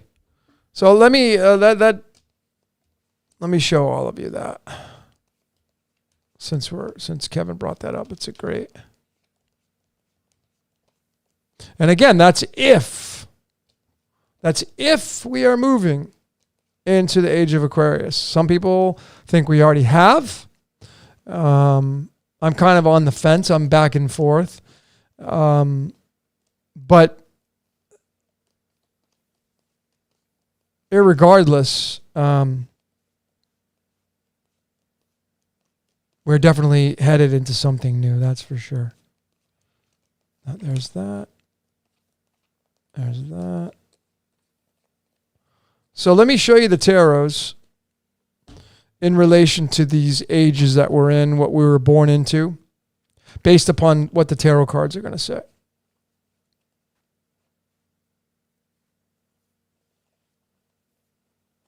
Hang on a sec, folks. I'm looking it up here. There it is. Okay. So if you watched my decode on Jacob's Ladder, I had put in there the two houses in astrology of where the Christ story completely makes sense. I don't think there's really any other sensible way to show the story of that. But clearly, and I had said this in my last decode, I feel that the majority of us, if not all of us, if we have shifted into the age of Aquarius already, well, then there are going to be some youngsters that are actually Aquarian age babies. But the majority of us that are watching this transmission are all born in the Piscean age. The majority of us, I feel. And the Jacob's Ladder, which is the double helix, which is our DNA, which is part of the astrology wheel and part of the houses. And of course, the astrology wheel has the 12 houses, and each one has an opposite house. And so in the age of the Piscean age, which is what primarily all of us were born into, we were born from the star seed Virgo. That's where the Christ story comes from. Virgo, the Virgin, the Immaculate Conception, which is number 80, which is Mercury. It fits that entire narrative. And so this card right here is the 6th card in the deck. And of course, it's very fitting, it's man and woman coming from the Virgin, which is the third eye. The chakra, the third eye. And the star seed that is most dominant in Virgo is called Spica or Spica, the main star. So if there really was a man that incarnated by the name of Yeshua, the Christ, whatever, the astrology lineup would be the Virgo, the Virgin. And of course, this is the story of our beginning. That's perhaps maybe the reason why this is the Lover's card, and you have the female on this side and the male on this side, the tree of life and the tree of knowledge, and the Godhead behind it. This is our incarnation process coming from the starseed Virgo, the Virgin, the Immaculate Conception. The opposite house of this, folks, is house number 12, which is Pisces, which is this card, the Hangman, card number 12. So when you put these two cards together, this is where we're from, the Lovers, and this is where we went to. We went into the upside down world. Now, that doesn't mean we're in an upside down world. If you study the camera, the origination of the camera, it's called camera obscura, which is when you take a photograph and you put it through a keyhole, so to speak, it flips it, it inverts it, which is why we're in the upside down world, which we have illumination, though. Hung up upside down by one leg, showing to me this is the suffering part. Born into suffering. born into hard times. And everybody has to go through it. It's just not possible to avoid that part of life.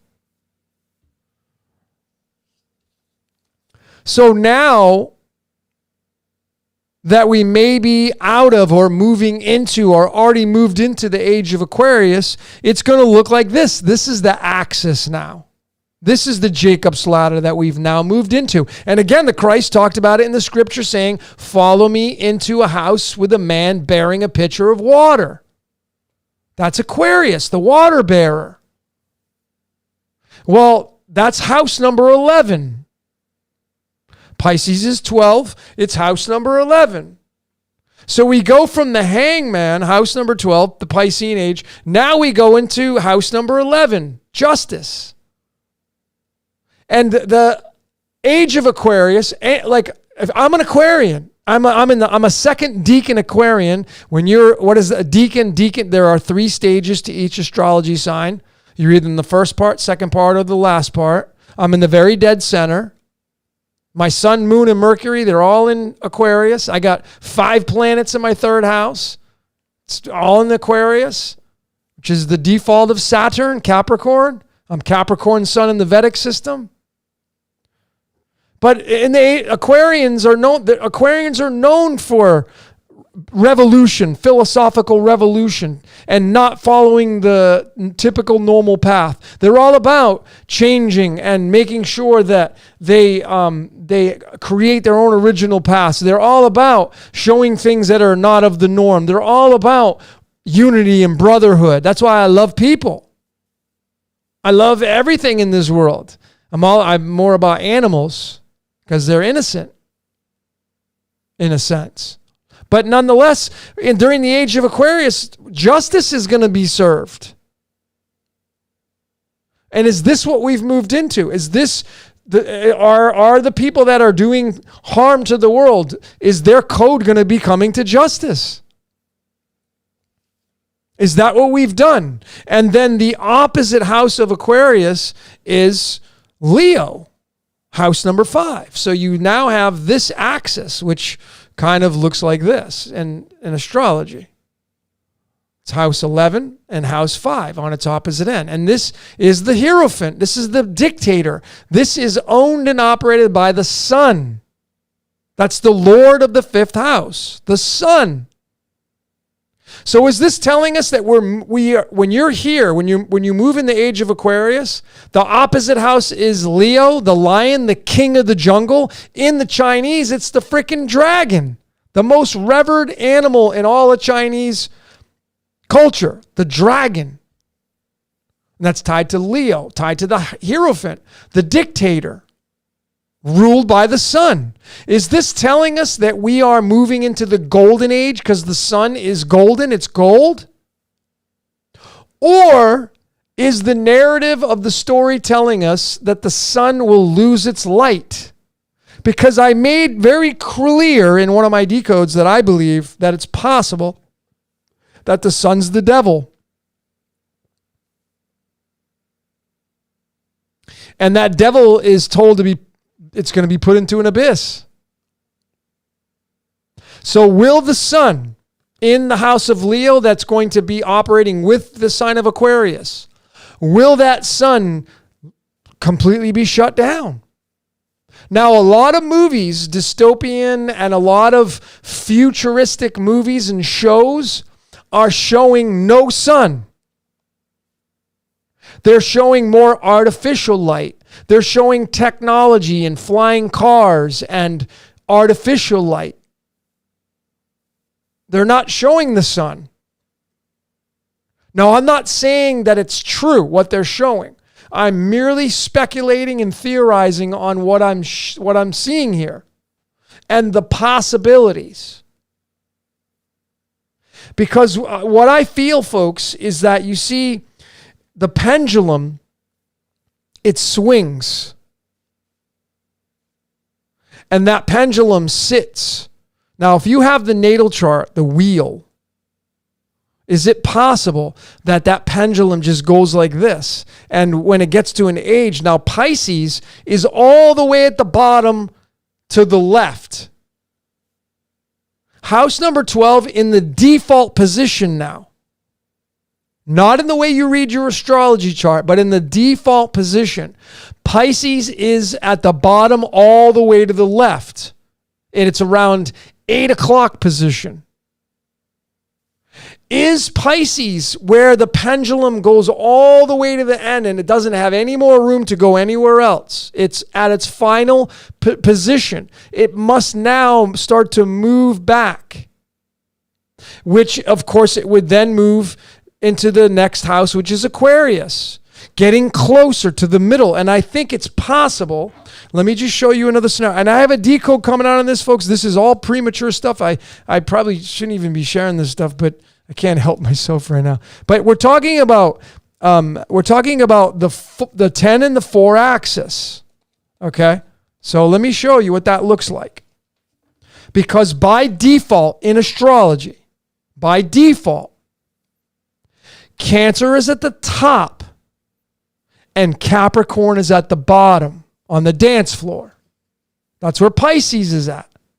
In the very dead center, if you put the astrology wheel, you would have Capricorn at the bottom. This would be house number 10, which would be at the 6 o'clock position on a clock. But on the default natal chart, this would be at the bottom, owned and operated by Saturn. And there's the Yod He Vav He there. And then at the top, on its axis, you would have Cancer, which is house number 4. This is the 4th card. Owned and operated by the moon. So you have the moon by default at the very top, and then you'd have Saturn in house number 10 at the very bottom. But when you read a natal chart, these are flipped, because we're looking from an observational point different than the as above. We're looking at the inversion. So the house number 10 is at the top, which is your service to the world. And your service to the world must be something you fall in love with, which then puts Cancer back at the top, because Cancer is all about love, and it's the 4th chakra. Cancer's about compassion. Those of you that are Cancerians, ruled by water. And so this axis right here is in the very dead center of where that pendulum swings when you have the natal chart in front of you. So is it possible, folks, that the pendulum has shifted all the way to the age of the Pisces, which would be over here? You would have the age of Pisces all the way over here, and then you would have the age of Aquarius in between. So it would look like this. See if I can get that in the camera. Kind of look like that. And this is the age of Pisces right there. And it's here. So the pendulum has shifted. It's hard to do it with one hand, but the pendulum is shifted. And now it has to come back. And as it comes back, it's going to move into, this would be the pure golden age. This is all theoretical, obviously using the mystical arts and these platforms. But is this possible? Is this the way the cards are telling us embedded into the natal chart and astrology? It's very possible.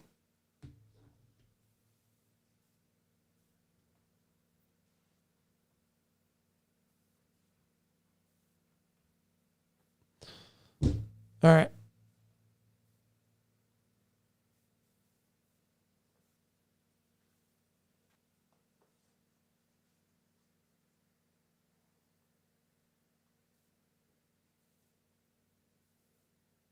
Yeah, well, folks, that's right. I'm reading some of your comments. They already have an artificial sun. Now, some people believe the sun is automatically already a simulation, and I think that is absolutely ludicrous to think that. Some people think that the sun's not even real. Now, look, I am fortunate right now to be where I'm at, and I'm on the 3rd floor, and I have a rooftop exclusive for where I'm at, and it's got one of those like thatch roofs, and I can go up there, and I have a clear shot of the skyline. And I was just up there tonight, right before 7:30 when the sun was going down below the horizon. And I'm staring at that sun, doing my sun gazing. And folks, I mean, it doesn't make any sense that that's a fake sun up there. I don't think it's a fake sun.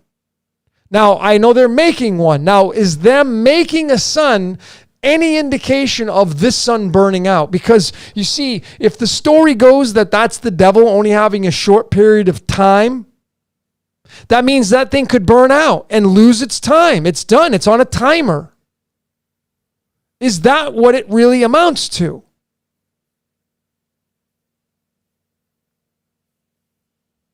Is that sun's on a timer? And it goes in line with the story of Satan having a short period of time.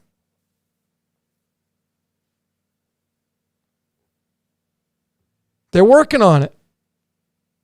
I don't know. But did they put up a sun simulator? If you ask my abso-freaking-lutely not. I think that's absolutely ludicrous thinking.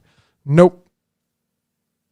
It's definitely hotter. I think the sun's definitely hotter because I think it's possibly, having some impact with, right? If you study the magnetosphere and you follow Eric Briggs and Catfish Glass and those guys studying the magnetosphere, well, clearly there's something headed towards Earth that's a celestial body or celestial bodies, which could be the return of Ra and Horus. In the Hopi prophecies, it would be the blue and red Kachina. And those could be new suns coming in, folks, to disrupt this entire reality because nature's boss. Make no mistake about it. And I think that's the reason why we're getting all these crazy earthquakes everywhere and all this really weird weather and all this stuff. Now, I'm not saying, there's weather manipulation going on. Yeah, but trust me, it's nature that's doing the majority of this. It's causing all this disruption.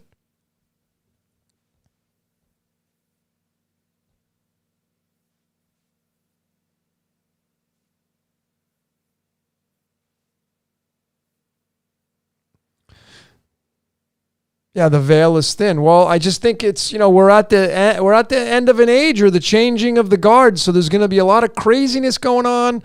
There's obviously the radiation, and then you have, the tie-ins with this 5G frequency, and that is all tied to, disrupting the biorhythms of the body. And there are so many factors to involve in all of this, and there is a lot of theories going around. We don't really. Unless you have the knowledge, unless you're involved with those that are actually have the hierarchy of things, these are guesses.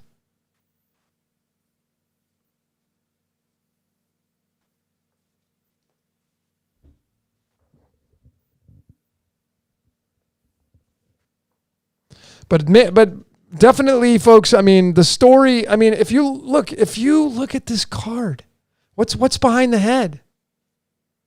This is the 12th card, the Hangman. It's the sun. We know the 13. In astrology, in the natal chart, in the very dead center is the sun. And I don't know if that's our sun or it's another sun or the black sun. I mean, you can't rule out Rahu, the black sun, the mercenary. Where's your Rahu at? What house? That'll tell you a lot about your personality. And that's why the Vedic system or the sidereal is so valuable. And just to be honest with you, the majority of people that I know that are involved in astrology, they favor the sidereal or the Vedic system. They say it's more accurate. But you got to read from both. There's value in both of them. And that is going above and beyond the call of duty of knowing your blueprint, knowing why you're here, who you are, all that kind of stuff. It's really important to know these things about yourself.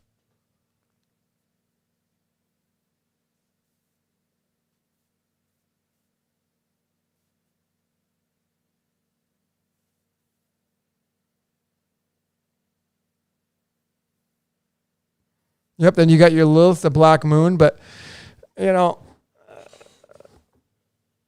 those are interesting to read from. Jane, does flat earthers think sun is fake too? No, they believe in the sun. They just don't think it's 93 million miles away. The majority of flat earthers I know don't think it's 93 million miles away.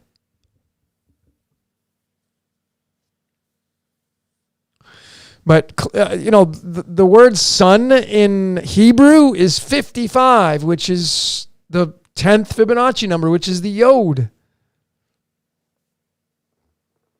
I mean, it's a lot of people that study esoteric that will give you a lot of information will tell you the sun is the Yod He Vahe. That's why the Yod He Vahe symbol has the pyramid with the sun rays coming out of it. Because many people believe that our sun is the Yod He Vahe.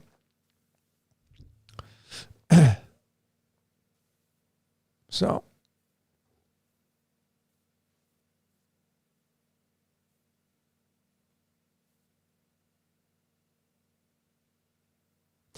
But again, I don't think there's a sun simulator out there. I think that's absolutely ludicrous nonsense thinking. I don't even think that in a million years.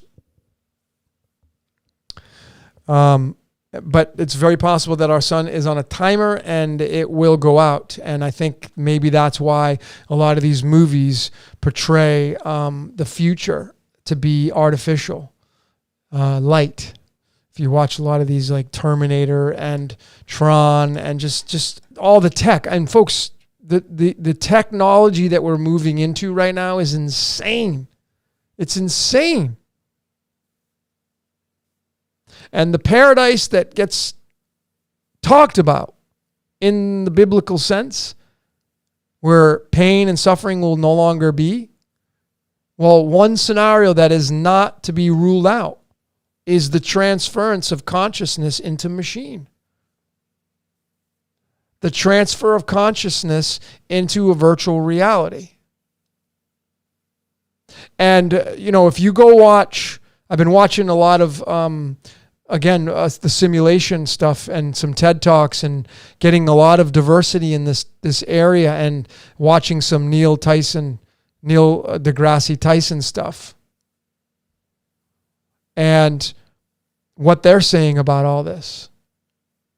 And how we are so close to merging with some kind of technology. And if you can see this, again, it's like, you look at video games and now the video games are so lifelike. What's the next stage? If you use your common sense and logic, right? If the world just keeps going, like it has been, well, where would technology be 5 years, 10 years from now? I mean, are you kidding me? Look at our cell phones. I mean, these things keep getting smaller and more powerful and faster. 30 years and we've gone from a rotary phone to having a phone that you can do video calls on. And they're saying now that technology is advancing so quickly in just a 2-year span. It's doubling every 2 years. I think that's what the numbers were. Technology's doubling, or computer power is doubling every 2 years. That's insane. That's totally insane of how our reality is moving through technology right now. And of course, there are people that are like, technology needs to be smashed. Nature needs to come in and put us back. Some people just want to go and live in a camper and just completely live off the grid. Personally, I don't know about you, but I'm not interested. I like my technology. I wouldn't want to live in a camper in the woods. That doesn't sound like any fun to me. I wouldn't be able to do this right here. We wouldn't be able to get this information. I wouldn't be able to read cards and give you information about yourself. I wouldn't be able to talk about the cards and perhaps some theories that may be true. You'd be limited if you're in the woods with a few people in a Volkswagen camper living off the land. Some people like that. That's totally fine. But I think the majority of people like their technology. You would not be able to be part of this transmission if you were not using the technology that is in front of all of us. If you're just living in a camper by the woods and had no technology and lived off the grid, you wouldn't be able to be a part of this world. That's right, Kevin. Man and machine, Aquarius age. I think that's where we're moving towards, ladies and gentlemen. Whatever that's going to look like, I don't know. But it's very plausible to think that we will merge with machine and we will become one with machine in our consciousness. And that's where we have living forever and being powerful and having whatever it is that you want and all this kind of stuff. It makes more sense to be able to move into that age than it does any other scenario. And perhaps going into that age of Aquarius, we will merge with machines, and then we end up for 2,000 years or however long these ages last, we move into the age of Capricorn. And Capricorn is an earth sign. So we end up smashing, we come out of machine and we start over and we move back into mankind again. Maybe that's what this whole story's about. Remember, these ages are just part of the mind of the cosmos. You know, all of the planets, and this is how I believe it works, all of the planets, Mercury, Venus, Mars, Jupiter, these are all the chakras of the cosmos. We have chakras. The architect of the universe that created this reality, its chakras are the planets. And it lives through the energy of these planets. Some people call it the archons. It may be that Yaldabaoth is really the architect, and there's nothing you can do about it. I can tell you one thing's for sure. Whatever's running this reality, you're not doing anything about it. I know some of you can't tolerate that notion. Some of you do not want to believe in that kind of stuff. Some of you think you have a choice in the matter. I don't think you have a choice.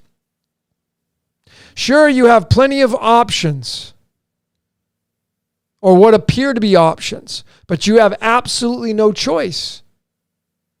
Because when you incarnated into this world, you have no choice but to go through life and then die. You may have options. You may have tons of possibilities, but you got no choice in the matter. That's a fact. You don't have a choice of whether or not you have to suffer. All of us suffer at different gradients.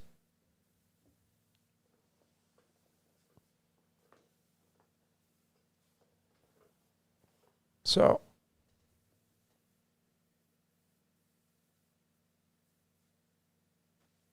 I mean, it's all zeros and ones, folks. It's, you know, numbers can exist without us, but we can't exist without numbers. So that's why I had said on a post that numbers come first.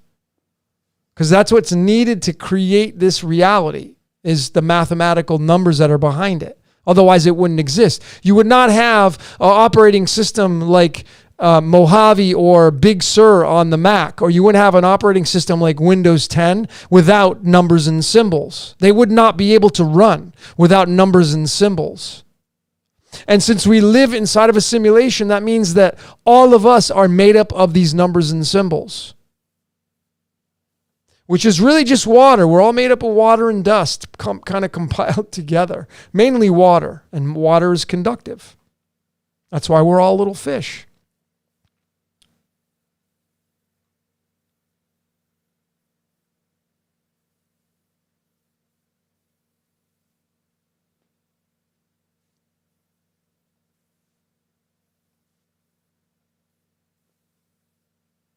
Going through some of your comments.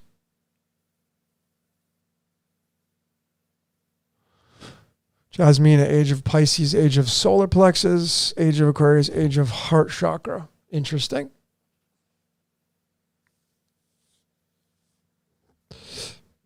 Very interesting.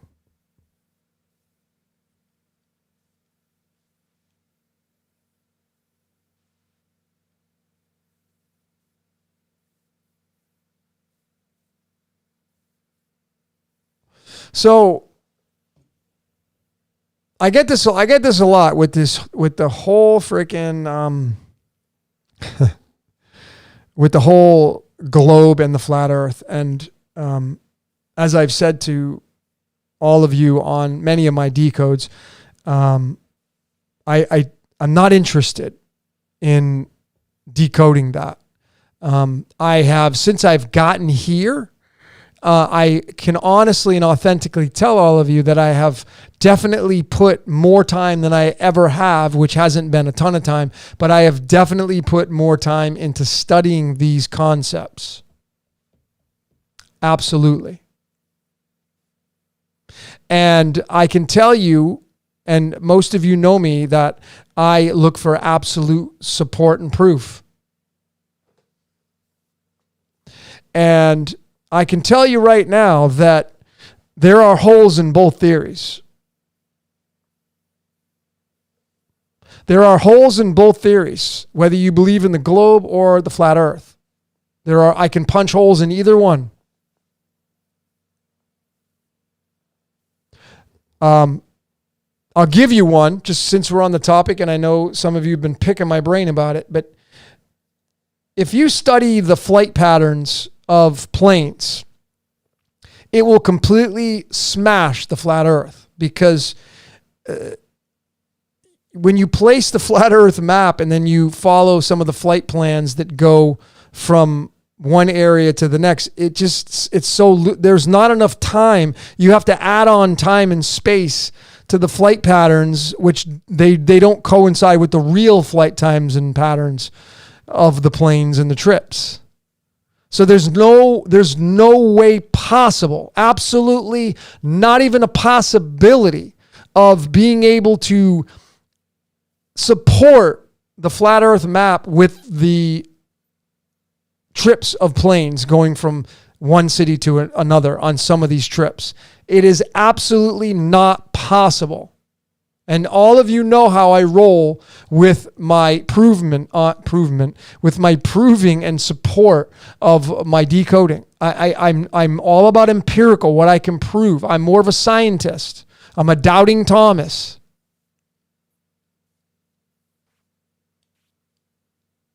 And, look, just the other night, I have this application on my phone called Skyview. It's really cool.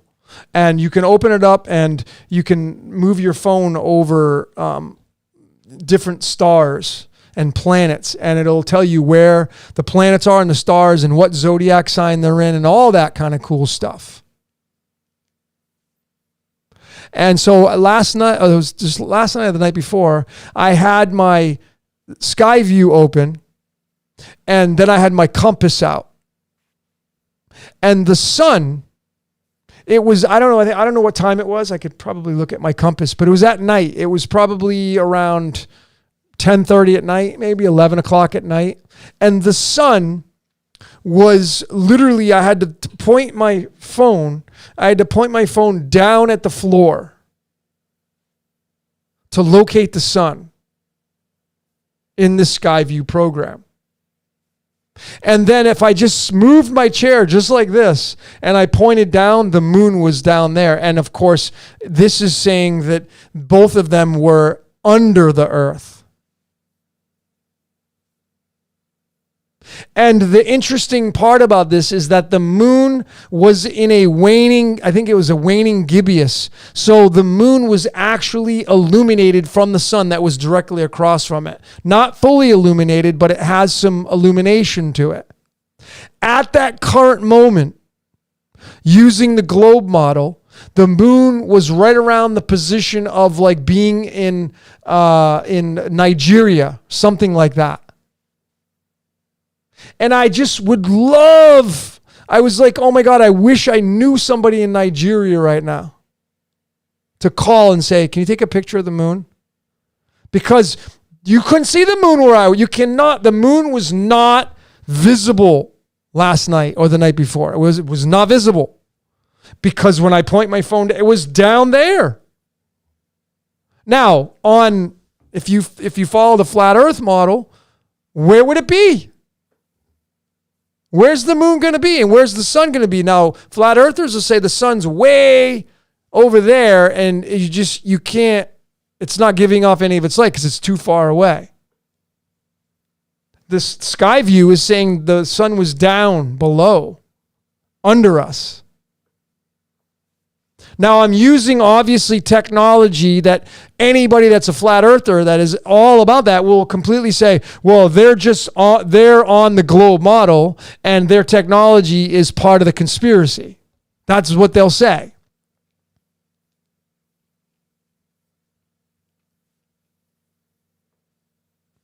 But I'm getting out my compass and I'm looking at where the sun is and the moon is in the degrees on a compass and where it's pointing at.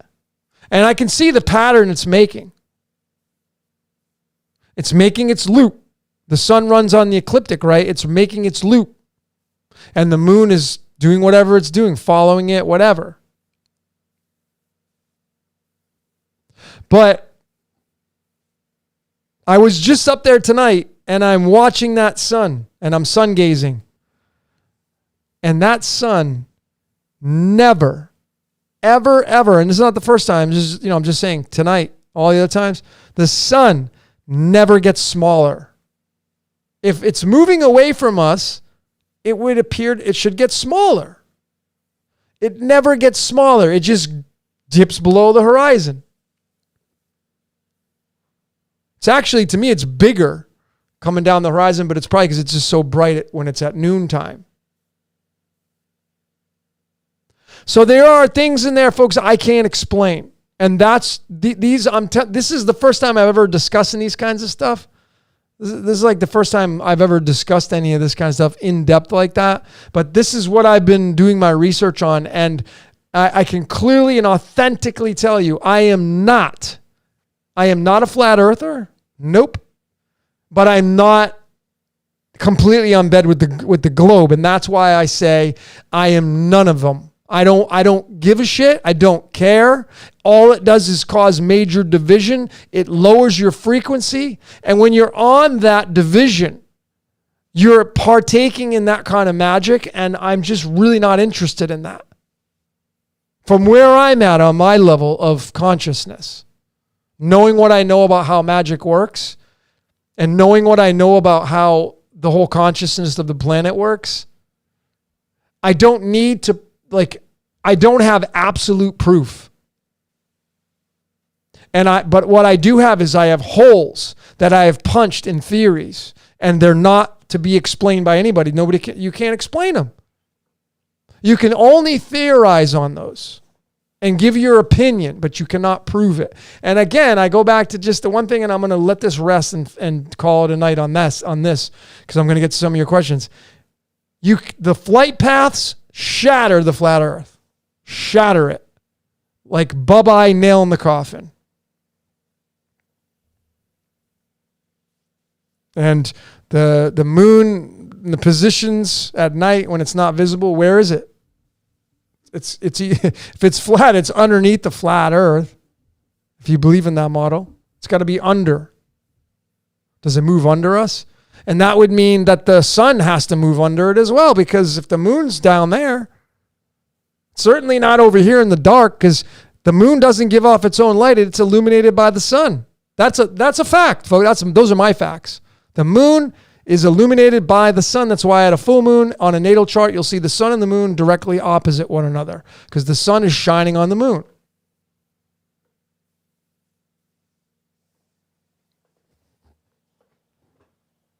So that's all I got to say on that, folks.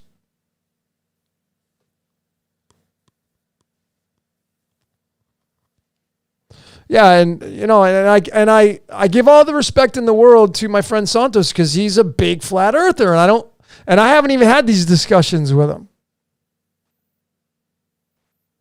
I haven't even had any these discussions. And again, it's all a matter of I don't have to believe in everything someone believes in because they believe in them.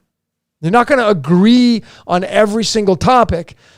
I'm not even when 1 + 1 = 2, I know I'm wrong on some of my 1 + 1 = 2. I already know that. I've been wrong so many times. I'm totally cool with that. But until I can have absolutes, it's not really worth it to me. And again, as I often say to people, if you found out tomorrow the truth on whether it was round or flat, is it going to change your life? Is it going to make any difference on your life? And here, I'll give you the answer. No. It'll only give you bragging rights. It'll only make your ego bigger because you'll be like, see, I told you. I told you I was right. That's what the majority of people would do if they found out the truth and they were right. They would just brag about it and they would just have their ego get inflated and then they would go out and say, see, I told you. I told you you were wrong. And they would put that energy out there. And that just doesn't make the world a better place. So anyway.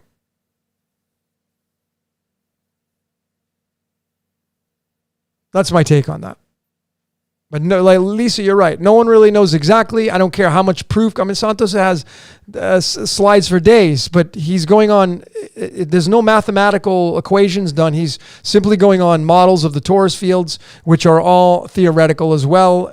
They're all based upon models of things that have been talked about in ancient text and all that kind of stuff. I believe in the torus fields for sure, right? Dielectricity, physics, and all that kind of stuff. But again, I mean, your eyeball is round, and I think the natal chart is your eyeball. And I think that we are patterned after nature. Our heads are round. The planets, all the planets, the whole cosmology, all the planets are round, but Earth's not. It's just, there's holes in those stories. So I don't get into that crap. It's just whatever. Why isn't the moon spinning? Actually, the moon has been doing cartwheels. And I think is because of the disruptor coming towards Earth and the magnetosphere, which we don't even know what that is. You could call it the return of Ra and Horus, the Hopi prophecy.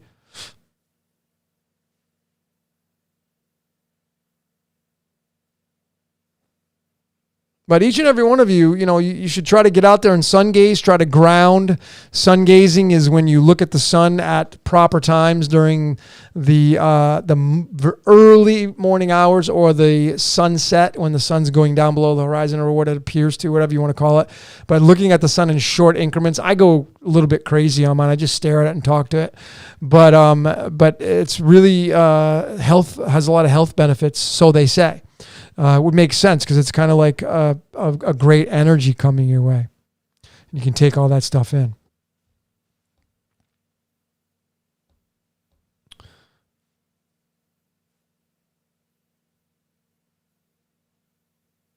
But yeah, no one really knows exactly. And I mean,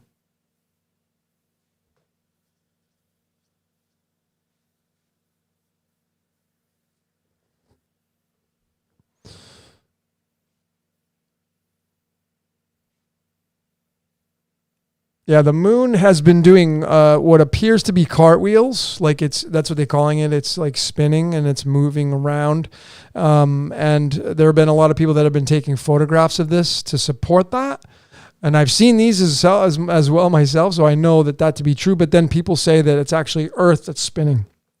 And see, I believe the Earth is my cool model, right? So this is my sun and my moon. But all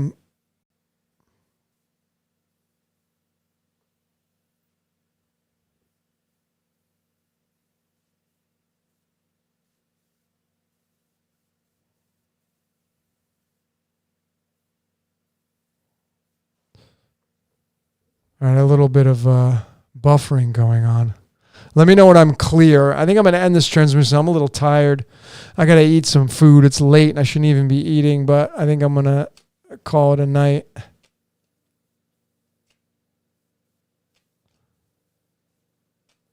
It froze at 3:33. Okay. That's funny. Okay. Yeah, it is a sign to go to sleep. I'm tired. I'm hungry. So,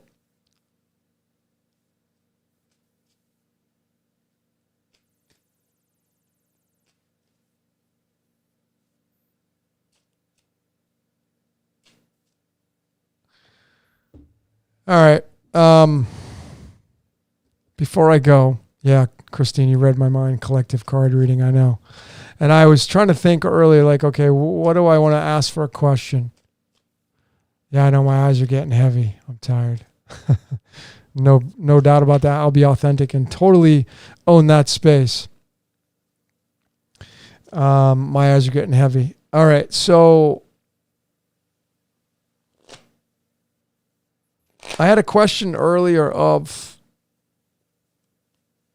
what I was going to do for this collective card pull, and I forgot what it was. I think because I'm tired. We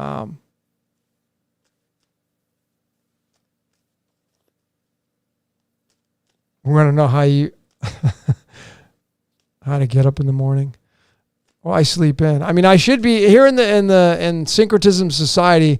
I've been doing these now on Saturday nights, so it's becoming kind of my ritual. But at 11 a.m., they're going to go and they're going to do their sauna, the temazcal, and I should be going to do that and sweating stuff out, but I doubt I will be up at that early wanting to go there and do that. Even though I've been getting up a lot earlier, but.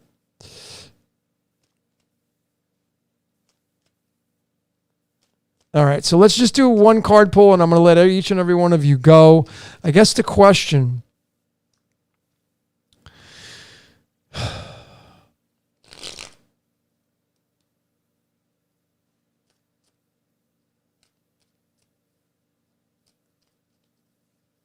Does anybody have any suggestions for a question?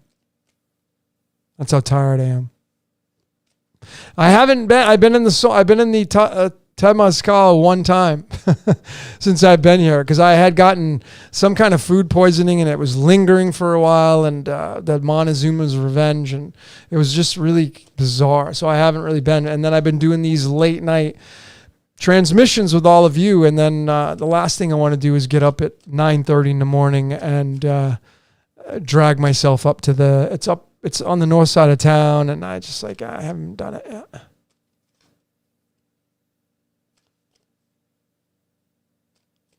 Christine, what can we do to change the world?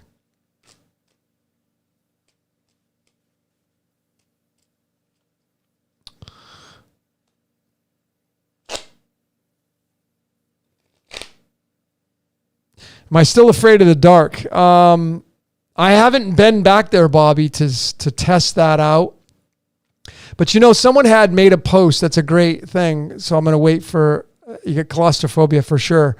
I'm going to wait for somebody to put a question or two in there. But let's see what we have from some of you to ask the question for the upcoming Collective Consciousness poll. But somebody had posted something in a reply on my Decode, one of my decodes, and he was talking about being buried alive in a sarcophagus in the pyramids. And he said, can you imagine having that happen? And you're getting put under these rocks or whatever they put you under, and there's no getting out of that. And you're being put in this confined space, and once that thing shuts and they you're done. It's done, and then you have to. How long do you last in there? And you're in this confined space, and it just completely freaked me out. So when I went to the temazcal, when I was just visiting here last month, I went in there, and most of you know now that I've said that, it was completely black. And there was only 4 of us in there. And it was getting hot, and I started freaking out. And within 5 minutes, I was saying, in the pitch black, I'm like, guys, I don't think I'm going to be able, I got to get out of here.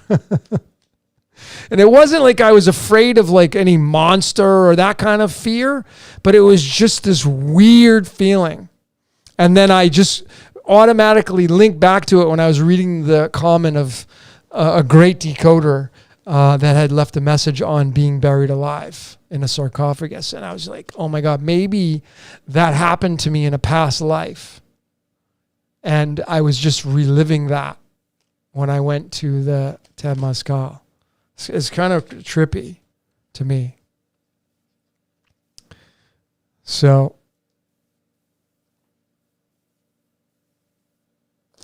what messages does the spirit realm have for us? Should we reach out to people from the past? Well, to cure that, Christine, to cure me to be, because I ended up staying in there for the 7 rounds. I was in there the full time, my first time in there. The heat wasn't really that bad. It was just the darkness. But all they did was just take the little curtain and just move it to the side just a little bit. And there was like a keyhole of light that came in, and that was it. And I was totally fine after that. I was like, okay, that's all. So now I know that I'm going to sit by the door and that's it. And just call it a day, and just peek my head out if I have to. Because I don't go in there for the ritual part of it, like the real temazcals. It's a lot of traditions, and I'm in there to sweat. Okay, I'm in there to detox. So if I got to stick my head out to stay in there the whole time to detox my body, I'm going to do that. That's all I'm interested in.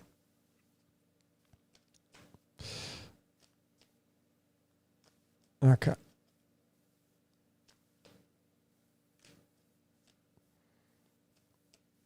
But yeah, it's different when you put the heat. When you take pitch black and you add massive heat, it's just, I don't know. And I just had these thoughts, and I just started to freak out. So, all right. So getting to the question here.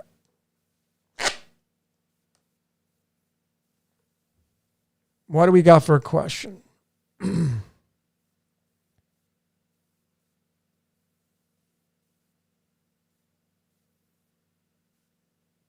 How about this one, folks? Because I'm tired, and I think this may be a good one right here. How about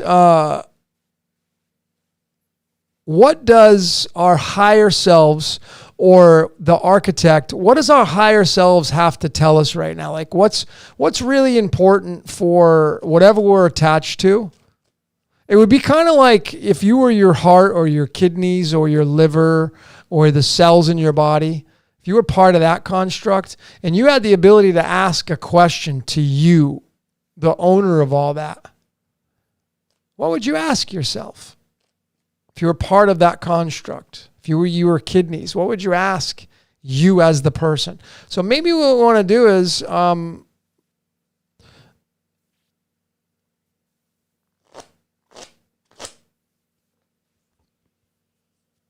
what should our higher selves be telling us right now? What is our higher selves message supposed to be telling us right now?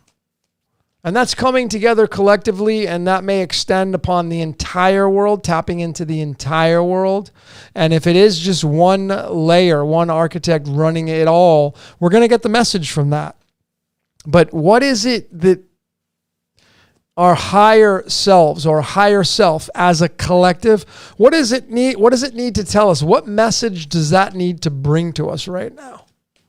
That's the question. Okay? So let's focus on that. If we're just all honing in on our higher self, whatever that looks like, this silver lining that we're connected to, whatever that looks like. If we are the extensions of the architect playing out its own game, what does it have to tell us at this point? What do you want to tell us, architect? What should it be? What should the message be from our higher self? If we are all just one, that means there is just one higher self. So what is that message that higher self needs to bring to us, to usher in, to be that Paul Revere on the horse? What does it need to tell all of us? Yeah, you could call it Jasmine, our soul, our higher self, whatever it is that you want to label it as. Okay, so I've shuffled the cards really good, and I may pull 2 cards, I don't know, but I'm going to do my ritual here, and I'm going to jack the music up, and I'm going to ask each and every one of you for 30 seconds or so to just focus on that question. Like, what is the message going to be from our higher self? Whatever that looks like. And then I'm going to come back here and we'll pull the card. All right, so about 30 seconds, 45 seconds. Here we go.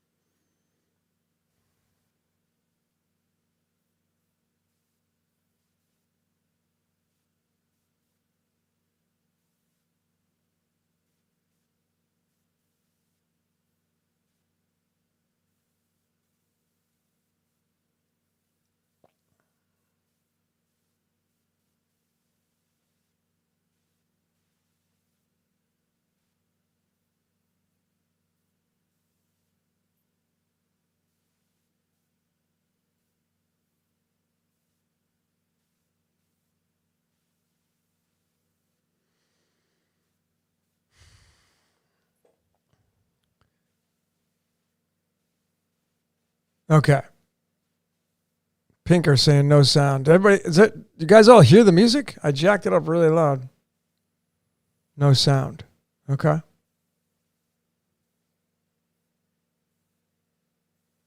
All right. So here we go, folks. That question again was coming from our higher self. We're all one. No tunes. Huh. You guys can't hear that?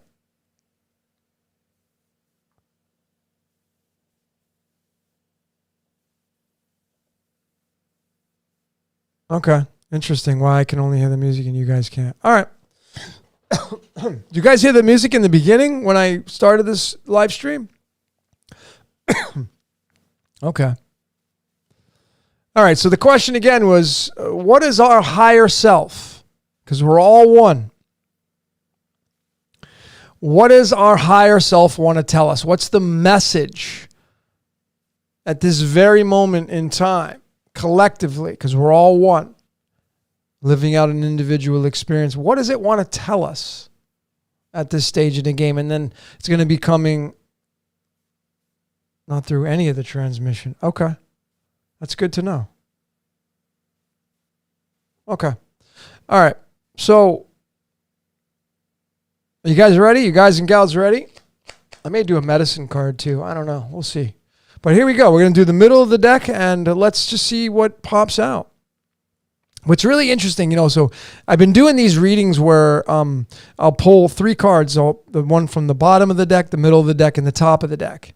And what's really fascinating is this was the bottom of the deck, which is the 6 of Cups, which is all about childhood and magic and nostalgia. And it's like a little boy giving a girl flowers, and they're little kids. And what do little kids do? Especially the little kids that give flowers to other kids. The boy giving flowers to the girl. This was on the bottom. I think it's very fitting. It's kind of like, what is it telling us? Going back to childhood, nostalgia. What did it feel like when you were a kid? Giving back to people, treating people like magic's going on all the time. Okay, here we go. So let's get the middle of the card, middle of the deck. So I got the Empress. It's the Empress. Card number 3, which is, this is the way I would interpret this, okay? So the Empress, this is how I interpret this when I do my readings as well. But this card is the 3rd card. 3 is creation. 3 is tied to the solar plexus chakra, which is using intuition.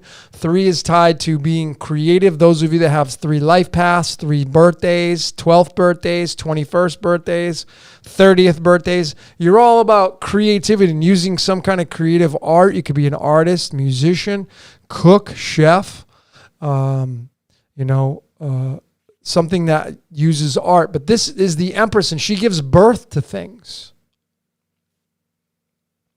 She gives birth to things, and this card sits in the house of Gemini, the 3rd zodiac sign. Gemini is all about the twins, which is our duality.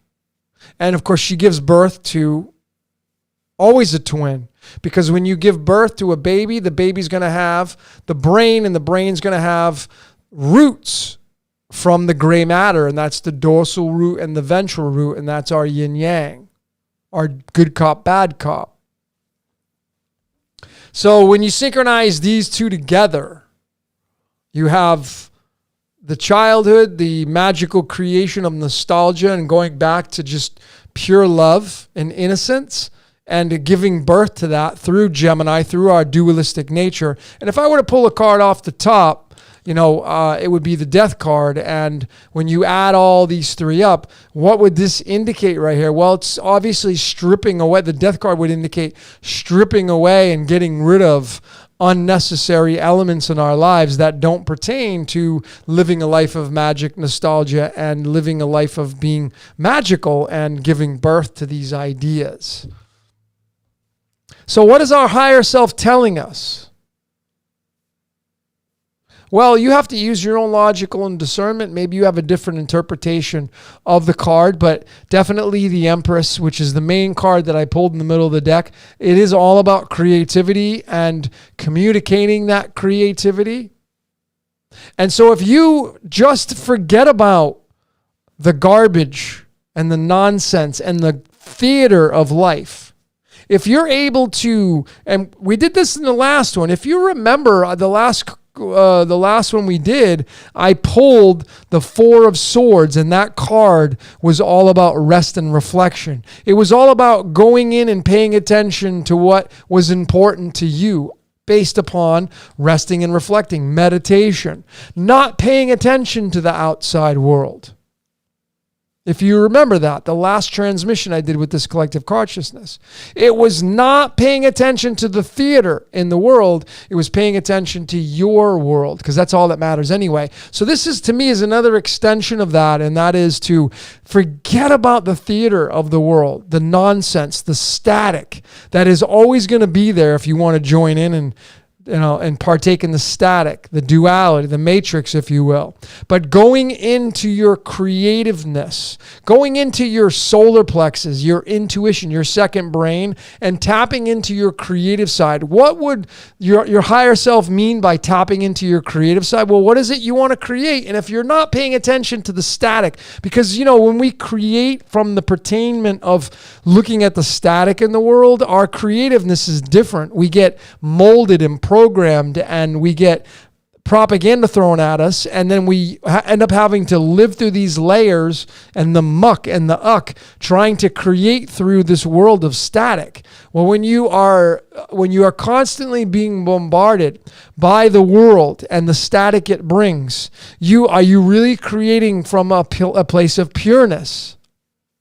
It's not possible to do that, because you are constantly being programmed through and hypnotized through all the static. So I'm just going to suggest to go back to the state of being a child again. And children really don't look at the static in the world. Children create from a layer of, make-believe. If you ever played that when you were a kid, let's play some make-believe, And when you're living through your higher self's telling, I think this the interpretation is the higher self is telling you to go back into what was make-believe, that creative side, not putting yourself out in the static of the world, not creating through that all that noise, shutting that off. Even when you watch your own shows, because we all watch shows, come on, let's be authentic. Even when you're watching your shows, you're actually now creating a little bit influenced by those shows. That's fresh in your mind. So if we can just shut that off, shut the static off in the world, and be really at one with ourselves, going back to that childhood of bliss and make-believe and pretend, we will then have the ability to create through a layer that is really away from the static. And I think that's what the message is for all of us right now. And I think that really is the true message.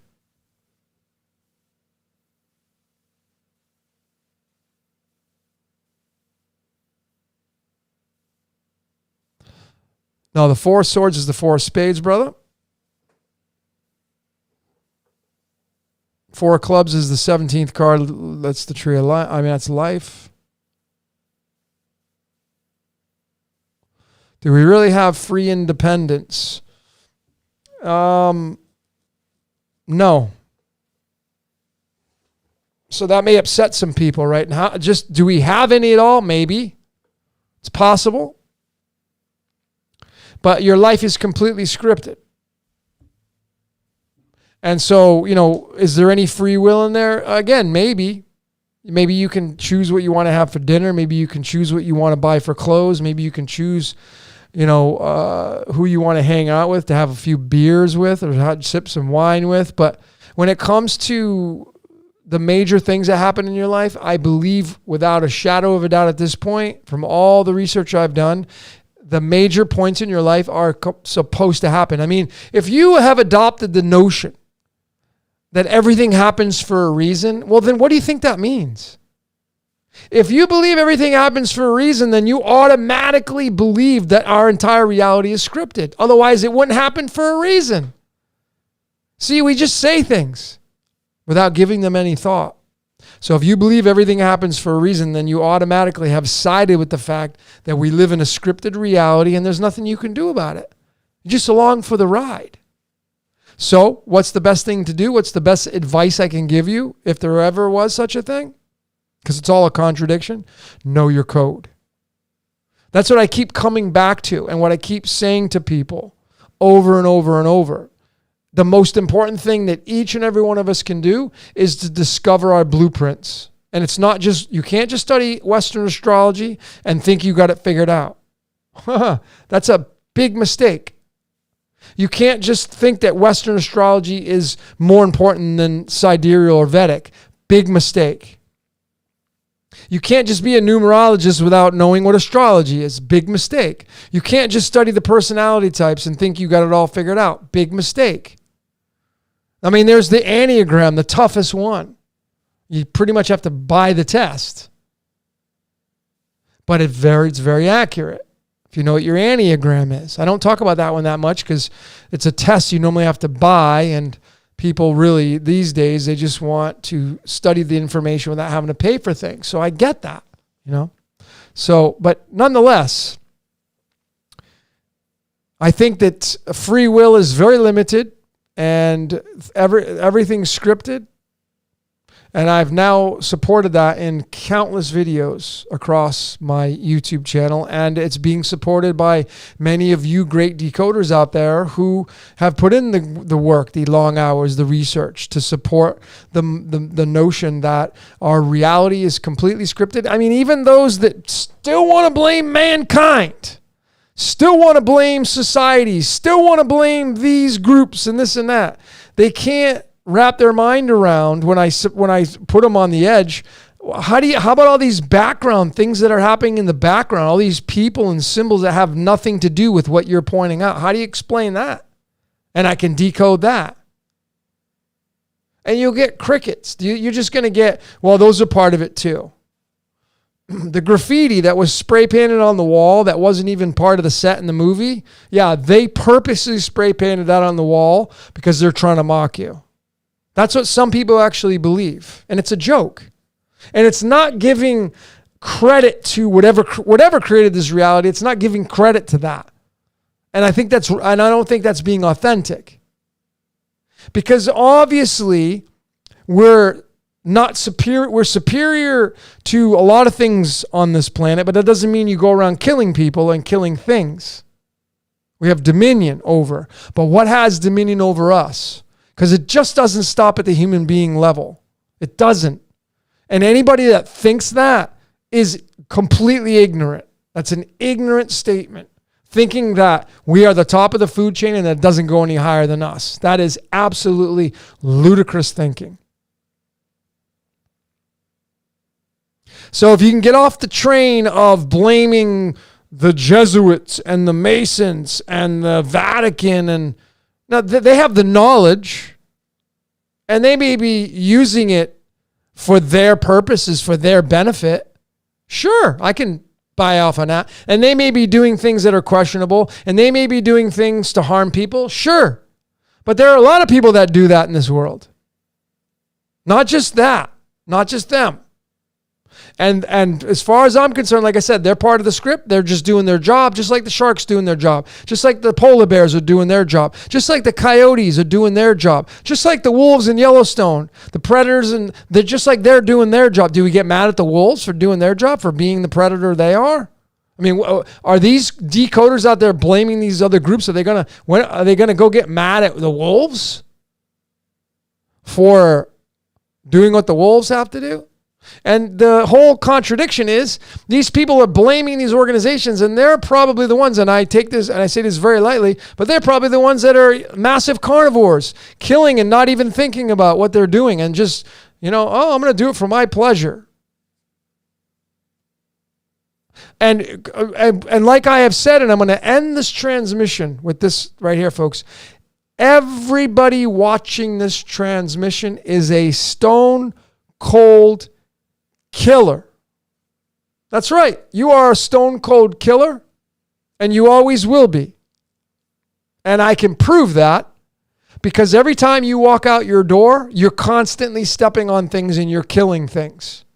That's not even an opinion. That's a fact. It is a fact with a capital F.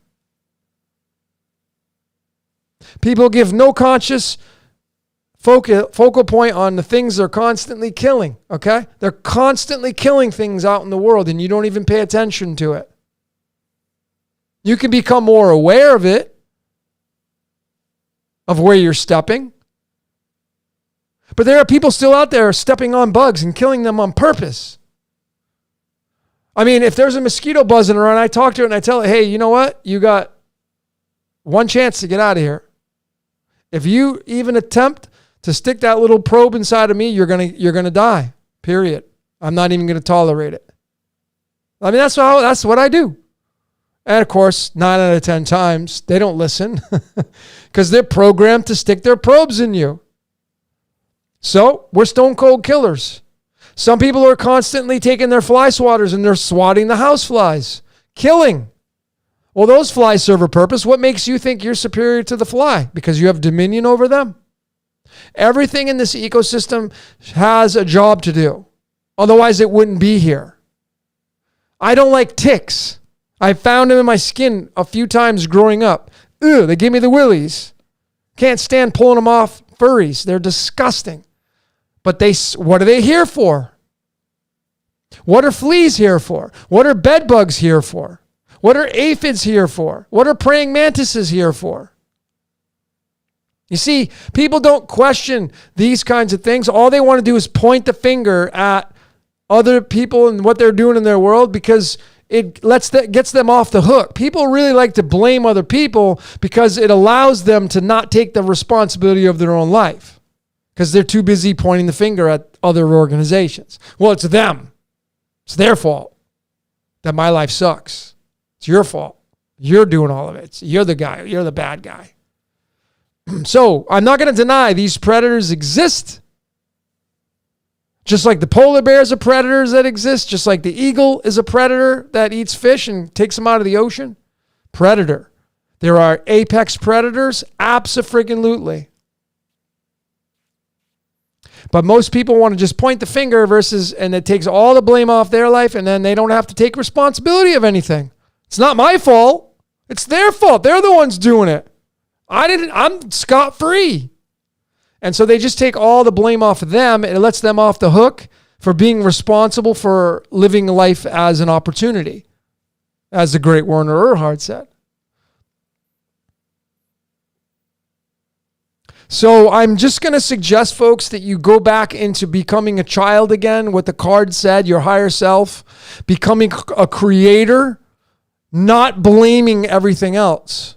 Knowing that if you really want to understand this reality, go watch the entire series on the BBC and the show on Netflix called something Planet. I can't remember, but I've watched them all many times over. Go watch that series. And you will see that there are no devils in nature. There is just predator and prey. And they're doing their job. And the fish probably don't like the sharks. If they were talking amongst themselves, they'd probably be gossiping at how much they don't like the sharks. Man, I got tired. I had to swim away from the shark and I had to hide in the reef for 2 hours because it was shark feeding time and I couldn't, I can't outrun the shark, so I had to go hide in the reef for a couple hours. Man, it took 2 hours out of my life. I mean, these are the funny conversations that these little fish would have talking about their predators if they had conversations like that. But it's just funny. Planet Earth, thank you. Planet Earth, BBC. Go watch the one on Antarctica when the largest animal on Earth, the blue whale, it feeds on krill. The little shrimp, the krill, it just opens up its mouth and tons of krill go in its mouth. Well, If you really separate the whale from the krill, well, those poor little krill, right? Tons at one time to feed this large animal, the largest animal on the planet. It just opens up his mouth and just tons of krill go inside. What about the krill? Those krill have family. The krill are trying to survive. Yeah, but the design of the krill is to feed the whale. Does that make the whale a bad animal? Does it make it the devil? No. It's part of the freaking ecosystem, folks. It's part of the ecosystem. None of these animals sinned. They've been around a lot longer than we have, according to the fossil remains. So we have predator prey, and we all got thrown down here, and I'm thinking that it's just the architect being bored and be like, let's see what it does with all these reptilians down here. Let's see what the humans can do with all these reptilian predators. And I'm going to hide them so the humans can't see them. That's going to be part of the game. And it's just all part of the script. It's just all part of the script. So knowing your code is, to me, is the most important thing you can do. More important than anything. And just not passing the buck, taking responsibility of your own life, owning your shit, owning your life.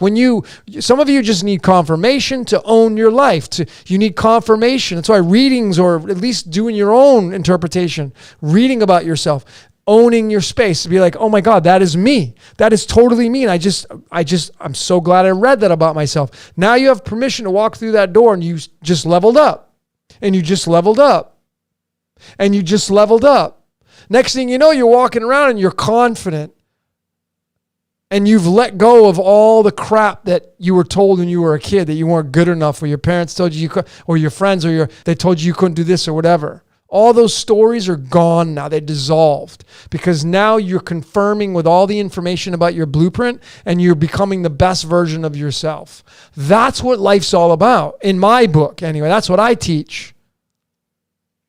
So go study this amazing Netflix show. And study that. Study the hell out of it, and realize that we are all part of this planet Earth. We're all part of it. We all got thrown down here, whether you want to believe that, or we are the architect coming down here, and it's experiencing its own animals. Like, imagine you created a jaguar, a tiger, a lion, and you can't really come down here in physical reality because you're in a different dimension. You're in higher dimensions that we don't understand. And in order to experience the tigers, lions, and the bugs, and experience a warm sunset, and experience the ocean and water, what it feels like on your skin, you have to incarnate and become human. And I think that's what the story's all about, folks. It's the architect coming down here and becoming all of us through our avatars. And we are all one, but we are all separate, having an individual journey. And so that's the consciousness I'm at right now.